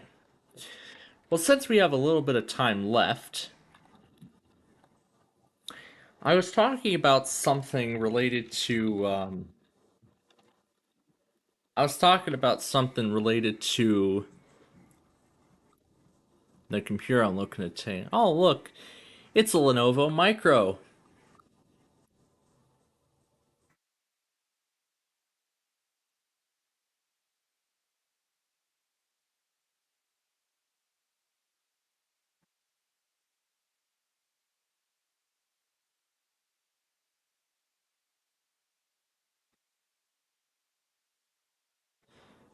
Here's a lot of 3060 micros that have the Pentium.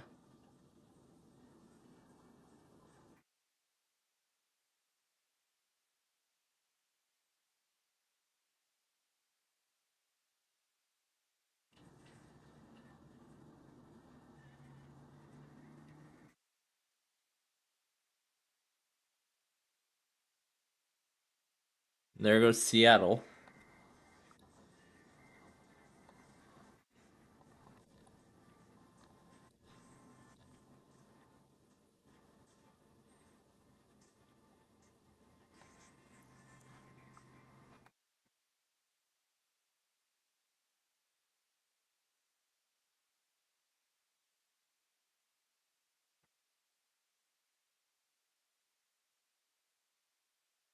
See if it shows the back.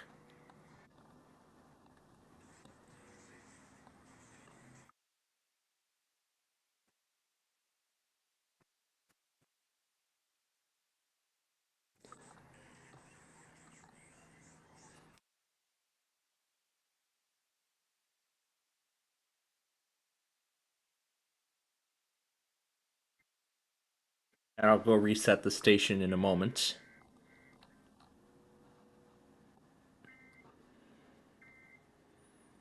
Let's see. Yeah, here we go.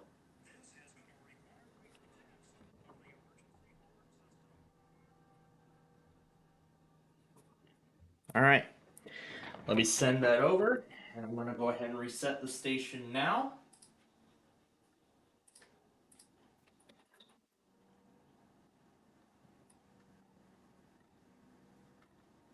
Okay. All right. Now switch this over to the small form factor, and I'll just keep on checking on it. Oh my God! What is up with the internet connection on this thing?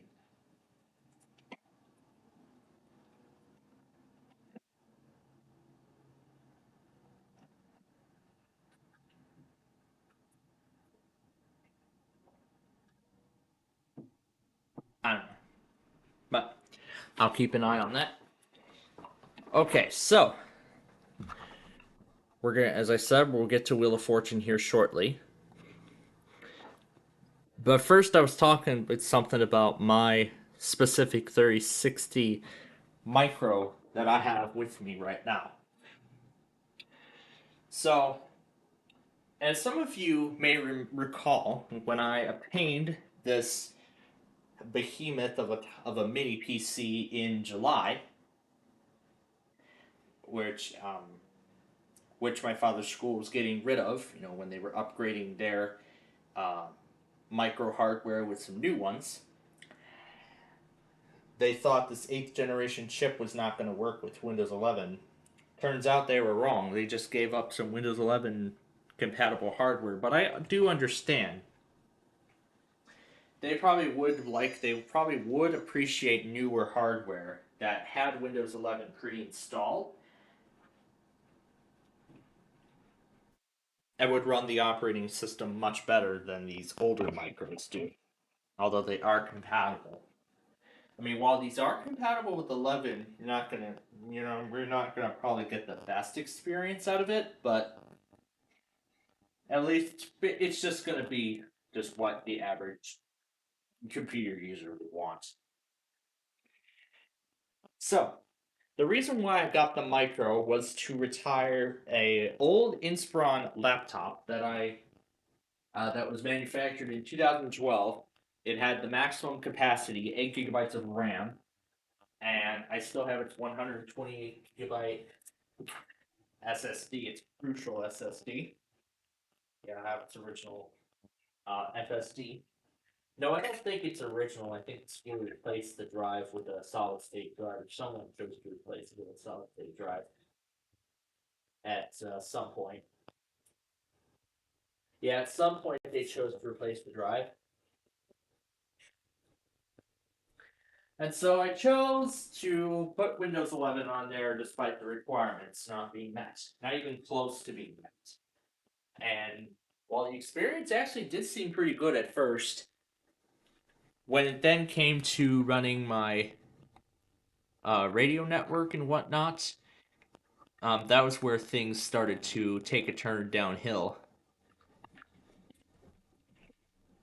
So it was at that point then where, you know what, that computer was not going to work well for me anymore. So it was time for a different one.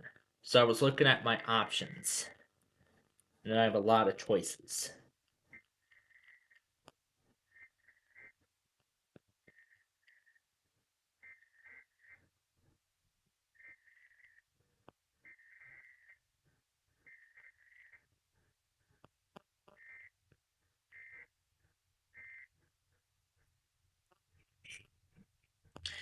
Yeah, at that point, I was beginning to look at my options. I was thinking maybe I could just put Linux natively on there. I mean, it would have worked. Maybe something like Ubuntu or what I just discovered yesterday, Zorin OS. They released Zorin OS 18 on the same day as the end of Windows 10, which was October 14th. I've seen a video from Brightech about some of the features in Zorin OS and how its design is similar to Windows. So I mean, that actually could be a good option for my XPS PC when we come to the end of the ESU program. That is, unless I decide to retire it from service completely, which is going to be the most likely route I will take. Because I want to get this NVMe SSD into my small form factor PC. I really would like to get this SSD in there. I don't want an NVMe drive sitting on a bunch of SATA drives for quite a while. Personally, that's what I think.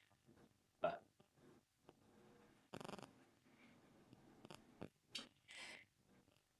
and then when I obtained the Micro, those new micros they had 32 gigabytes of RAM in each of them. So I was thinking that's a little too extreme for an organization. So I decided to take one 16 gigabyte of RAM out of each of them, leaving each with 16 gigabytes.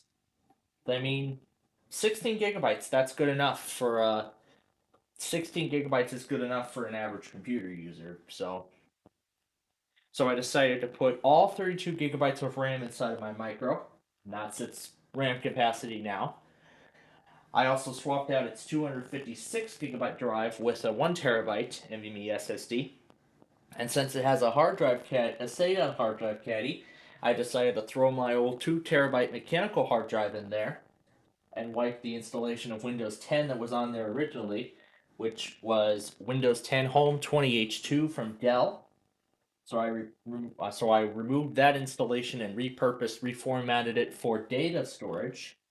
So that's what I use now. I use it for a secondary source of data storage, which is actually quite great. And just recently, I brought it up to. I actually also recently replaced the hard drive inside of the small form factor. So instead of it being 1 terabyte, it now has a 240 gigabyte drive. Now, this is sort of like the transitional phase to the NVMe drive going into the PC altogether. Its 1 terabyte drive now resides in my main system to sort of ease up the capacity of the 512 gigabyte SSD that's inside of there from the factory. So a 512 gig and a 1 terabyte drive are now in the machine in my main PC, and that 8 gigabyte stick of RAM that was originally in the micro is now in my HP laptop. So now it has a whopping 16 gigabytes of RAM, and I gotta say, it's actually been doing much better with 16 gigabytes of RAM. But I think with 25H2 going onto that PC, because as I've said, I'm planning to do upgrades with each of them, all these PCs in the next 2 weeks to stabilize, to get them onto the latest version of Windows 11. And also with my main PC, it's going to be a full upgrade because I'm going to have to get it off of 23H2 because it's nearing the end of servicing. As of course, the 2-year servicing is coming up, so we're coming to the end here of 23H2's servicing cycle. So I'll have to get it off of there. But that's for the Home and Pro editions. The more commercial editions of Windows 23H2 get another year of updates for free. They get 3 years instead of 2.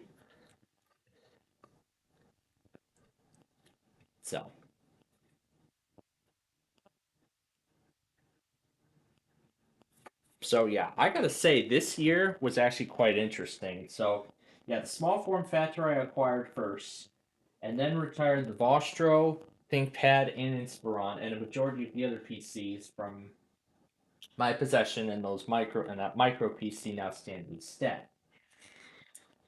Now the only issue with this one, this is a different micro, but actually let's see if I can find another one. This is an i3 variant, and it just went up. But either way, same thing. As you can see right there, that is a slot for an optional second thing. So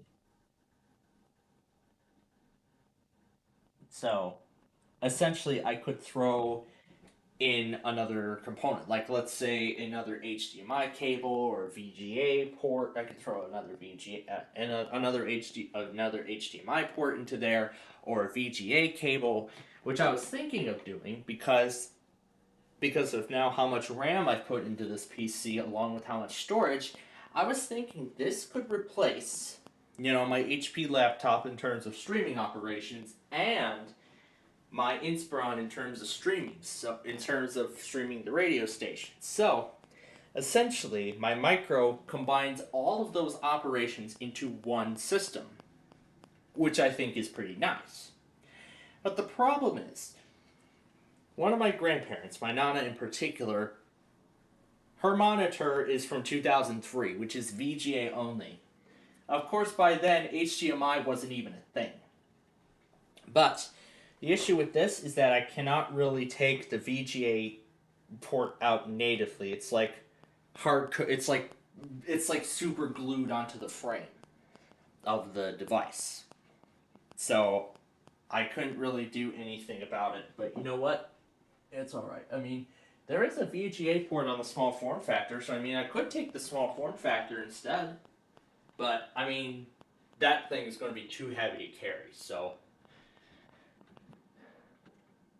yeah, it's too heavy to carry. The micro, on the other hand, is pretty light. So I'd rather take the micro as opposed to the small form factor for that reason. And I've been planning for this break for a while when I've been doing all the testing and stuff with the micro PC. So in particular, I had been considering other choices as to how I'm going to handle display connectivity with this micro PC. I was thinking when I'm at Nana's house, I'll connect it up to an HDMI port on our TV in the living room because it's barely ever used. But here's the good thing though. In the other room, we have a spare HDMI cable. So I could take that cable and use that, hook it up to the micro, so then I can use the TV as a computer monitor. Now, this is the first time I could see this. But then with another relative's house being factored into the mix, this time it's 2 TVs going into the question. Which one do I want to use for, as the monitor? I think the best story would be to do it on the TV downstairs because there is an HDMI cable on an HDMI port on that TV. But if I do the one upstairs, that's going to be a big pain because then I could risk it falling down and breaking, which I do not want to happen. So I'm thinking doing it on the downstairs TV would be the best idea. But if it has a second HDMI port, then I can just throw it in there. But if not, then I'll just swap out the Roku stick and the computer's VGA cable, HDMI cable, interchangeably. So, I'll switch between Roku and HDMI. I'll switch between the two periodically.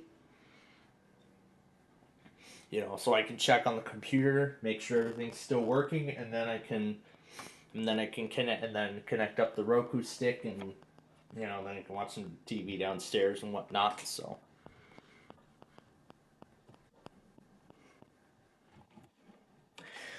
But my grandma doesn't know what's coming, so. But anyway, that's really what's to be expected with this micro PC of mine. So, let's play some Wheel of Fortune, shall we?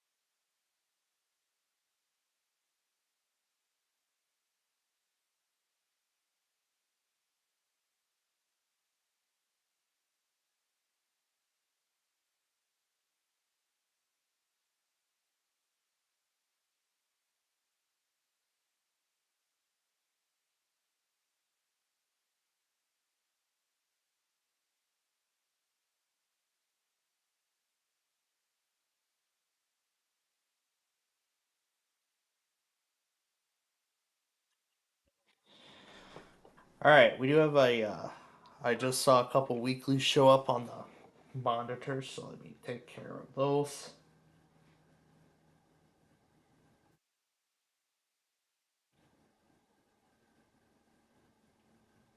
And of course, some Comcasts decide to test too. So let's start with this.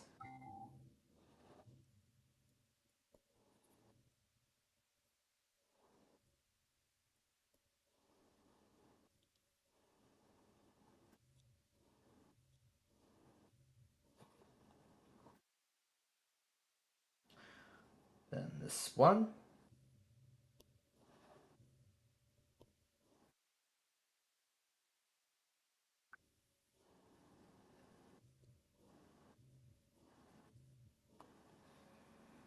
And then these two Comcasts.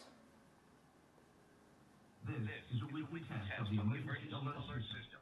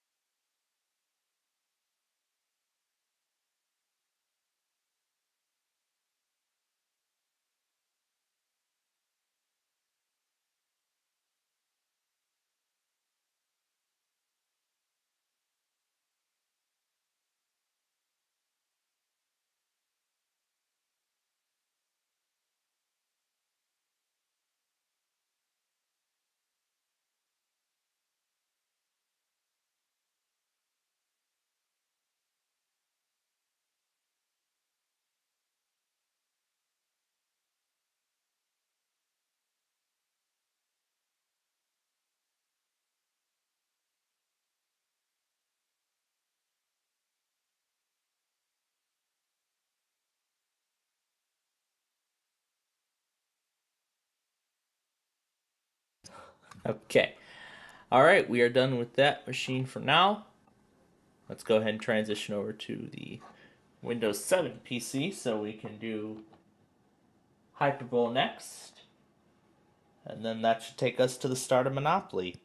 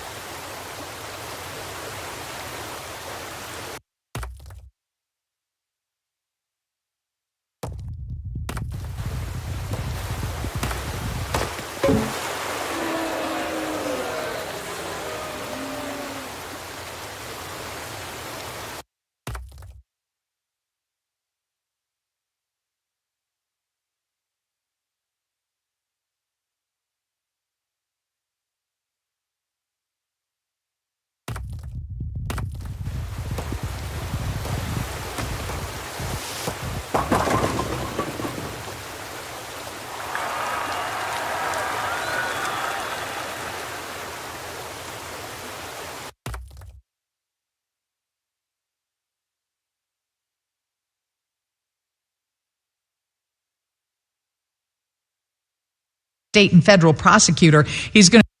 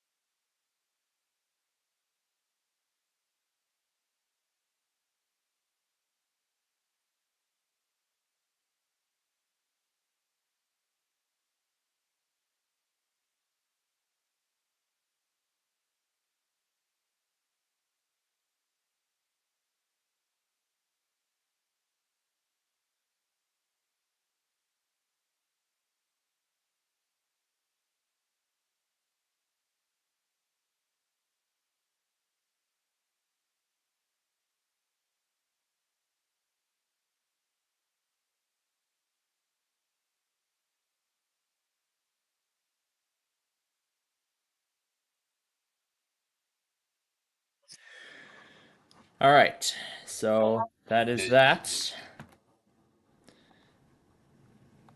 We will come back to Windows 7 later. But right now, we're going to get ready for MeTV FM's test.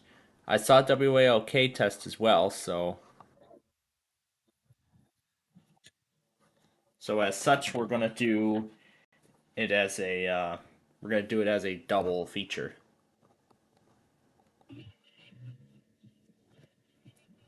Okay, we'll wait for it to go on commercial break before we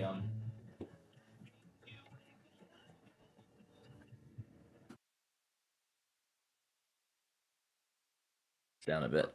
Well, good thing the desktop audio is silenced.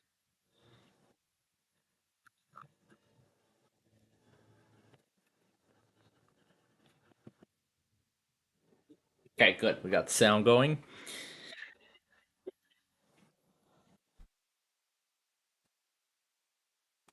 So there's the 294 video that we've been having fun with throughout the show.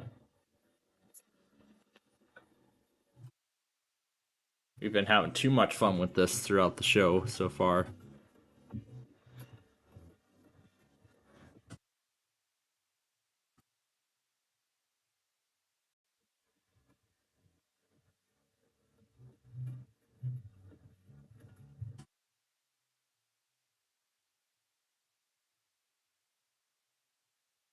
And as we're waiting still, why don't we show you what that part looks like now? So 355. And there's 294.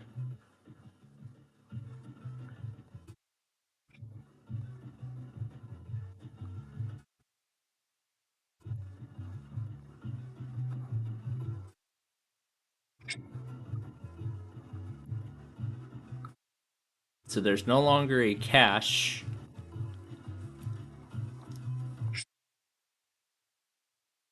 Although this here is the only trace of it that's left. So here's what it looked like in the past.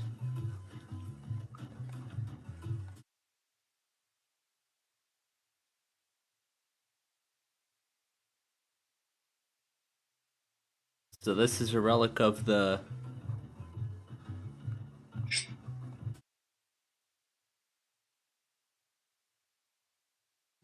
So that's what's left of that side. This is pretty much all that's left.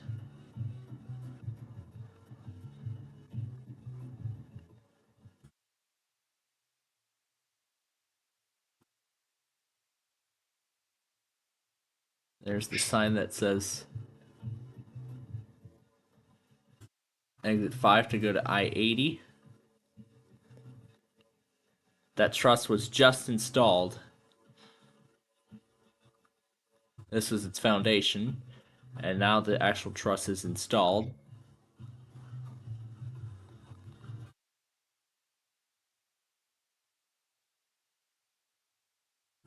We'll wait for MeTV FM to go to commercial, and then we'll otherwise then we'll just do KNMC.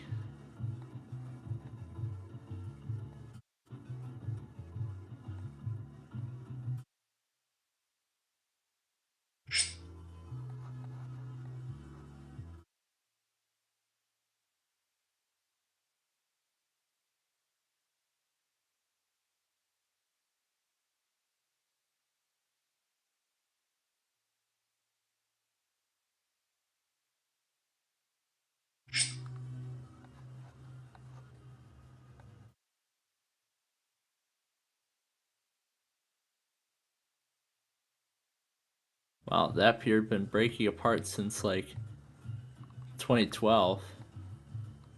This is part of it. And then 2019 was the worst of it.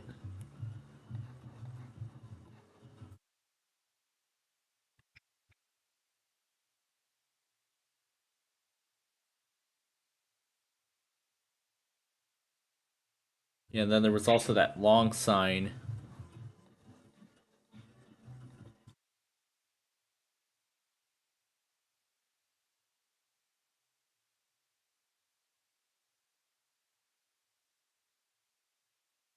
You can see where it had been.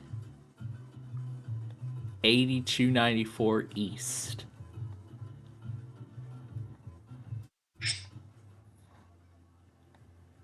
Okay, I don't think they're gonna do it. They're probably gonna wait a while to do so. So in that case,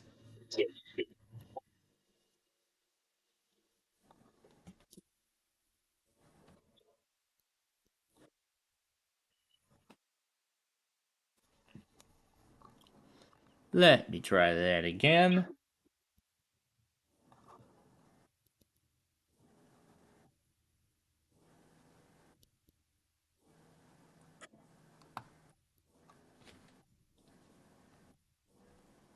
There we go. Alright, and then KNMC will launch automatically.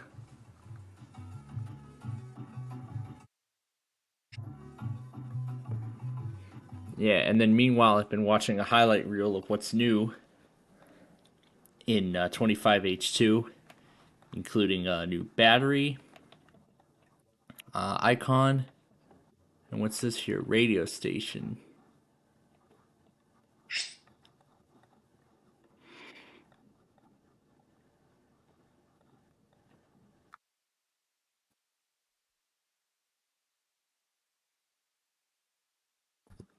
Alright, I wonder what radio station broadcasts here.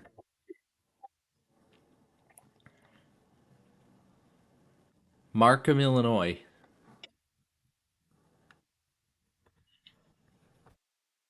WB at Tiziana Deering in Boston. And I'm Peter Rogers from Phoenix. This has been Here and Now.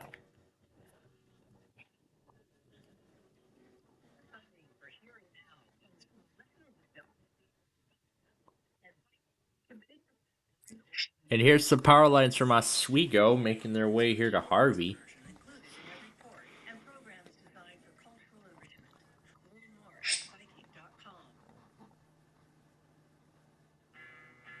I'm Tiziana Deering. Podcasting has moved away from telling stories and toward talk shows that you can also watch on YouTube. The entire spirit of the business and Podcasts out there to listen to and even watch from Amy Poehler, Heavyweight, and others. Next time on Here and Now.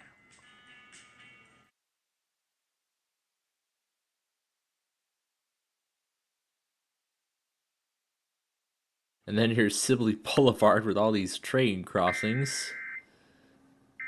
Wood Street. And here's another one.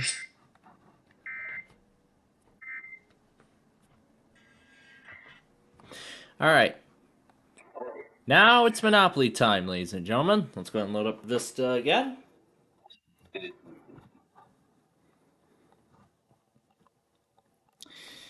And this will be the final thing we do for part 1 of our show here today. And then at the end of that part, it's my evening class tonight. So my HP laptop packed up. I had to tape that cover thing with a piece of tape because that thing was like frequently coming off. Like the glue doesn't even like stick on that anymore, but that's to be expected with a 5-year-old PC. And let me make sure that Monopoly is inside of the drive. Okay.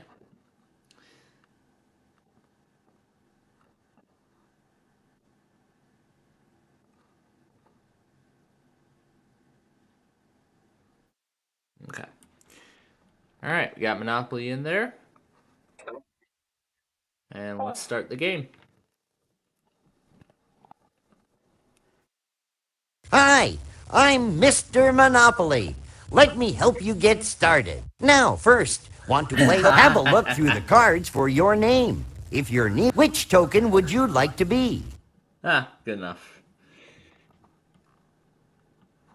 How about the car, since that's pretty much been what So, we've been on add today. more players? How tough do you want this? Which, all right then. What's the which token suits? All right then. You can and you can add. What's the and you can add. You can pick when everybody's interested in using a special board. I think that everybody's ready to read. Let's do Toronto for the American League pennant champs, the Toronto Blue Jays. Would you like to play with the standard rules or use some custom variations? Lots of custom variations, and this was a mistake I made last week. I had the auction time at 10 seconds.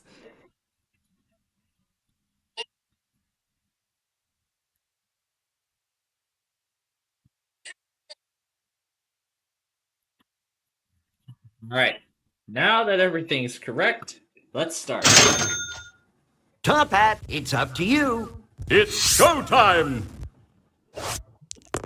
Lucky 7. Chance, I love these. Let's look. Advance to St. Charles Place. If you pass go, collect $200. Okay, Iron, press on. Let's get this show on the road. We got 5. Queen line. You'll have to do better than that. Good luck, horse and rider. Let's hit the road. 5.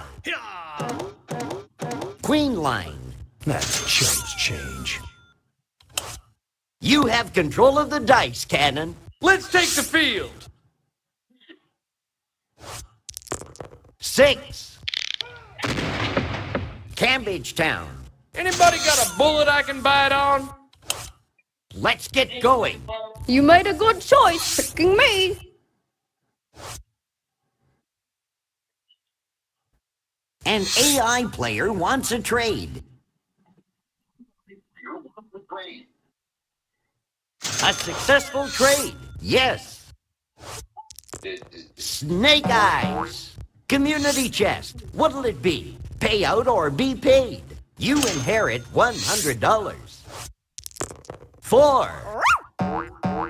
Cambridge Town.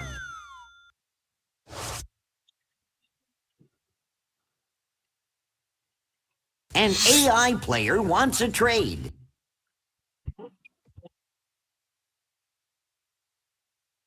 Negotiations have been suspended. Sorry. Race car, let's roll. Let's burn a little rubber. 8, looking great. The beaches. Pocket change. Top Hat, toss those ivories. A pair of 6s, 12. Harborfront. I guess I can afford that. 12. Boxcars. Go Train. I guess I can afford that. 6. Money for nothing. Here you go. $200. I guess I can afford that. Okay, Iron, press on. Let's do it. A nickel. Only a visit this time. A computer opponent is proposing a trade. An AI player wants a trade.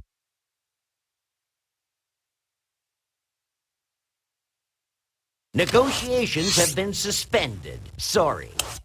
Good luck, horse and rider. Looks like 7 to me. Electric company. Surprised it's still for sale. Righteous. Cannon, can hut.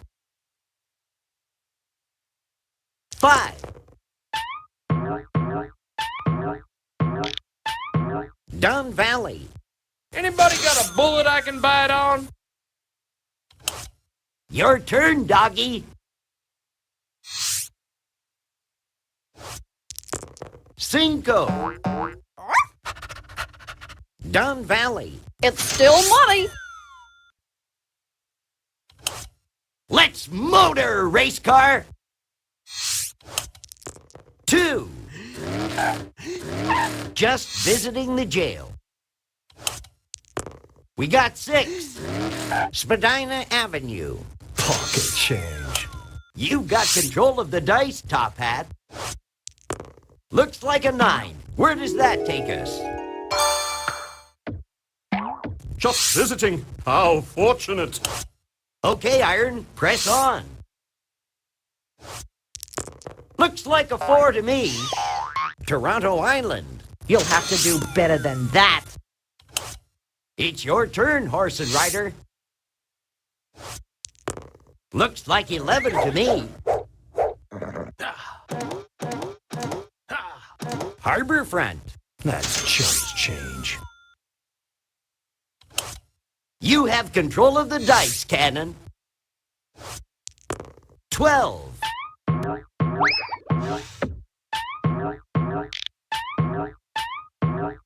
Harborfront. Anybody got a bullet I can bite on? A computer opponent is proposing a trade.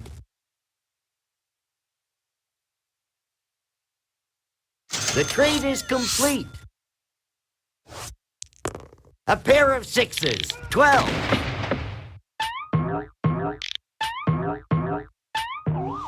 Go train. Anybody got a bullet I can bite on?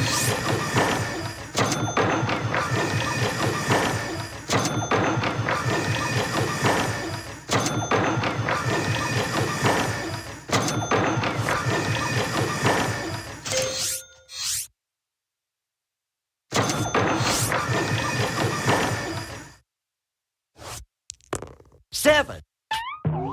Back so soon? Here's your $200. Community chest. What'll it be? Pay out or be paid? From sale of stock, you get $45. Okay, doggy. Good luck. 7. Queen Street. Race car, start your engine.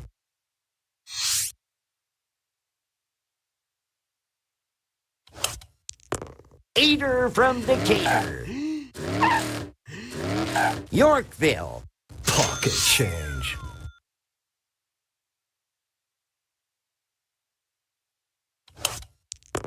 $12. Chance. You feeling lucky?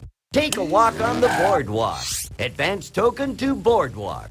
Strapped for cash? You can always sell buildings, mortgage property, or trade.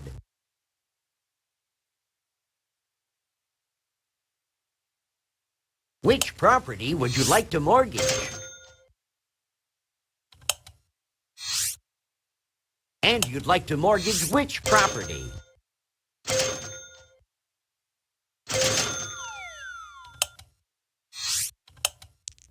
$7. Another turn around the board, another $200. Pocket change. Top Hat, toss those ivories. 9er. College Street. I guess I can afford that. Good luck, Iron. 12. Boxcars.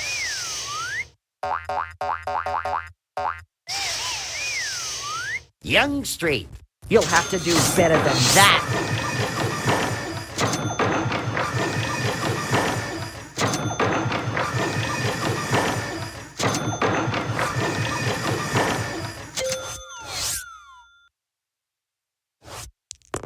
We got 10.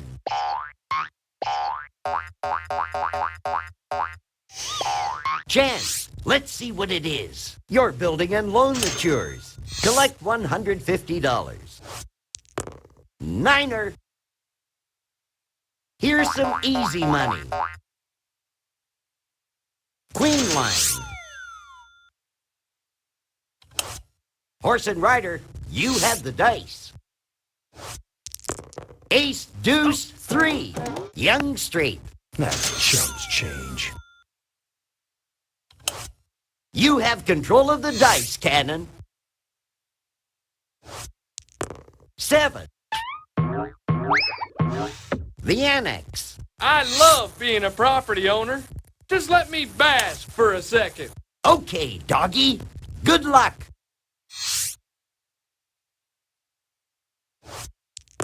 Eight, looking great. Young Street. Smells like home to me. Let's do it.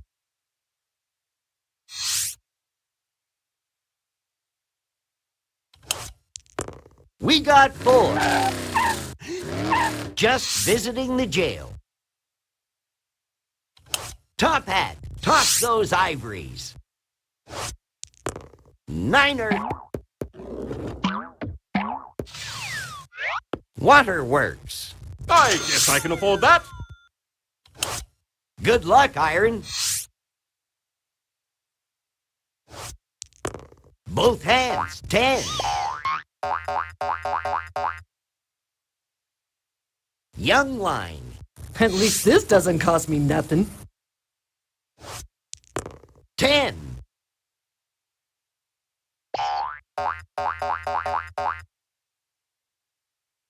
Blue Line. You'll have to do better than that. An AI player wants a trade. An AI player wants a trade. An AI player wants a trade. Negotiations have been suspended. Sorry. Show us your stuff, Horse and Rider. 8. CN Tower. Finally, a break. Time for the heavy artillery. Let's go, Cannon. 8. Let's see where that takes us. Community chest. Show me that card. Doctor's fee. Pay $50.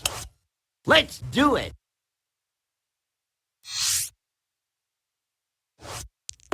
9.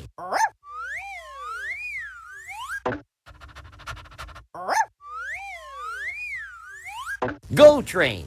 Smells like home to me. Race car. Burn a little rubber.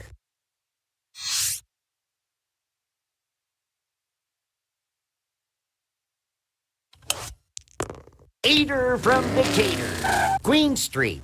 Pocket change. Top Hat, it's up to you. 10.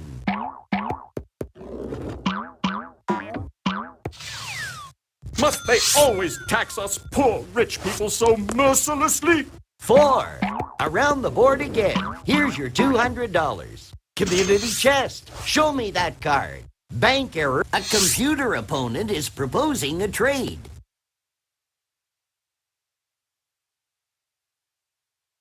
It's a done deal. Bank error in your favor. Collect $200. Good luck, Iron. 5. The slammer already? Hope Wheelbarrow likes TV dinners.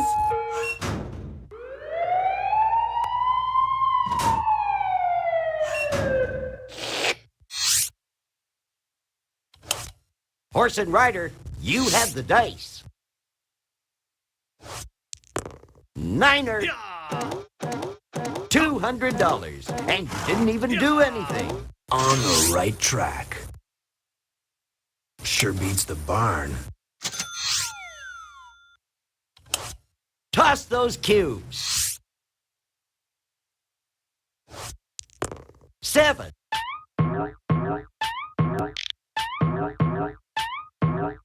Yorkville. Anybody got a bullet I can bite on? Okay, doggy. Good luck. Lucky 7. Here's your salary again, just for passing go. Community chest. What'll it be? Pay out or be paid? Advance to go. Collect $200.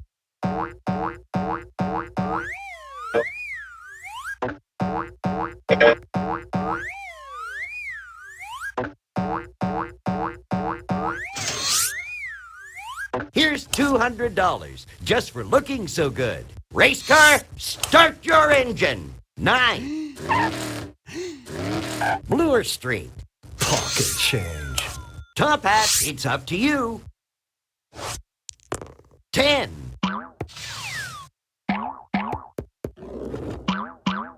Electric Company. I guess I can afford that. Okay, Iron, press on.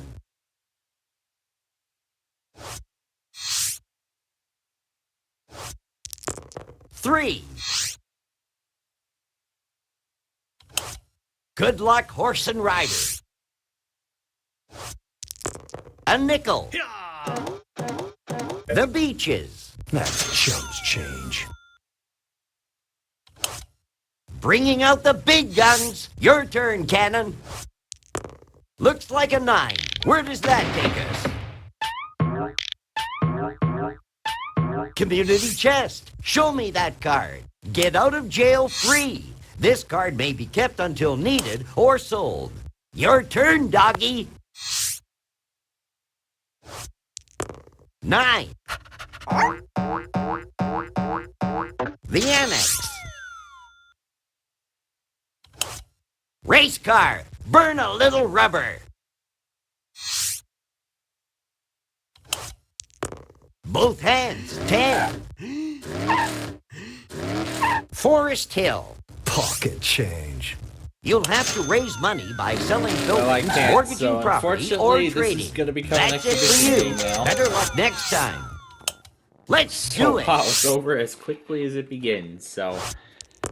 5. Since this is now an exhibition game, I'll just let you all Community sit back and chest. enjoy it. Let's look. Grand Opera opening. Collect $50 from every player for opening night seats. It's Iron's turn.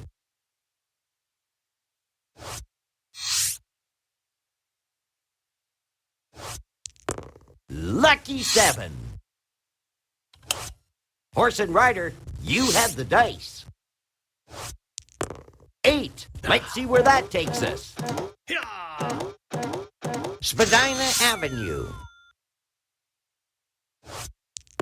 We got 6. Chance, let's see what it is. You have been elected chairman of the board. Pay each player $50. Cannon, you take a shot at it. Looks like a 4 to me. Forest Hill. Strapped for cash? You can always sell buildings, mortgage property, or an AI player wants a trade. Negotiations have been suspended. Sorry.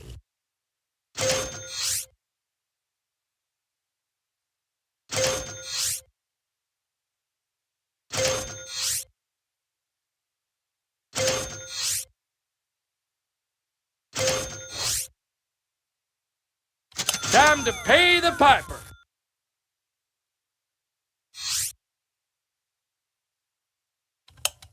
Okay, doggy. Good luck.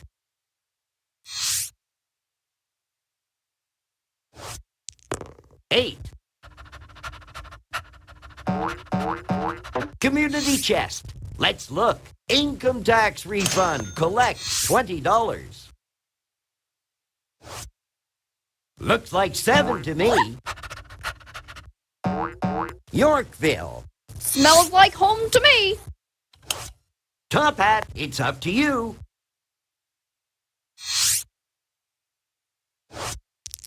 5. Chance, let's see what it is. Take a ride on the Reading. If you pass go, collect $200. Another turn around the board, another $200. Queen Line. Don't I own this? Ah, of course I do. Yes! Let's do it.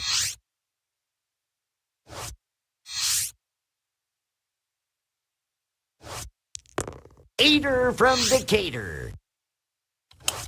Good Luck Horse and Rider. Looks like 7 to me. Bay Street. That's chumps change. Okay, doggy. Good luck.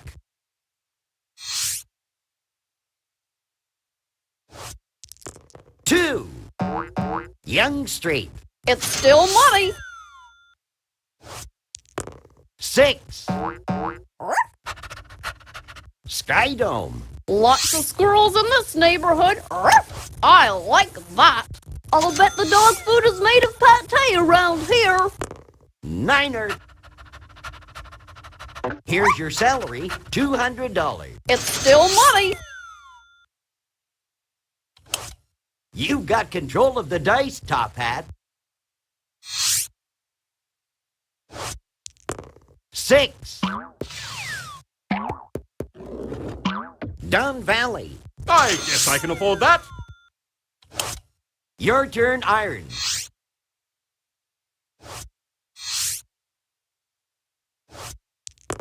Looks like 7 to me. An AI player wants a trade. An AI player wants a trade. An AI player wants a trade. A computer opponent is proposing a trade. An AI player wants a trade.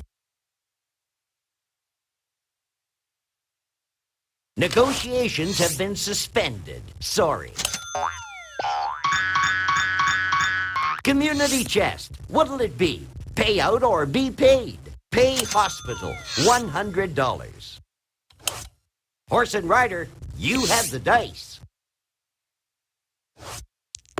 Eater from Decatur.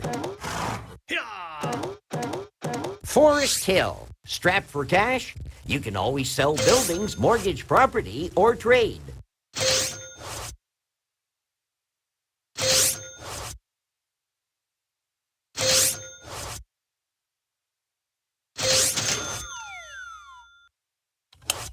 Roll those bones, doggy.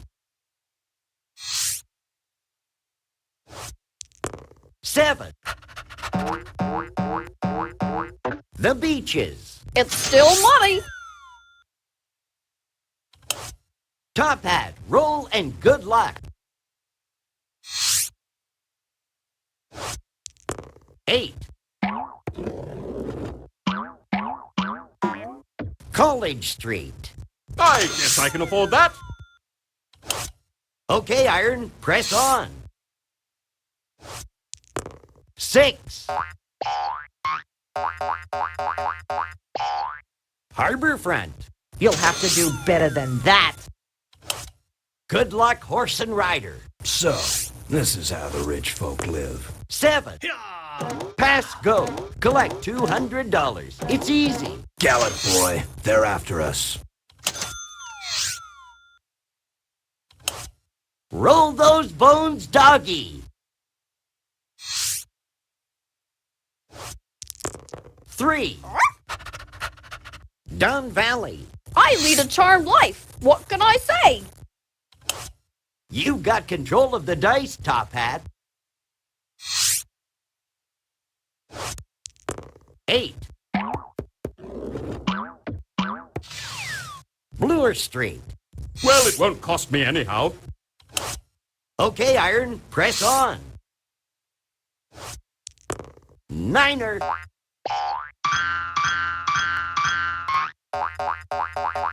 Sky Dome. You'll have to do better than that. Good luck, horse and rider. Looks like a 9. Where does that take us? High Park. Bet the farm. This property will go to the highest bidder. The bidding is done by clicking on these buttons. Who would like to make an opening bid? Top Hat. Dog. Going once, horse and rider. Top Hat. Dog. Top Hat. Iron. Dog. Top Hat. Iron. Top Hat. Dog. Top Hat. Dog. Top Hat. Iron. Top Hat. Dog. Top Hat. Iron. Dog. Top Hat.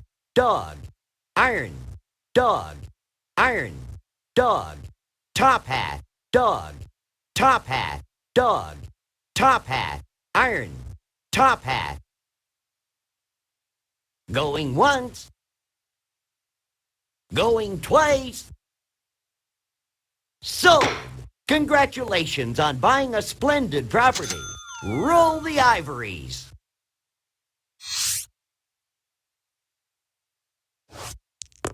Six. Community chest. What'll it be? Payout or be paid? You are assessed for street repairs. $40 per house, $115 per hotel. Let's go! 8.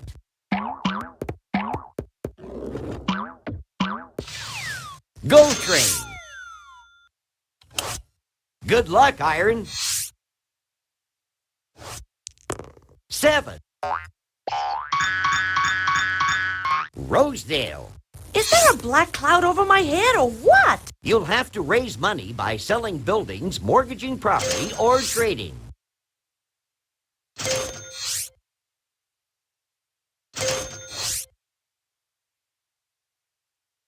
I told you money is nothing but trouble.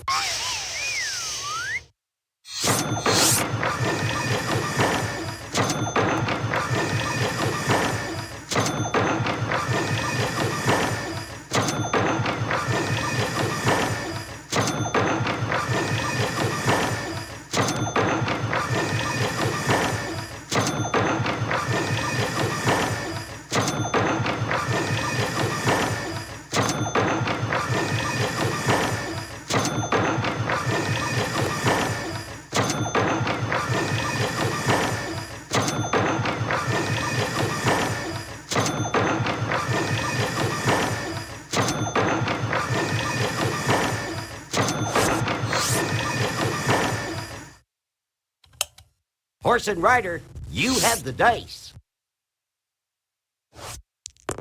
Eater from Decatur.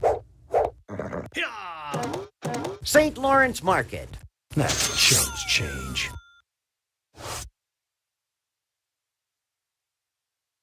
An AI player wants a trade.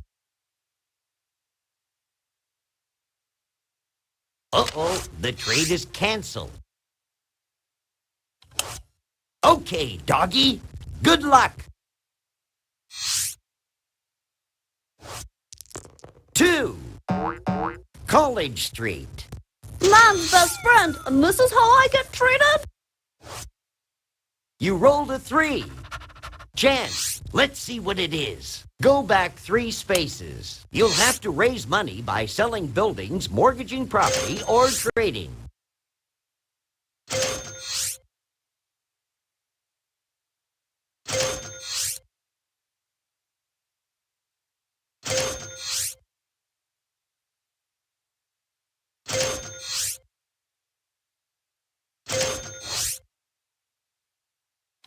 This dog has had his day.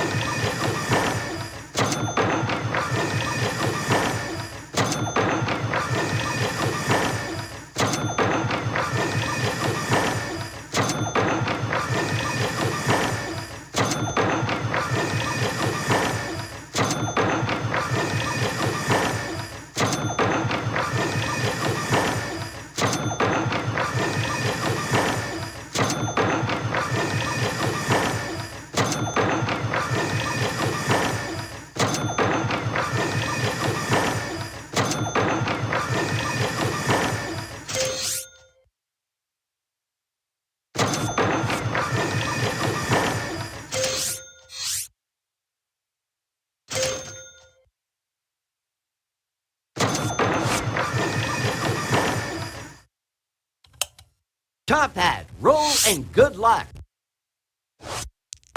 Half a dozen. Here's some easy money. Bathurst Street. Don't I own this? Ah, of course I do. Yes!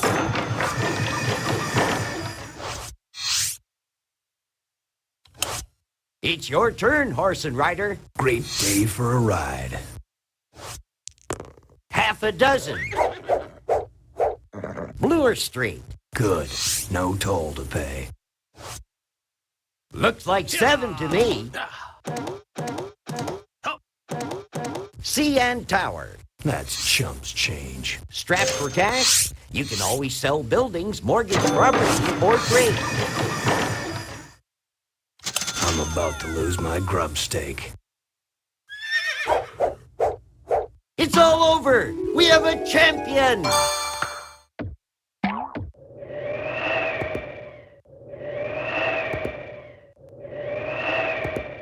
Well done, if I do say so myself. Want another shot at it? The winner, the champion, moi!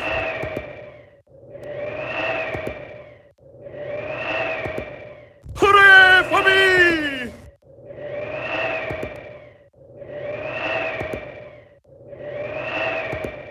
When you got it, you got it.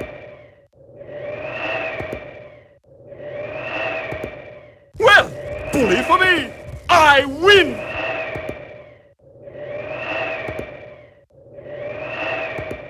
When you got it, you got it.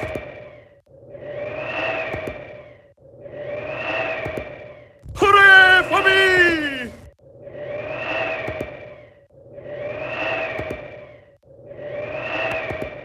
Well done, if I do say so myself.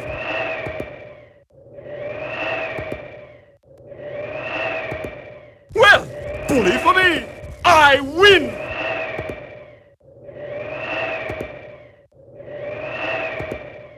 All right, I win!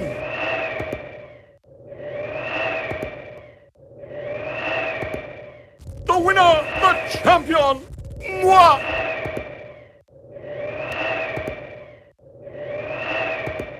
Well done, if I do say so myself.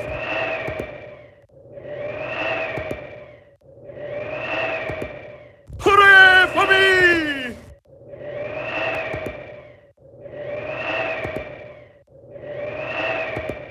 Well done, if I do say so myself.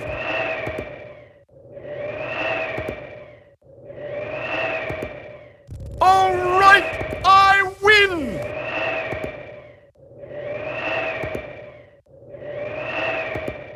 When you got it, you got it.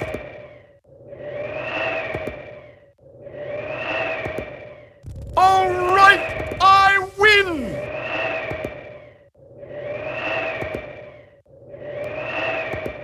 Well done, if I do say so myself.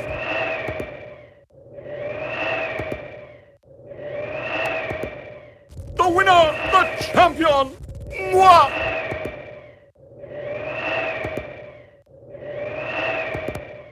All right, I win!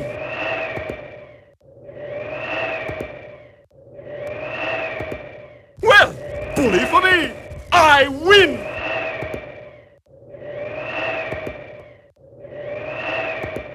Well done, if I do say so myself.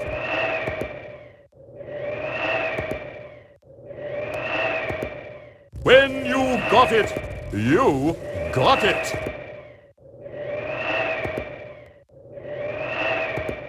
Hooray for me!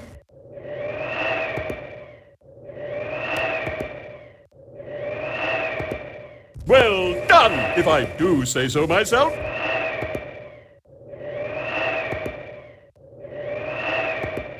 When you got it, you got it.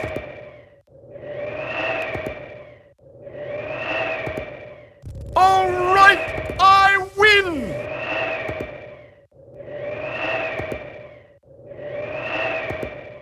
The winner, the champion, moi!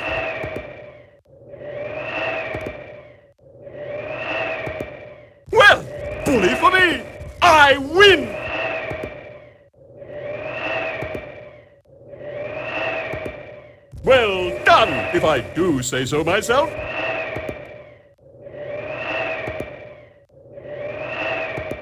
Well, bully for me! I win!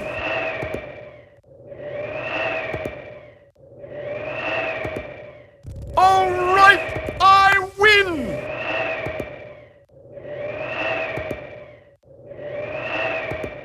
Hooray for me!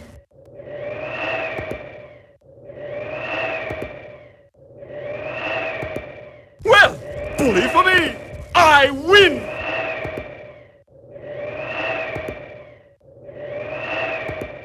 When you got it, you got it!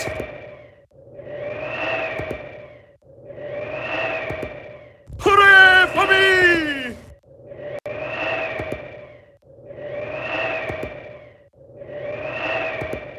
When you got it, you got it!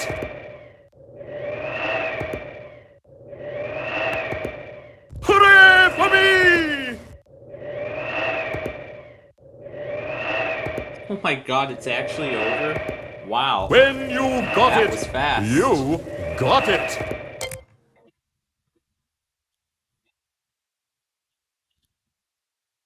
Well, that was a pretty fast game of Monopoly, folks.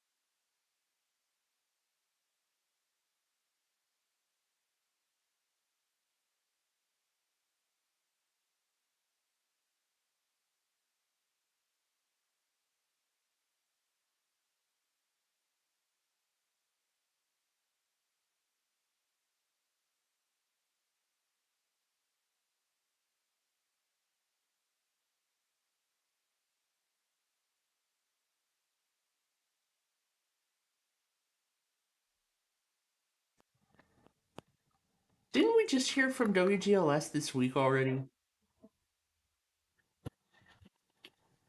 I don't know why they like to test twice in 1 week. I don't know why, but I don't know why. But wow, folks, I have to say, that was a pretty fast game of Monopoly. And look at how much time we have. So, here's what's going to happen right now. We're going to go back on WGLS. And we're going to get just that. Oh, and before that happens, though...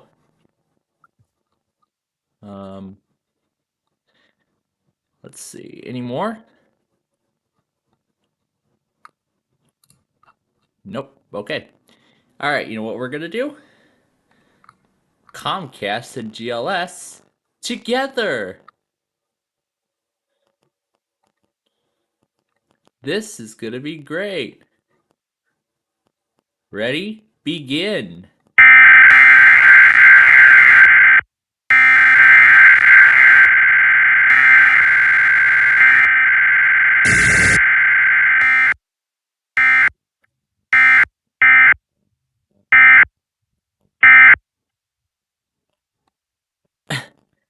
Actually, I might want to try it again without OBS.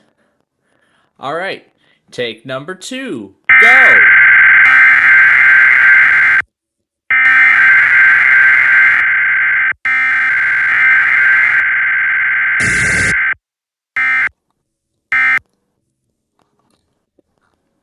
Actually, one more try.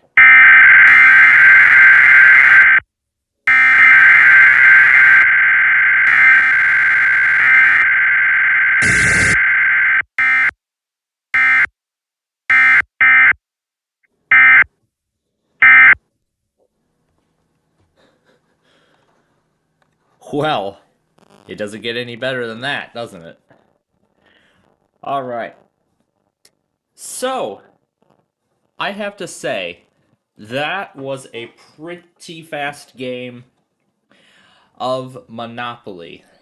That was pretty fast. Oh, and furthermore, we still have some catch up to do from the Pacific time zone. So why don't we take care of this while we have the chance?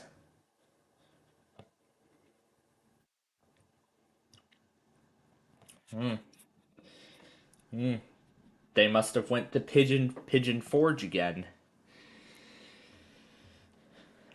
Yeah, that was a new video from Plush Time Wins that was just uploaded. And in fact, I don't think I told you about this, but I actually met them in person during their world tour in 2019. And I'm sure you'd like to know where. Well, I can answer that question for you right now. If we just take a little ride here on the Veterans, and we come to Roosevelt Road, right over here, Enchanted Castle, owned by the same people that bring us Haunted Trails. Well, these are the same people that run the Haunted Trails franchise, so yeah, this place is Enchanted Castle. And I mean, I have to say, 2019 was the last time I have been here, and it's been quite a while since. Now you can see all the decorations out for Halloween. I mean, let me tell you, they have a huge, huge game room. Here's a little look at the prize area there. I mean, let me tell you, they have a lot of games. A lot of games. But I gotta say, while it may not be the, while I have to say, it's not one of the biggest, fun centers that I actually think it is the largest out of all of them. It's almost as large as a Dave and Buster's. I mean, there's just a whole lot of games here. I remember the first time I went there were 2 Deal or No Deal Deluxe machines. Well, they're just the standard ones. However, those got the Mega Wheel. Those had the Mega Wheel add-ons applied. later on when they decided to upgrade to the deluxe software.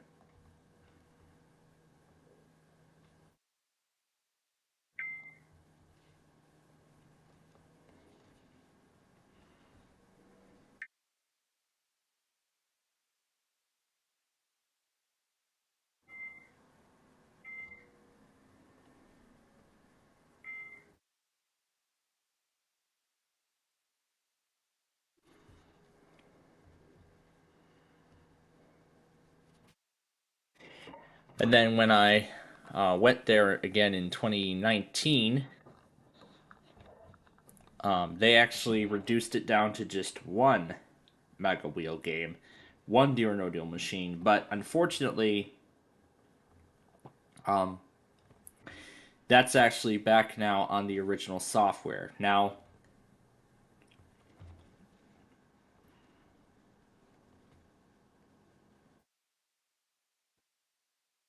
but then this is like a callback to something that was in July of last year.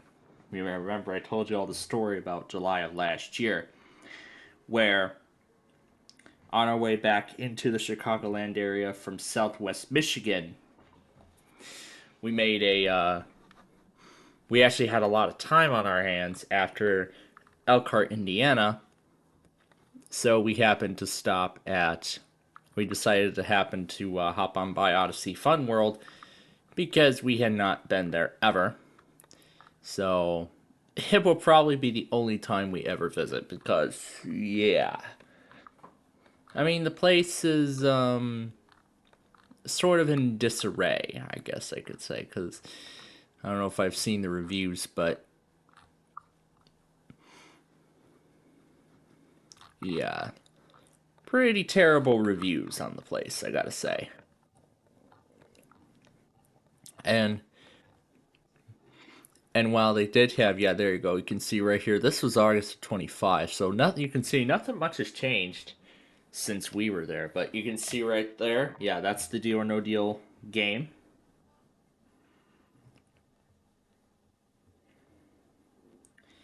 And just like Enchanted Castle, the software on that was reverted back to the original.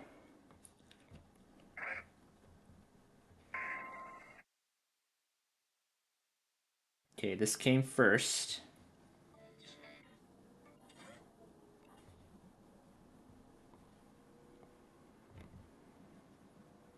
The alert system.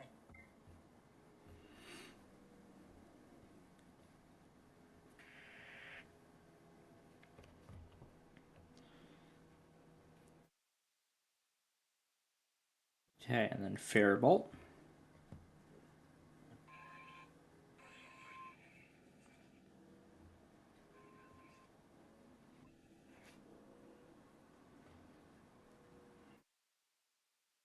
There we go. Alright, let me find KSTZ because it's almost time for that one.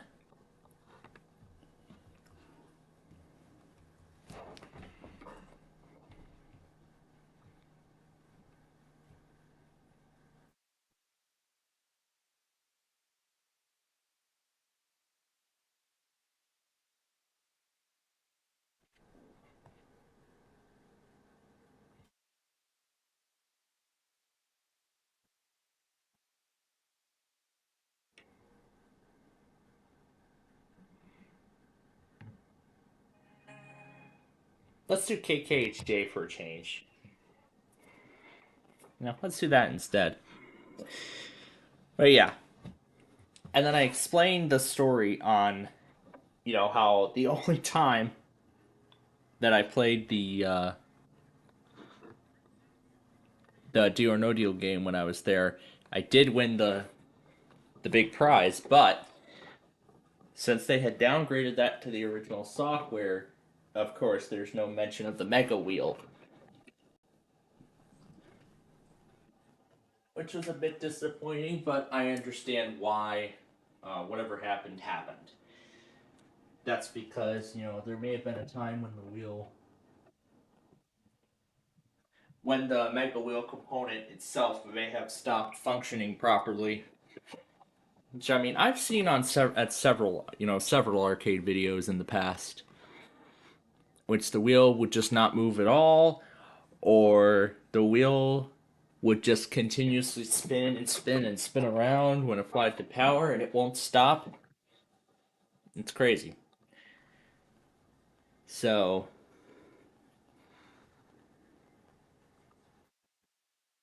and what's this here? Frankfurt Square Odyssey Playground.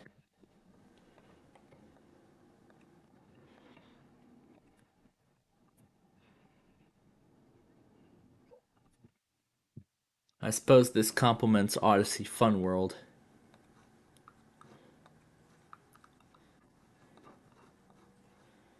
But it does say Tinley Park, but it's under Frankfurt Square.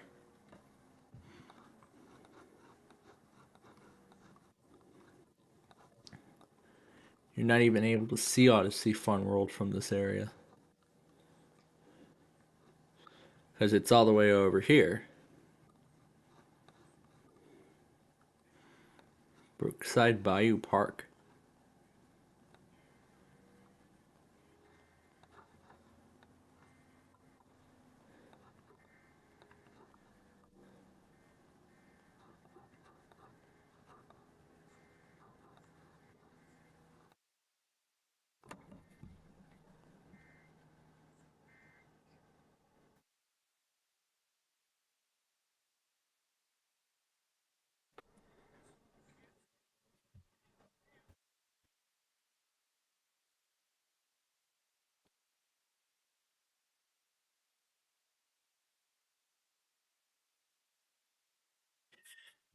But yeah, that was before we had pizza at my grandma's house that night, and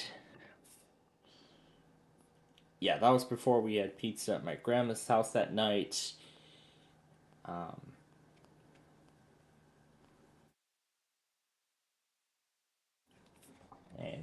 so.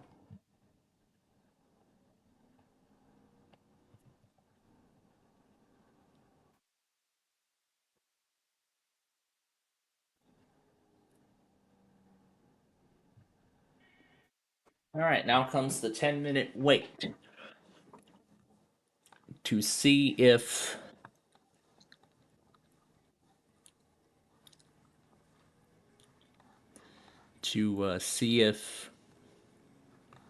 KSDP will send out the Anchorage test. Here's the Hecht Park Playground, which we'll find it under this thing here.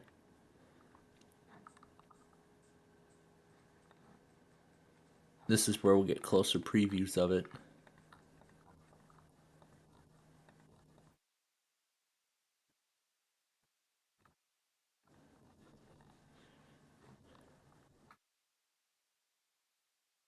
I suppose then this is what it looked like before. And then this satellite imagery shows what stands in its place now. Goes to show how much things has changed. And then there's I-80 right there.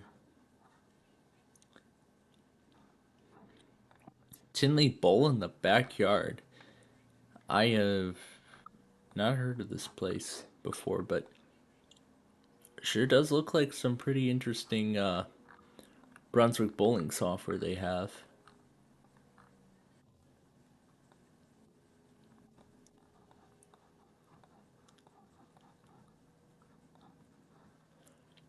So this is a combination of an indoor bowling alley with a bar. This looks like one of those party rooms. And then over here, and we can walk inside, this is the bowling alley.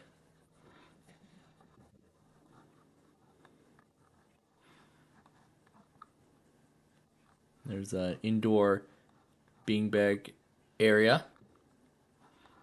That's a bowling shop. This is another bar that at the time the pictures were taken, it was closed. Some vending machines. There's another bar with some digital slot machines.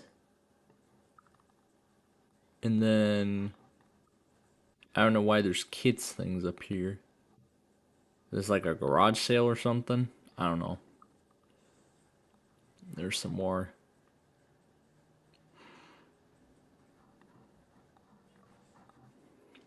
Some flyers for things. And then, oh, Fat Johnny Burger Bar. And then this is the exit. So that's interesting. But then, you know, I compared the backyard sort of to that BJ McMahon. It's near the Primos here. Here's the place, so.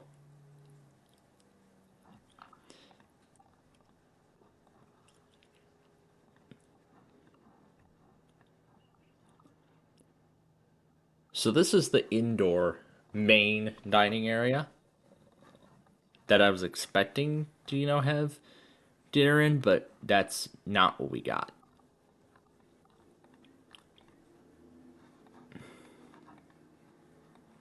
Again, this one's one we can move around. Okay, well, I guess we can't go that far, can we? But yeah. Right across from there is a special private party room. You know, where you celebrate birthdays and stuff. Like I did. But yeah, there's all the darts. I was really having fun with darts, you know, when we were there for dinner. Presidential inauguration. No parking. Midnight, January 19th to midnight on January 20th, 1969. Sports Channel. And then a bunch of old memorabilia. Let's see if there's some shots of the party room. I wonder. I didn't get any, you know, like main course, like burgers and stuff. I didn't get that kind of stuff, but I did enjoy this was what we really got. The fries. This, I believe we got as well. The curds. It was good. But regardless of what room we actually got to go to, I enjoyed it. And then this was a menu here.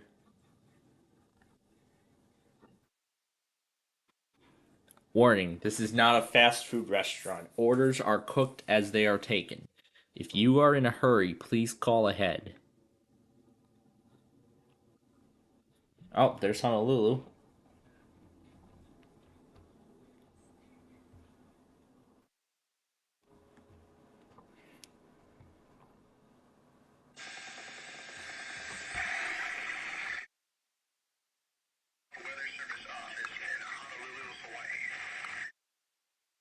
Yeah, this is also what we got as well. It's mini tacos.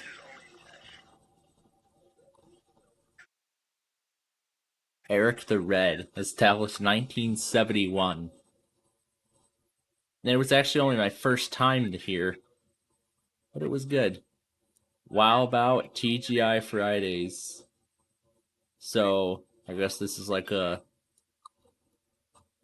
ghost kitchen.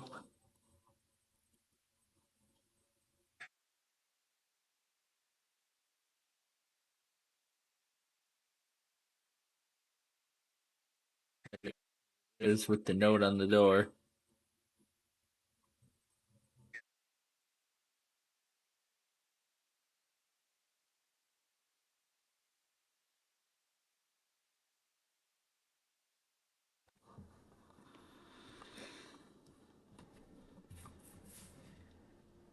But yeah, I really did enjoy my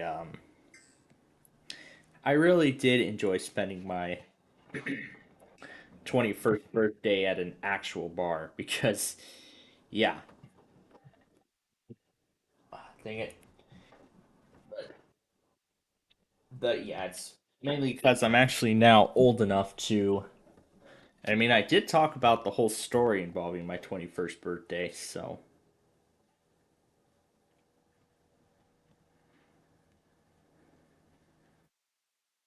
I did talk about the whole story involving my 21st birthday and, my first experience, sort of introducing me to,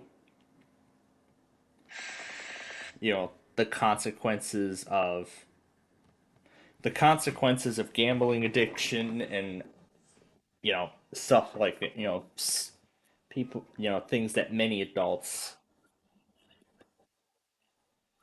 now like me would typically do. It was actually the very next day.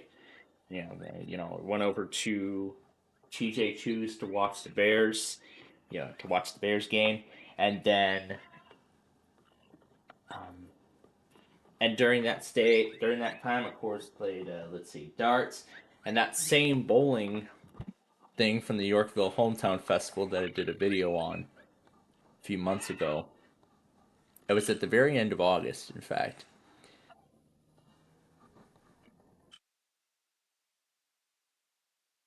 It's a bit farther down, so we should be able to find it easily. Here it is, right here. Let's see what we can. Let's see what we can view of the place. No, not menu. We want all pictures. There we go. This was what it looked like in February 2018. See what kind of imagery they've got. That was 2017.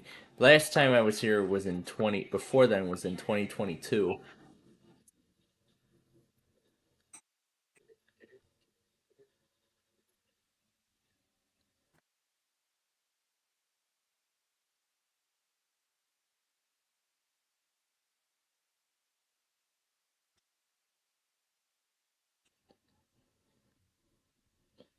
That's all they got. So,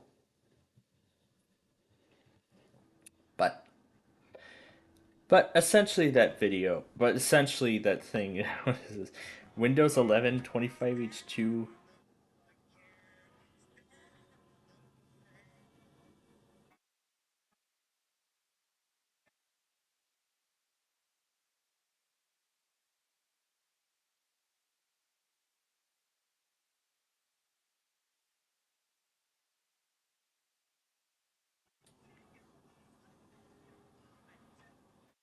That is pretty powerful for the time, so yeah, I'm sure it would run Windows 11 just fine.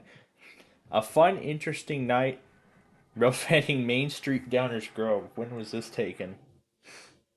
October 9th.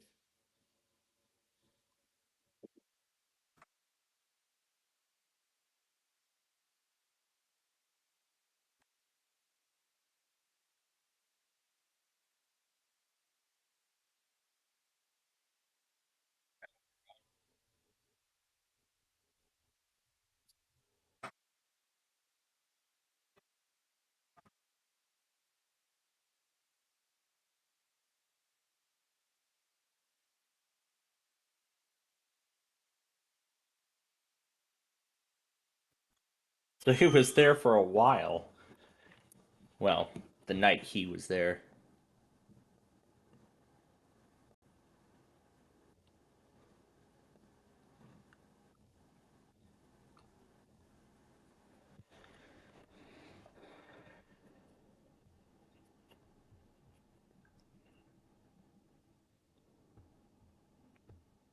Alright, well, let's take care of that now.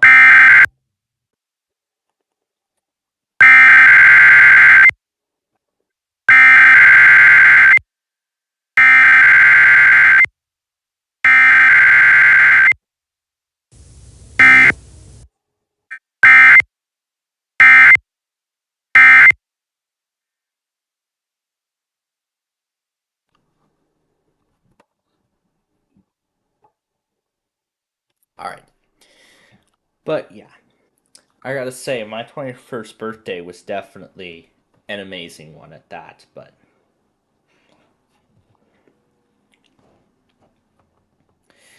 But am I ever going to end up drinking alcohol?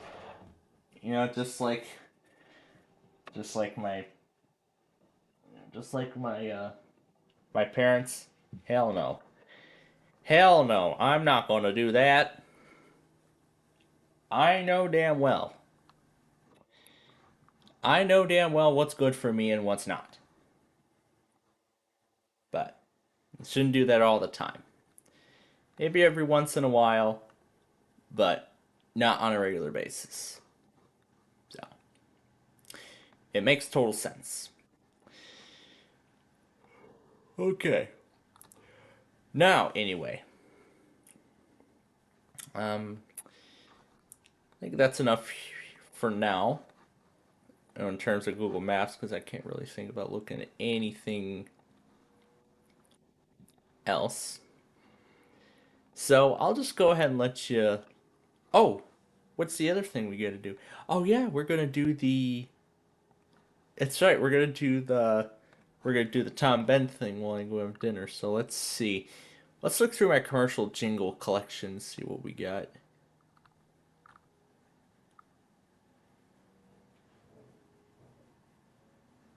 What's this one? Future health, weight loss.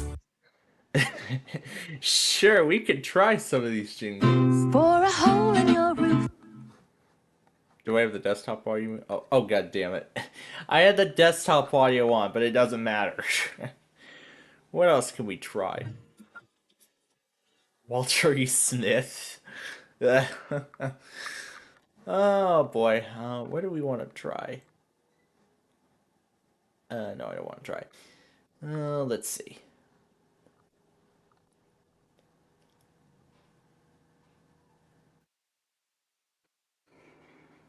What do we want to try? What do we want to try? What do we want to try?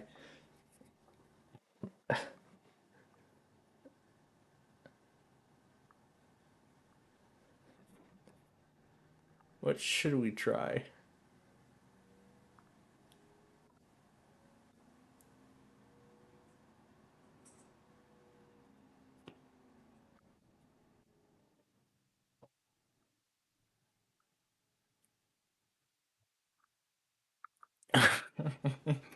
Oh yes, I still remember this one. This is what sparked. This was actually primarily what sparked the inspiration for the Nani in the Alley background that I use away from home. That's what sparked my inspiration for it. But as much as I would have liked to make that the official theme, I agree with whoever, like, what comes after this, after that clip in that video, in that EA scenario that I saw. It sounds like trash and it's only 10 seconds long. Yeah, not enough. The theme I chose, that's better. That's a much better theme than that. Oh boy, what else come? Let's try a different one here. I don't have any ideas. I just don't know what else to try. Original branding. Yeah, when I did the original, when I remastered a classic logo. Oh boy.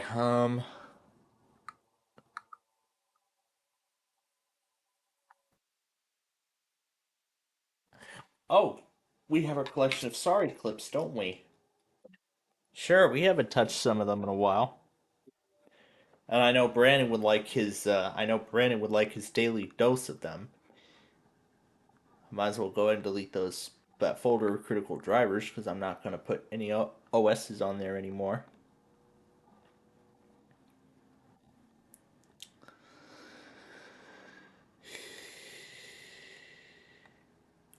Why is this here? Delete. Delete that too.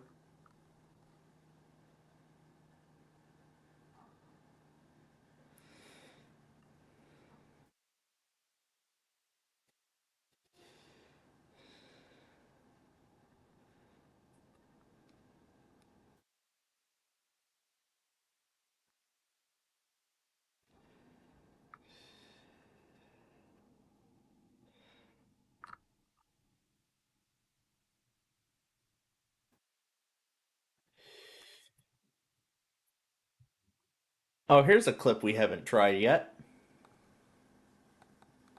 We haven't tried this one yet. Oh, sure. Give it a try. Oh, yeah, and don't forget, in part 2, later on here, we'll go through some characters of the... We'll go through that name and claim it word game. We'll go through the letters in that. But anyway, why don't we continue with looking at some Dell desktop computers, see what kind of Dell desktops we have in this little eBay scavenger hunt. Why don't we? Up first here is this Dell Precision small form factor PC with an 11th generation Intel. No hard drive, so that means no OS installed.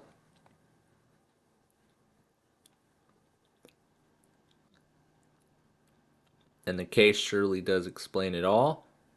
There is no mechanical hard drive in there.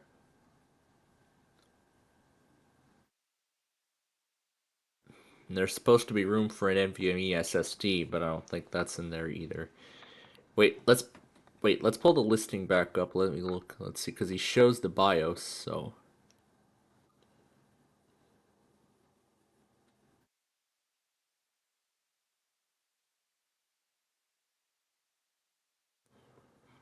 Has room for 4 slots of RAM.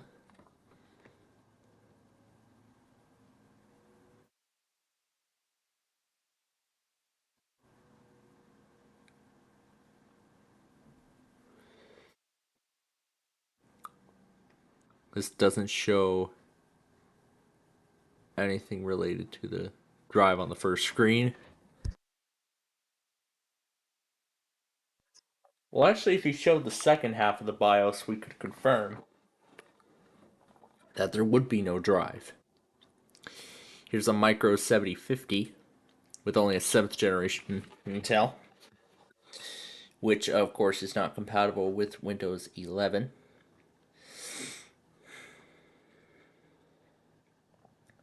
There's the caddy for the mechanical hard drive, but I don't see room for NVMe.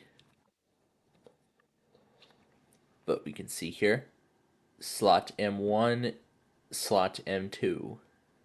That's for PCI 4 counts of the processor.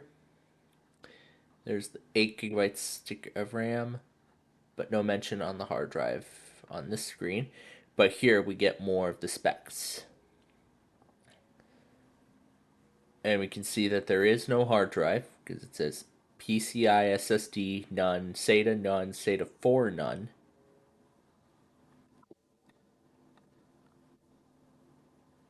And there's another 7050 micro. Here's a 3050 with only an i3.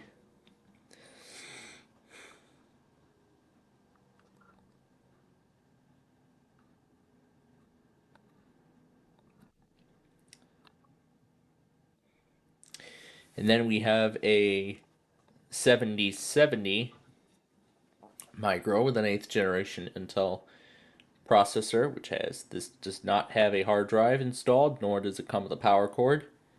You'd have to supply the proper power cord yourself. And this one actually just went up. This is a Dell Vostro 3470 with a 9th generation Intel processor and only 8GB of RAM though. This does not come with a hard drive or power cord. And here's a pretty old PC, an Optiplex 745 Mini Tower with a Pentium D, and there's the sticker that says it comes with Windows XP out of the box, and it can be upgraded to Vista. And there's what it looks like in the BIOS, and there's all the RAM. Each of them have 1GB. So each of the 4 slots have 1GB of RAM inside of it. And then here's 2 Optiplex 7060 micros that apparently are from Hawaii.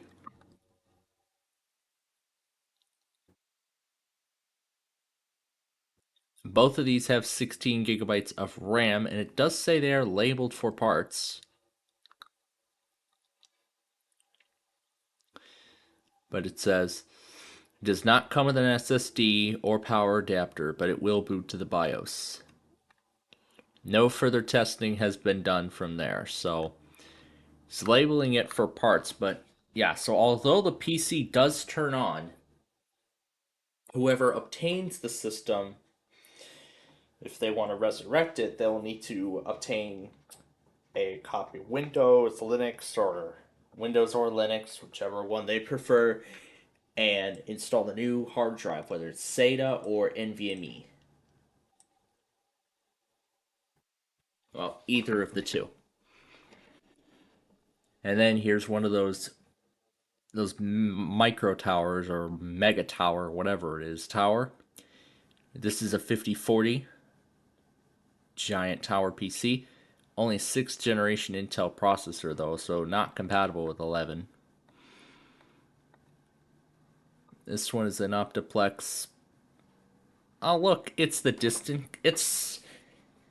granddaddy of all of them.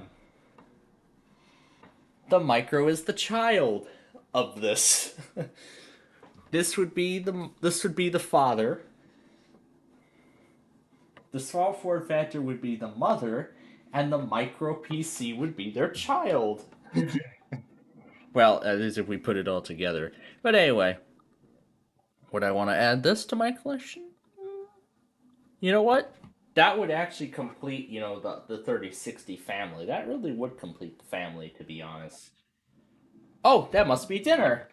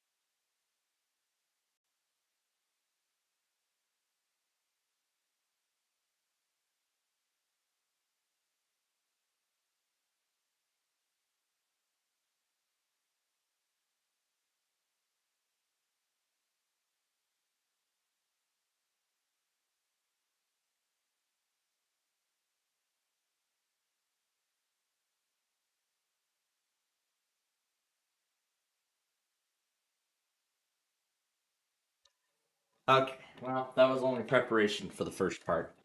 Alright, now back to these behemoths of PCs here. Alright, next up, there's a 3050 Micro with basically what my XPS has. 8 gigabytes of RAM, 128 gigabytes of storage. Of course, it's locked to Windows 10 Pro. Well, fitting that it's mentioning Windows 10 because it's no longer supported by Microsoft. So, here's another 7070 Micro with a 9th generation Intel in it. And there's where you can access the RAM. And here there's only one stick of 8 gigabytes. SK Hynix.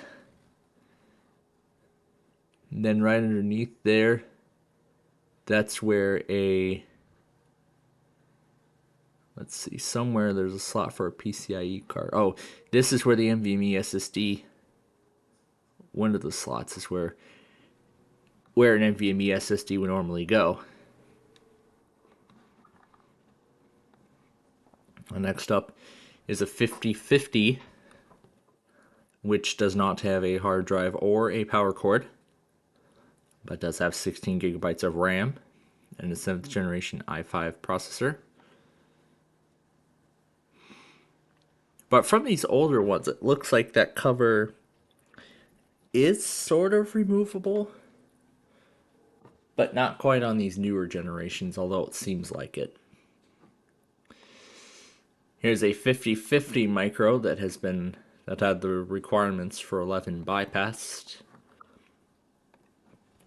There's another 7040. This one only has a 6th generation, and that's a different DVD drive than the one from the factory.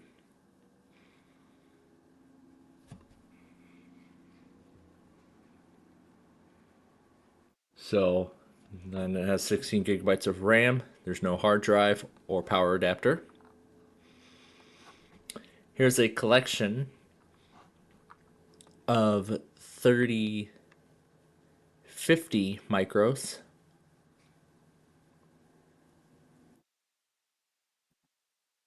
That have Wi-Fi and Bluetooth, but have Windows 11 Pro.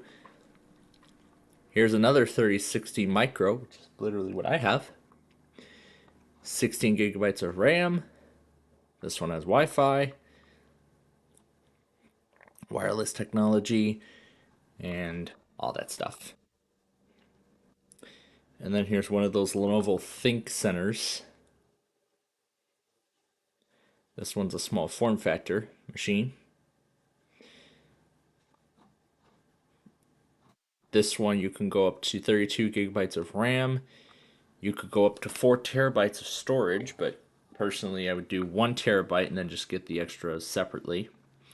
You can choose whether you want Home or Pro edition of Windows, but I find it best that we just put Windows Pro, because that's the edition of Windows that these originally came with. This one is another Lenovo ThinkCenter. This one's a micro PC, but it's best that you look carefully at the specs to make sure that the machine actually meets Windows 11's minimum requirements, which is personally what I'd like to do, before I go buying anything like this. Oh, here's another one. Here's a 3070 micro. This one comes out of Streamwood. Yeah, this one comes out of Streamwood.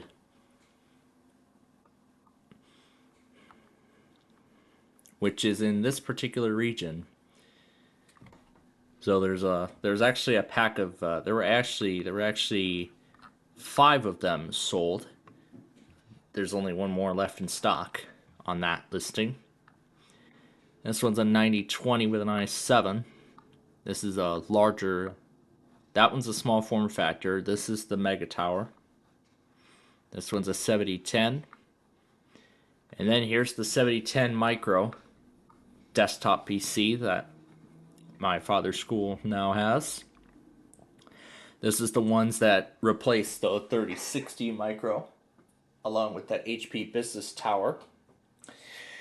And I believe this is the exact capacity. 13th generation Intel i5, 32 gigabytes of RAM.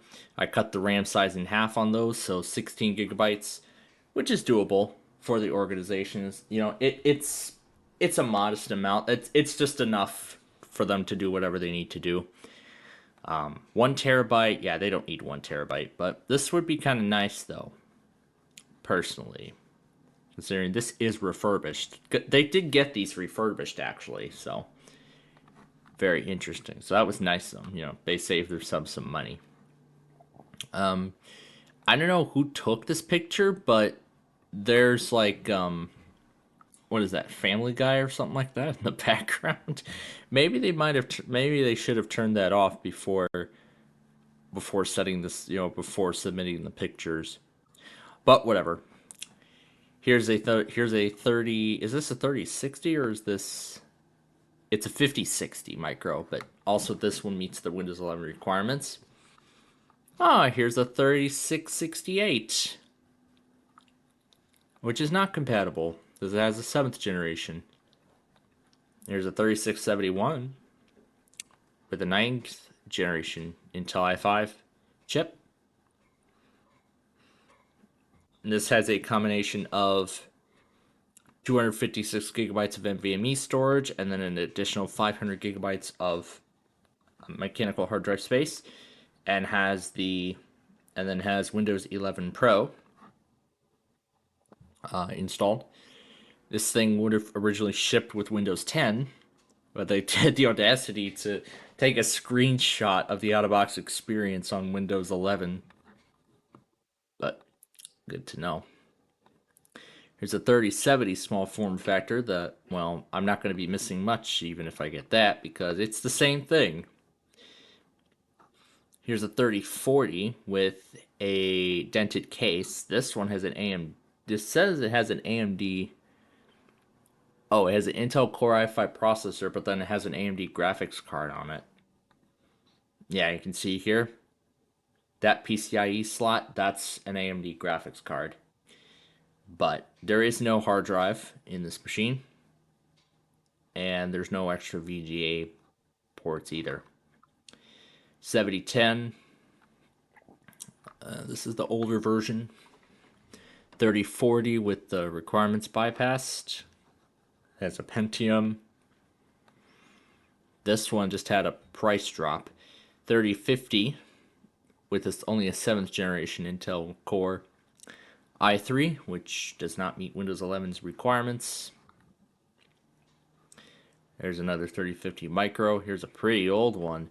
A 9020 Micro with, says Windows Pro. So it either comes, this one probably comes with Windows 8 out of the box.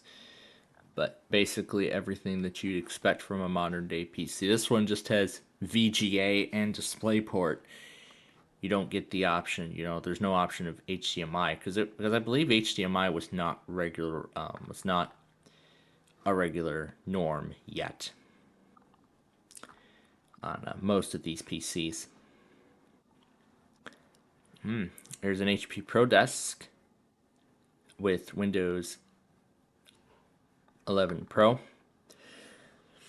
Now it's been a week since the end of Windows 10, and there's still those Windows 10, and there's still those HP desktops that still have not been upgraded to Windows 11 yet. And I saw two that were still on the out-of-box experience screen. Oh my goodness. And here's a Dell Waze 5070 Ultra form factor PC out of Marietta, Georgia. There's actually a lot of them in stock. This one is a this one is pretty bad. This one is a Pentium. So that one's a Pentium processor. Okay. I just heard the call for dinner, so we have time for one more. So we got time for one more PC. Here's a 5060 Micro Tower. Again, with no hard drive or RAM. Alright, and I think that is going to do it for the eBay scavenger hunt. Now let me go ahead and get a couple things going here. First of all, let me load up StreamWriter.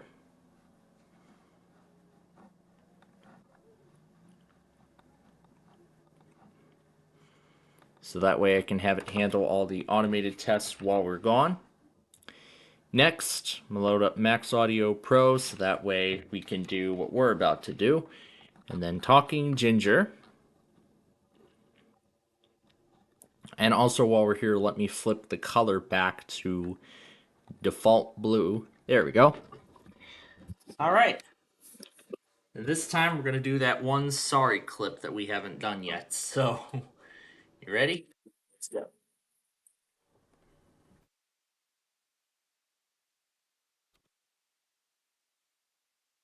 Things come in small packages, you know.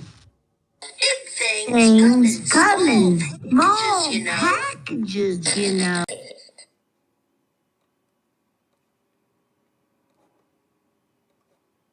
Big things come in small packages, you know. Big things come in small packages, you know. Big things come in small packages, you know.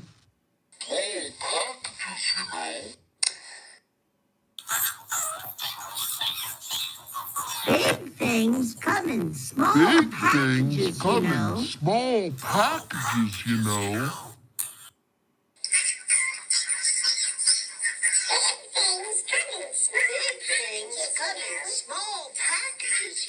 Big things come in small packages, you know.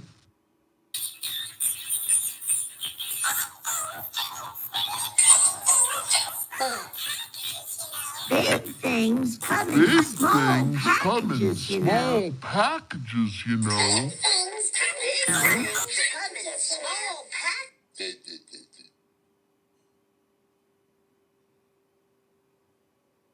Big things come in small packages, you know.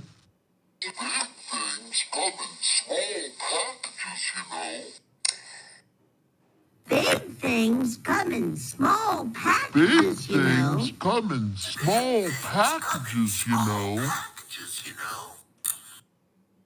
things come in small packages, you know. Big things come in small packages, you know.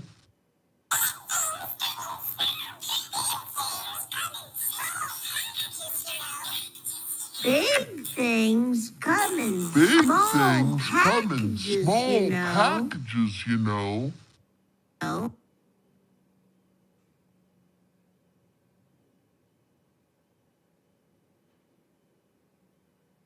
Big things come in small packages, you know.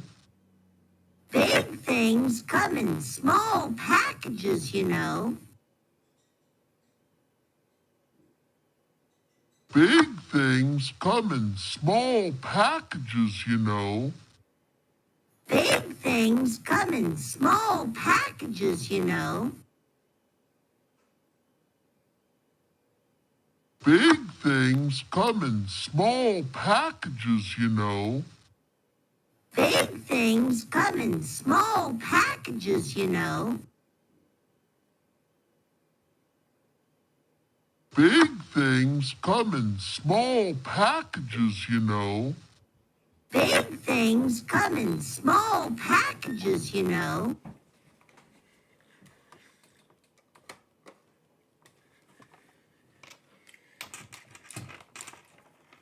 You know what? Forget it. I got a better idea.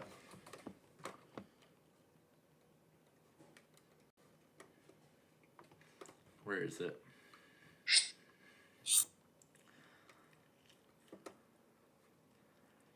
Where is it?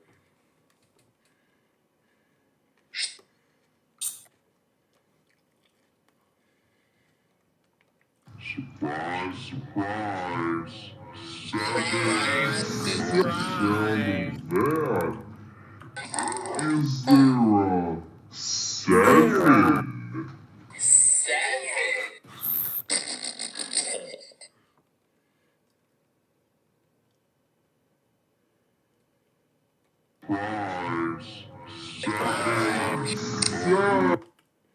That. Is there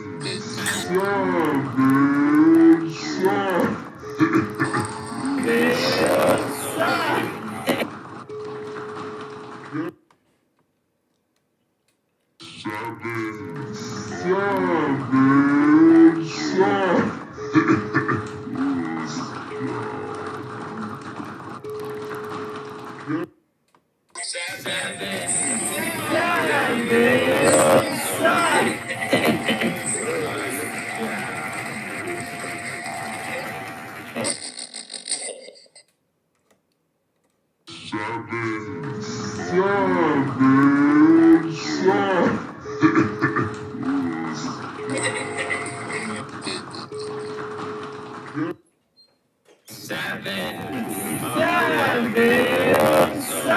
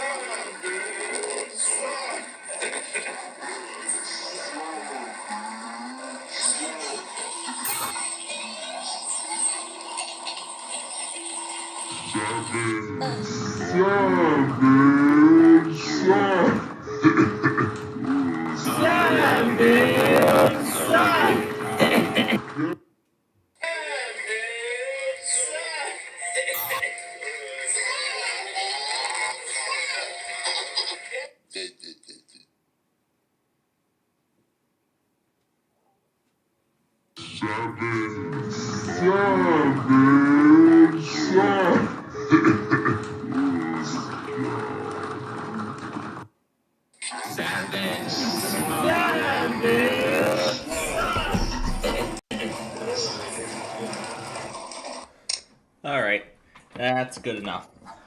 Because we're just about out of time here.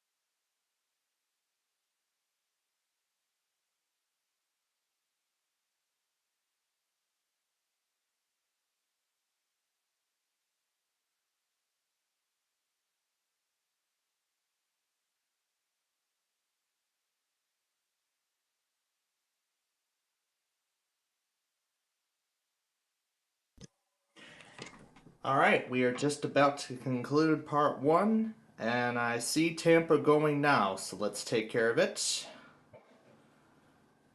Let's take care of it before we scram.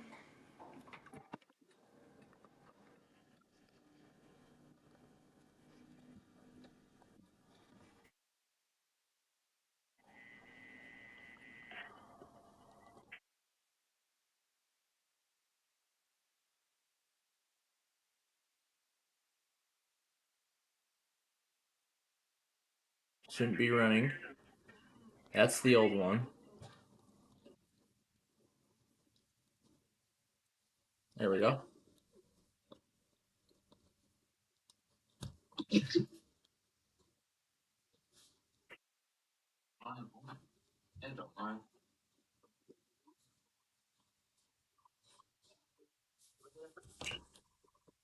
They don't normally mention the next good weather day in the script, but there are some people at the office that do alter the script, mainly at the end. But otherwise, they just do it the way it should be done. Alright, and with that, we're just about out of time here for right now. As we now conclude part 1 of this week's weekly test show. There's that classic concentration episode that was supposed to go out last week. So I will take care of that probably after the Amtrak's and whatnot. I'll just go back on the Amtrak's on the way and then watch the episode afterwards. That's probably what I'll do. But anyway, as I said, that's it for now. So we'll return our Playfield TV viewers to normal programming here. But I will stay in the public channel and server, but muted. And then and sometimes I'll just check in and see what's going on. But otherwise, then we will be back to continue this weekly test show when I return from my evening class. So until then, we will see you.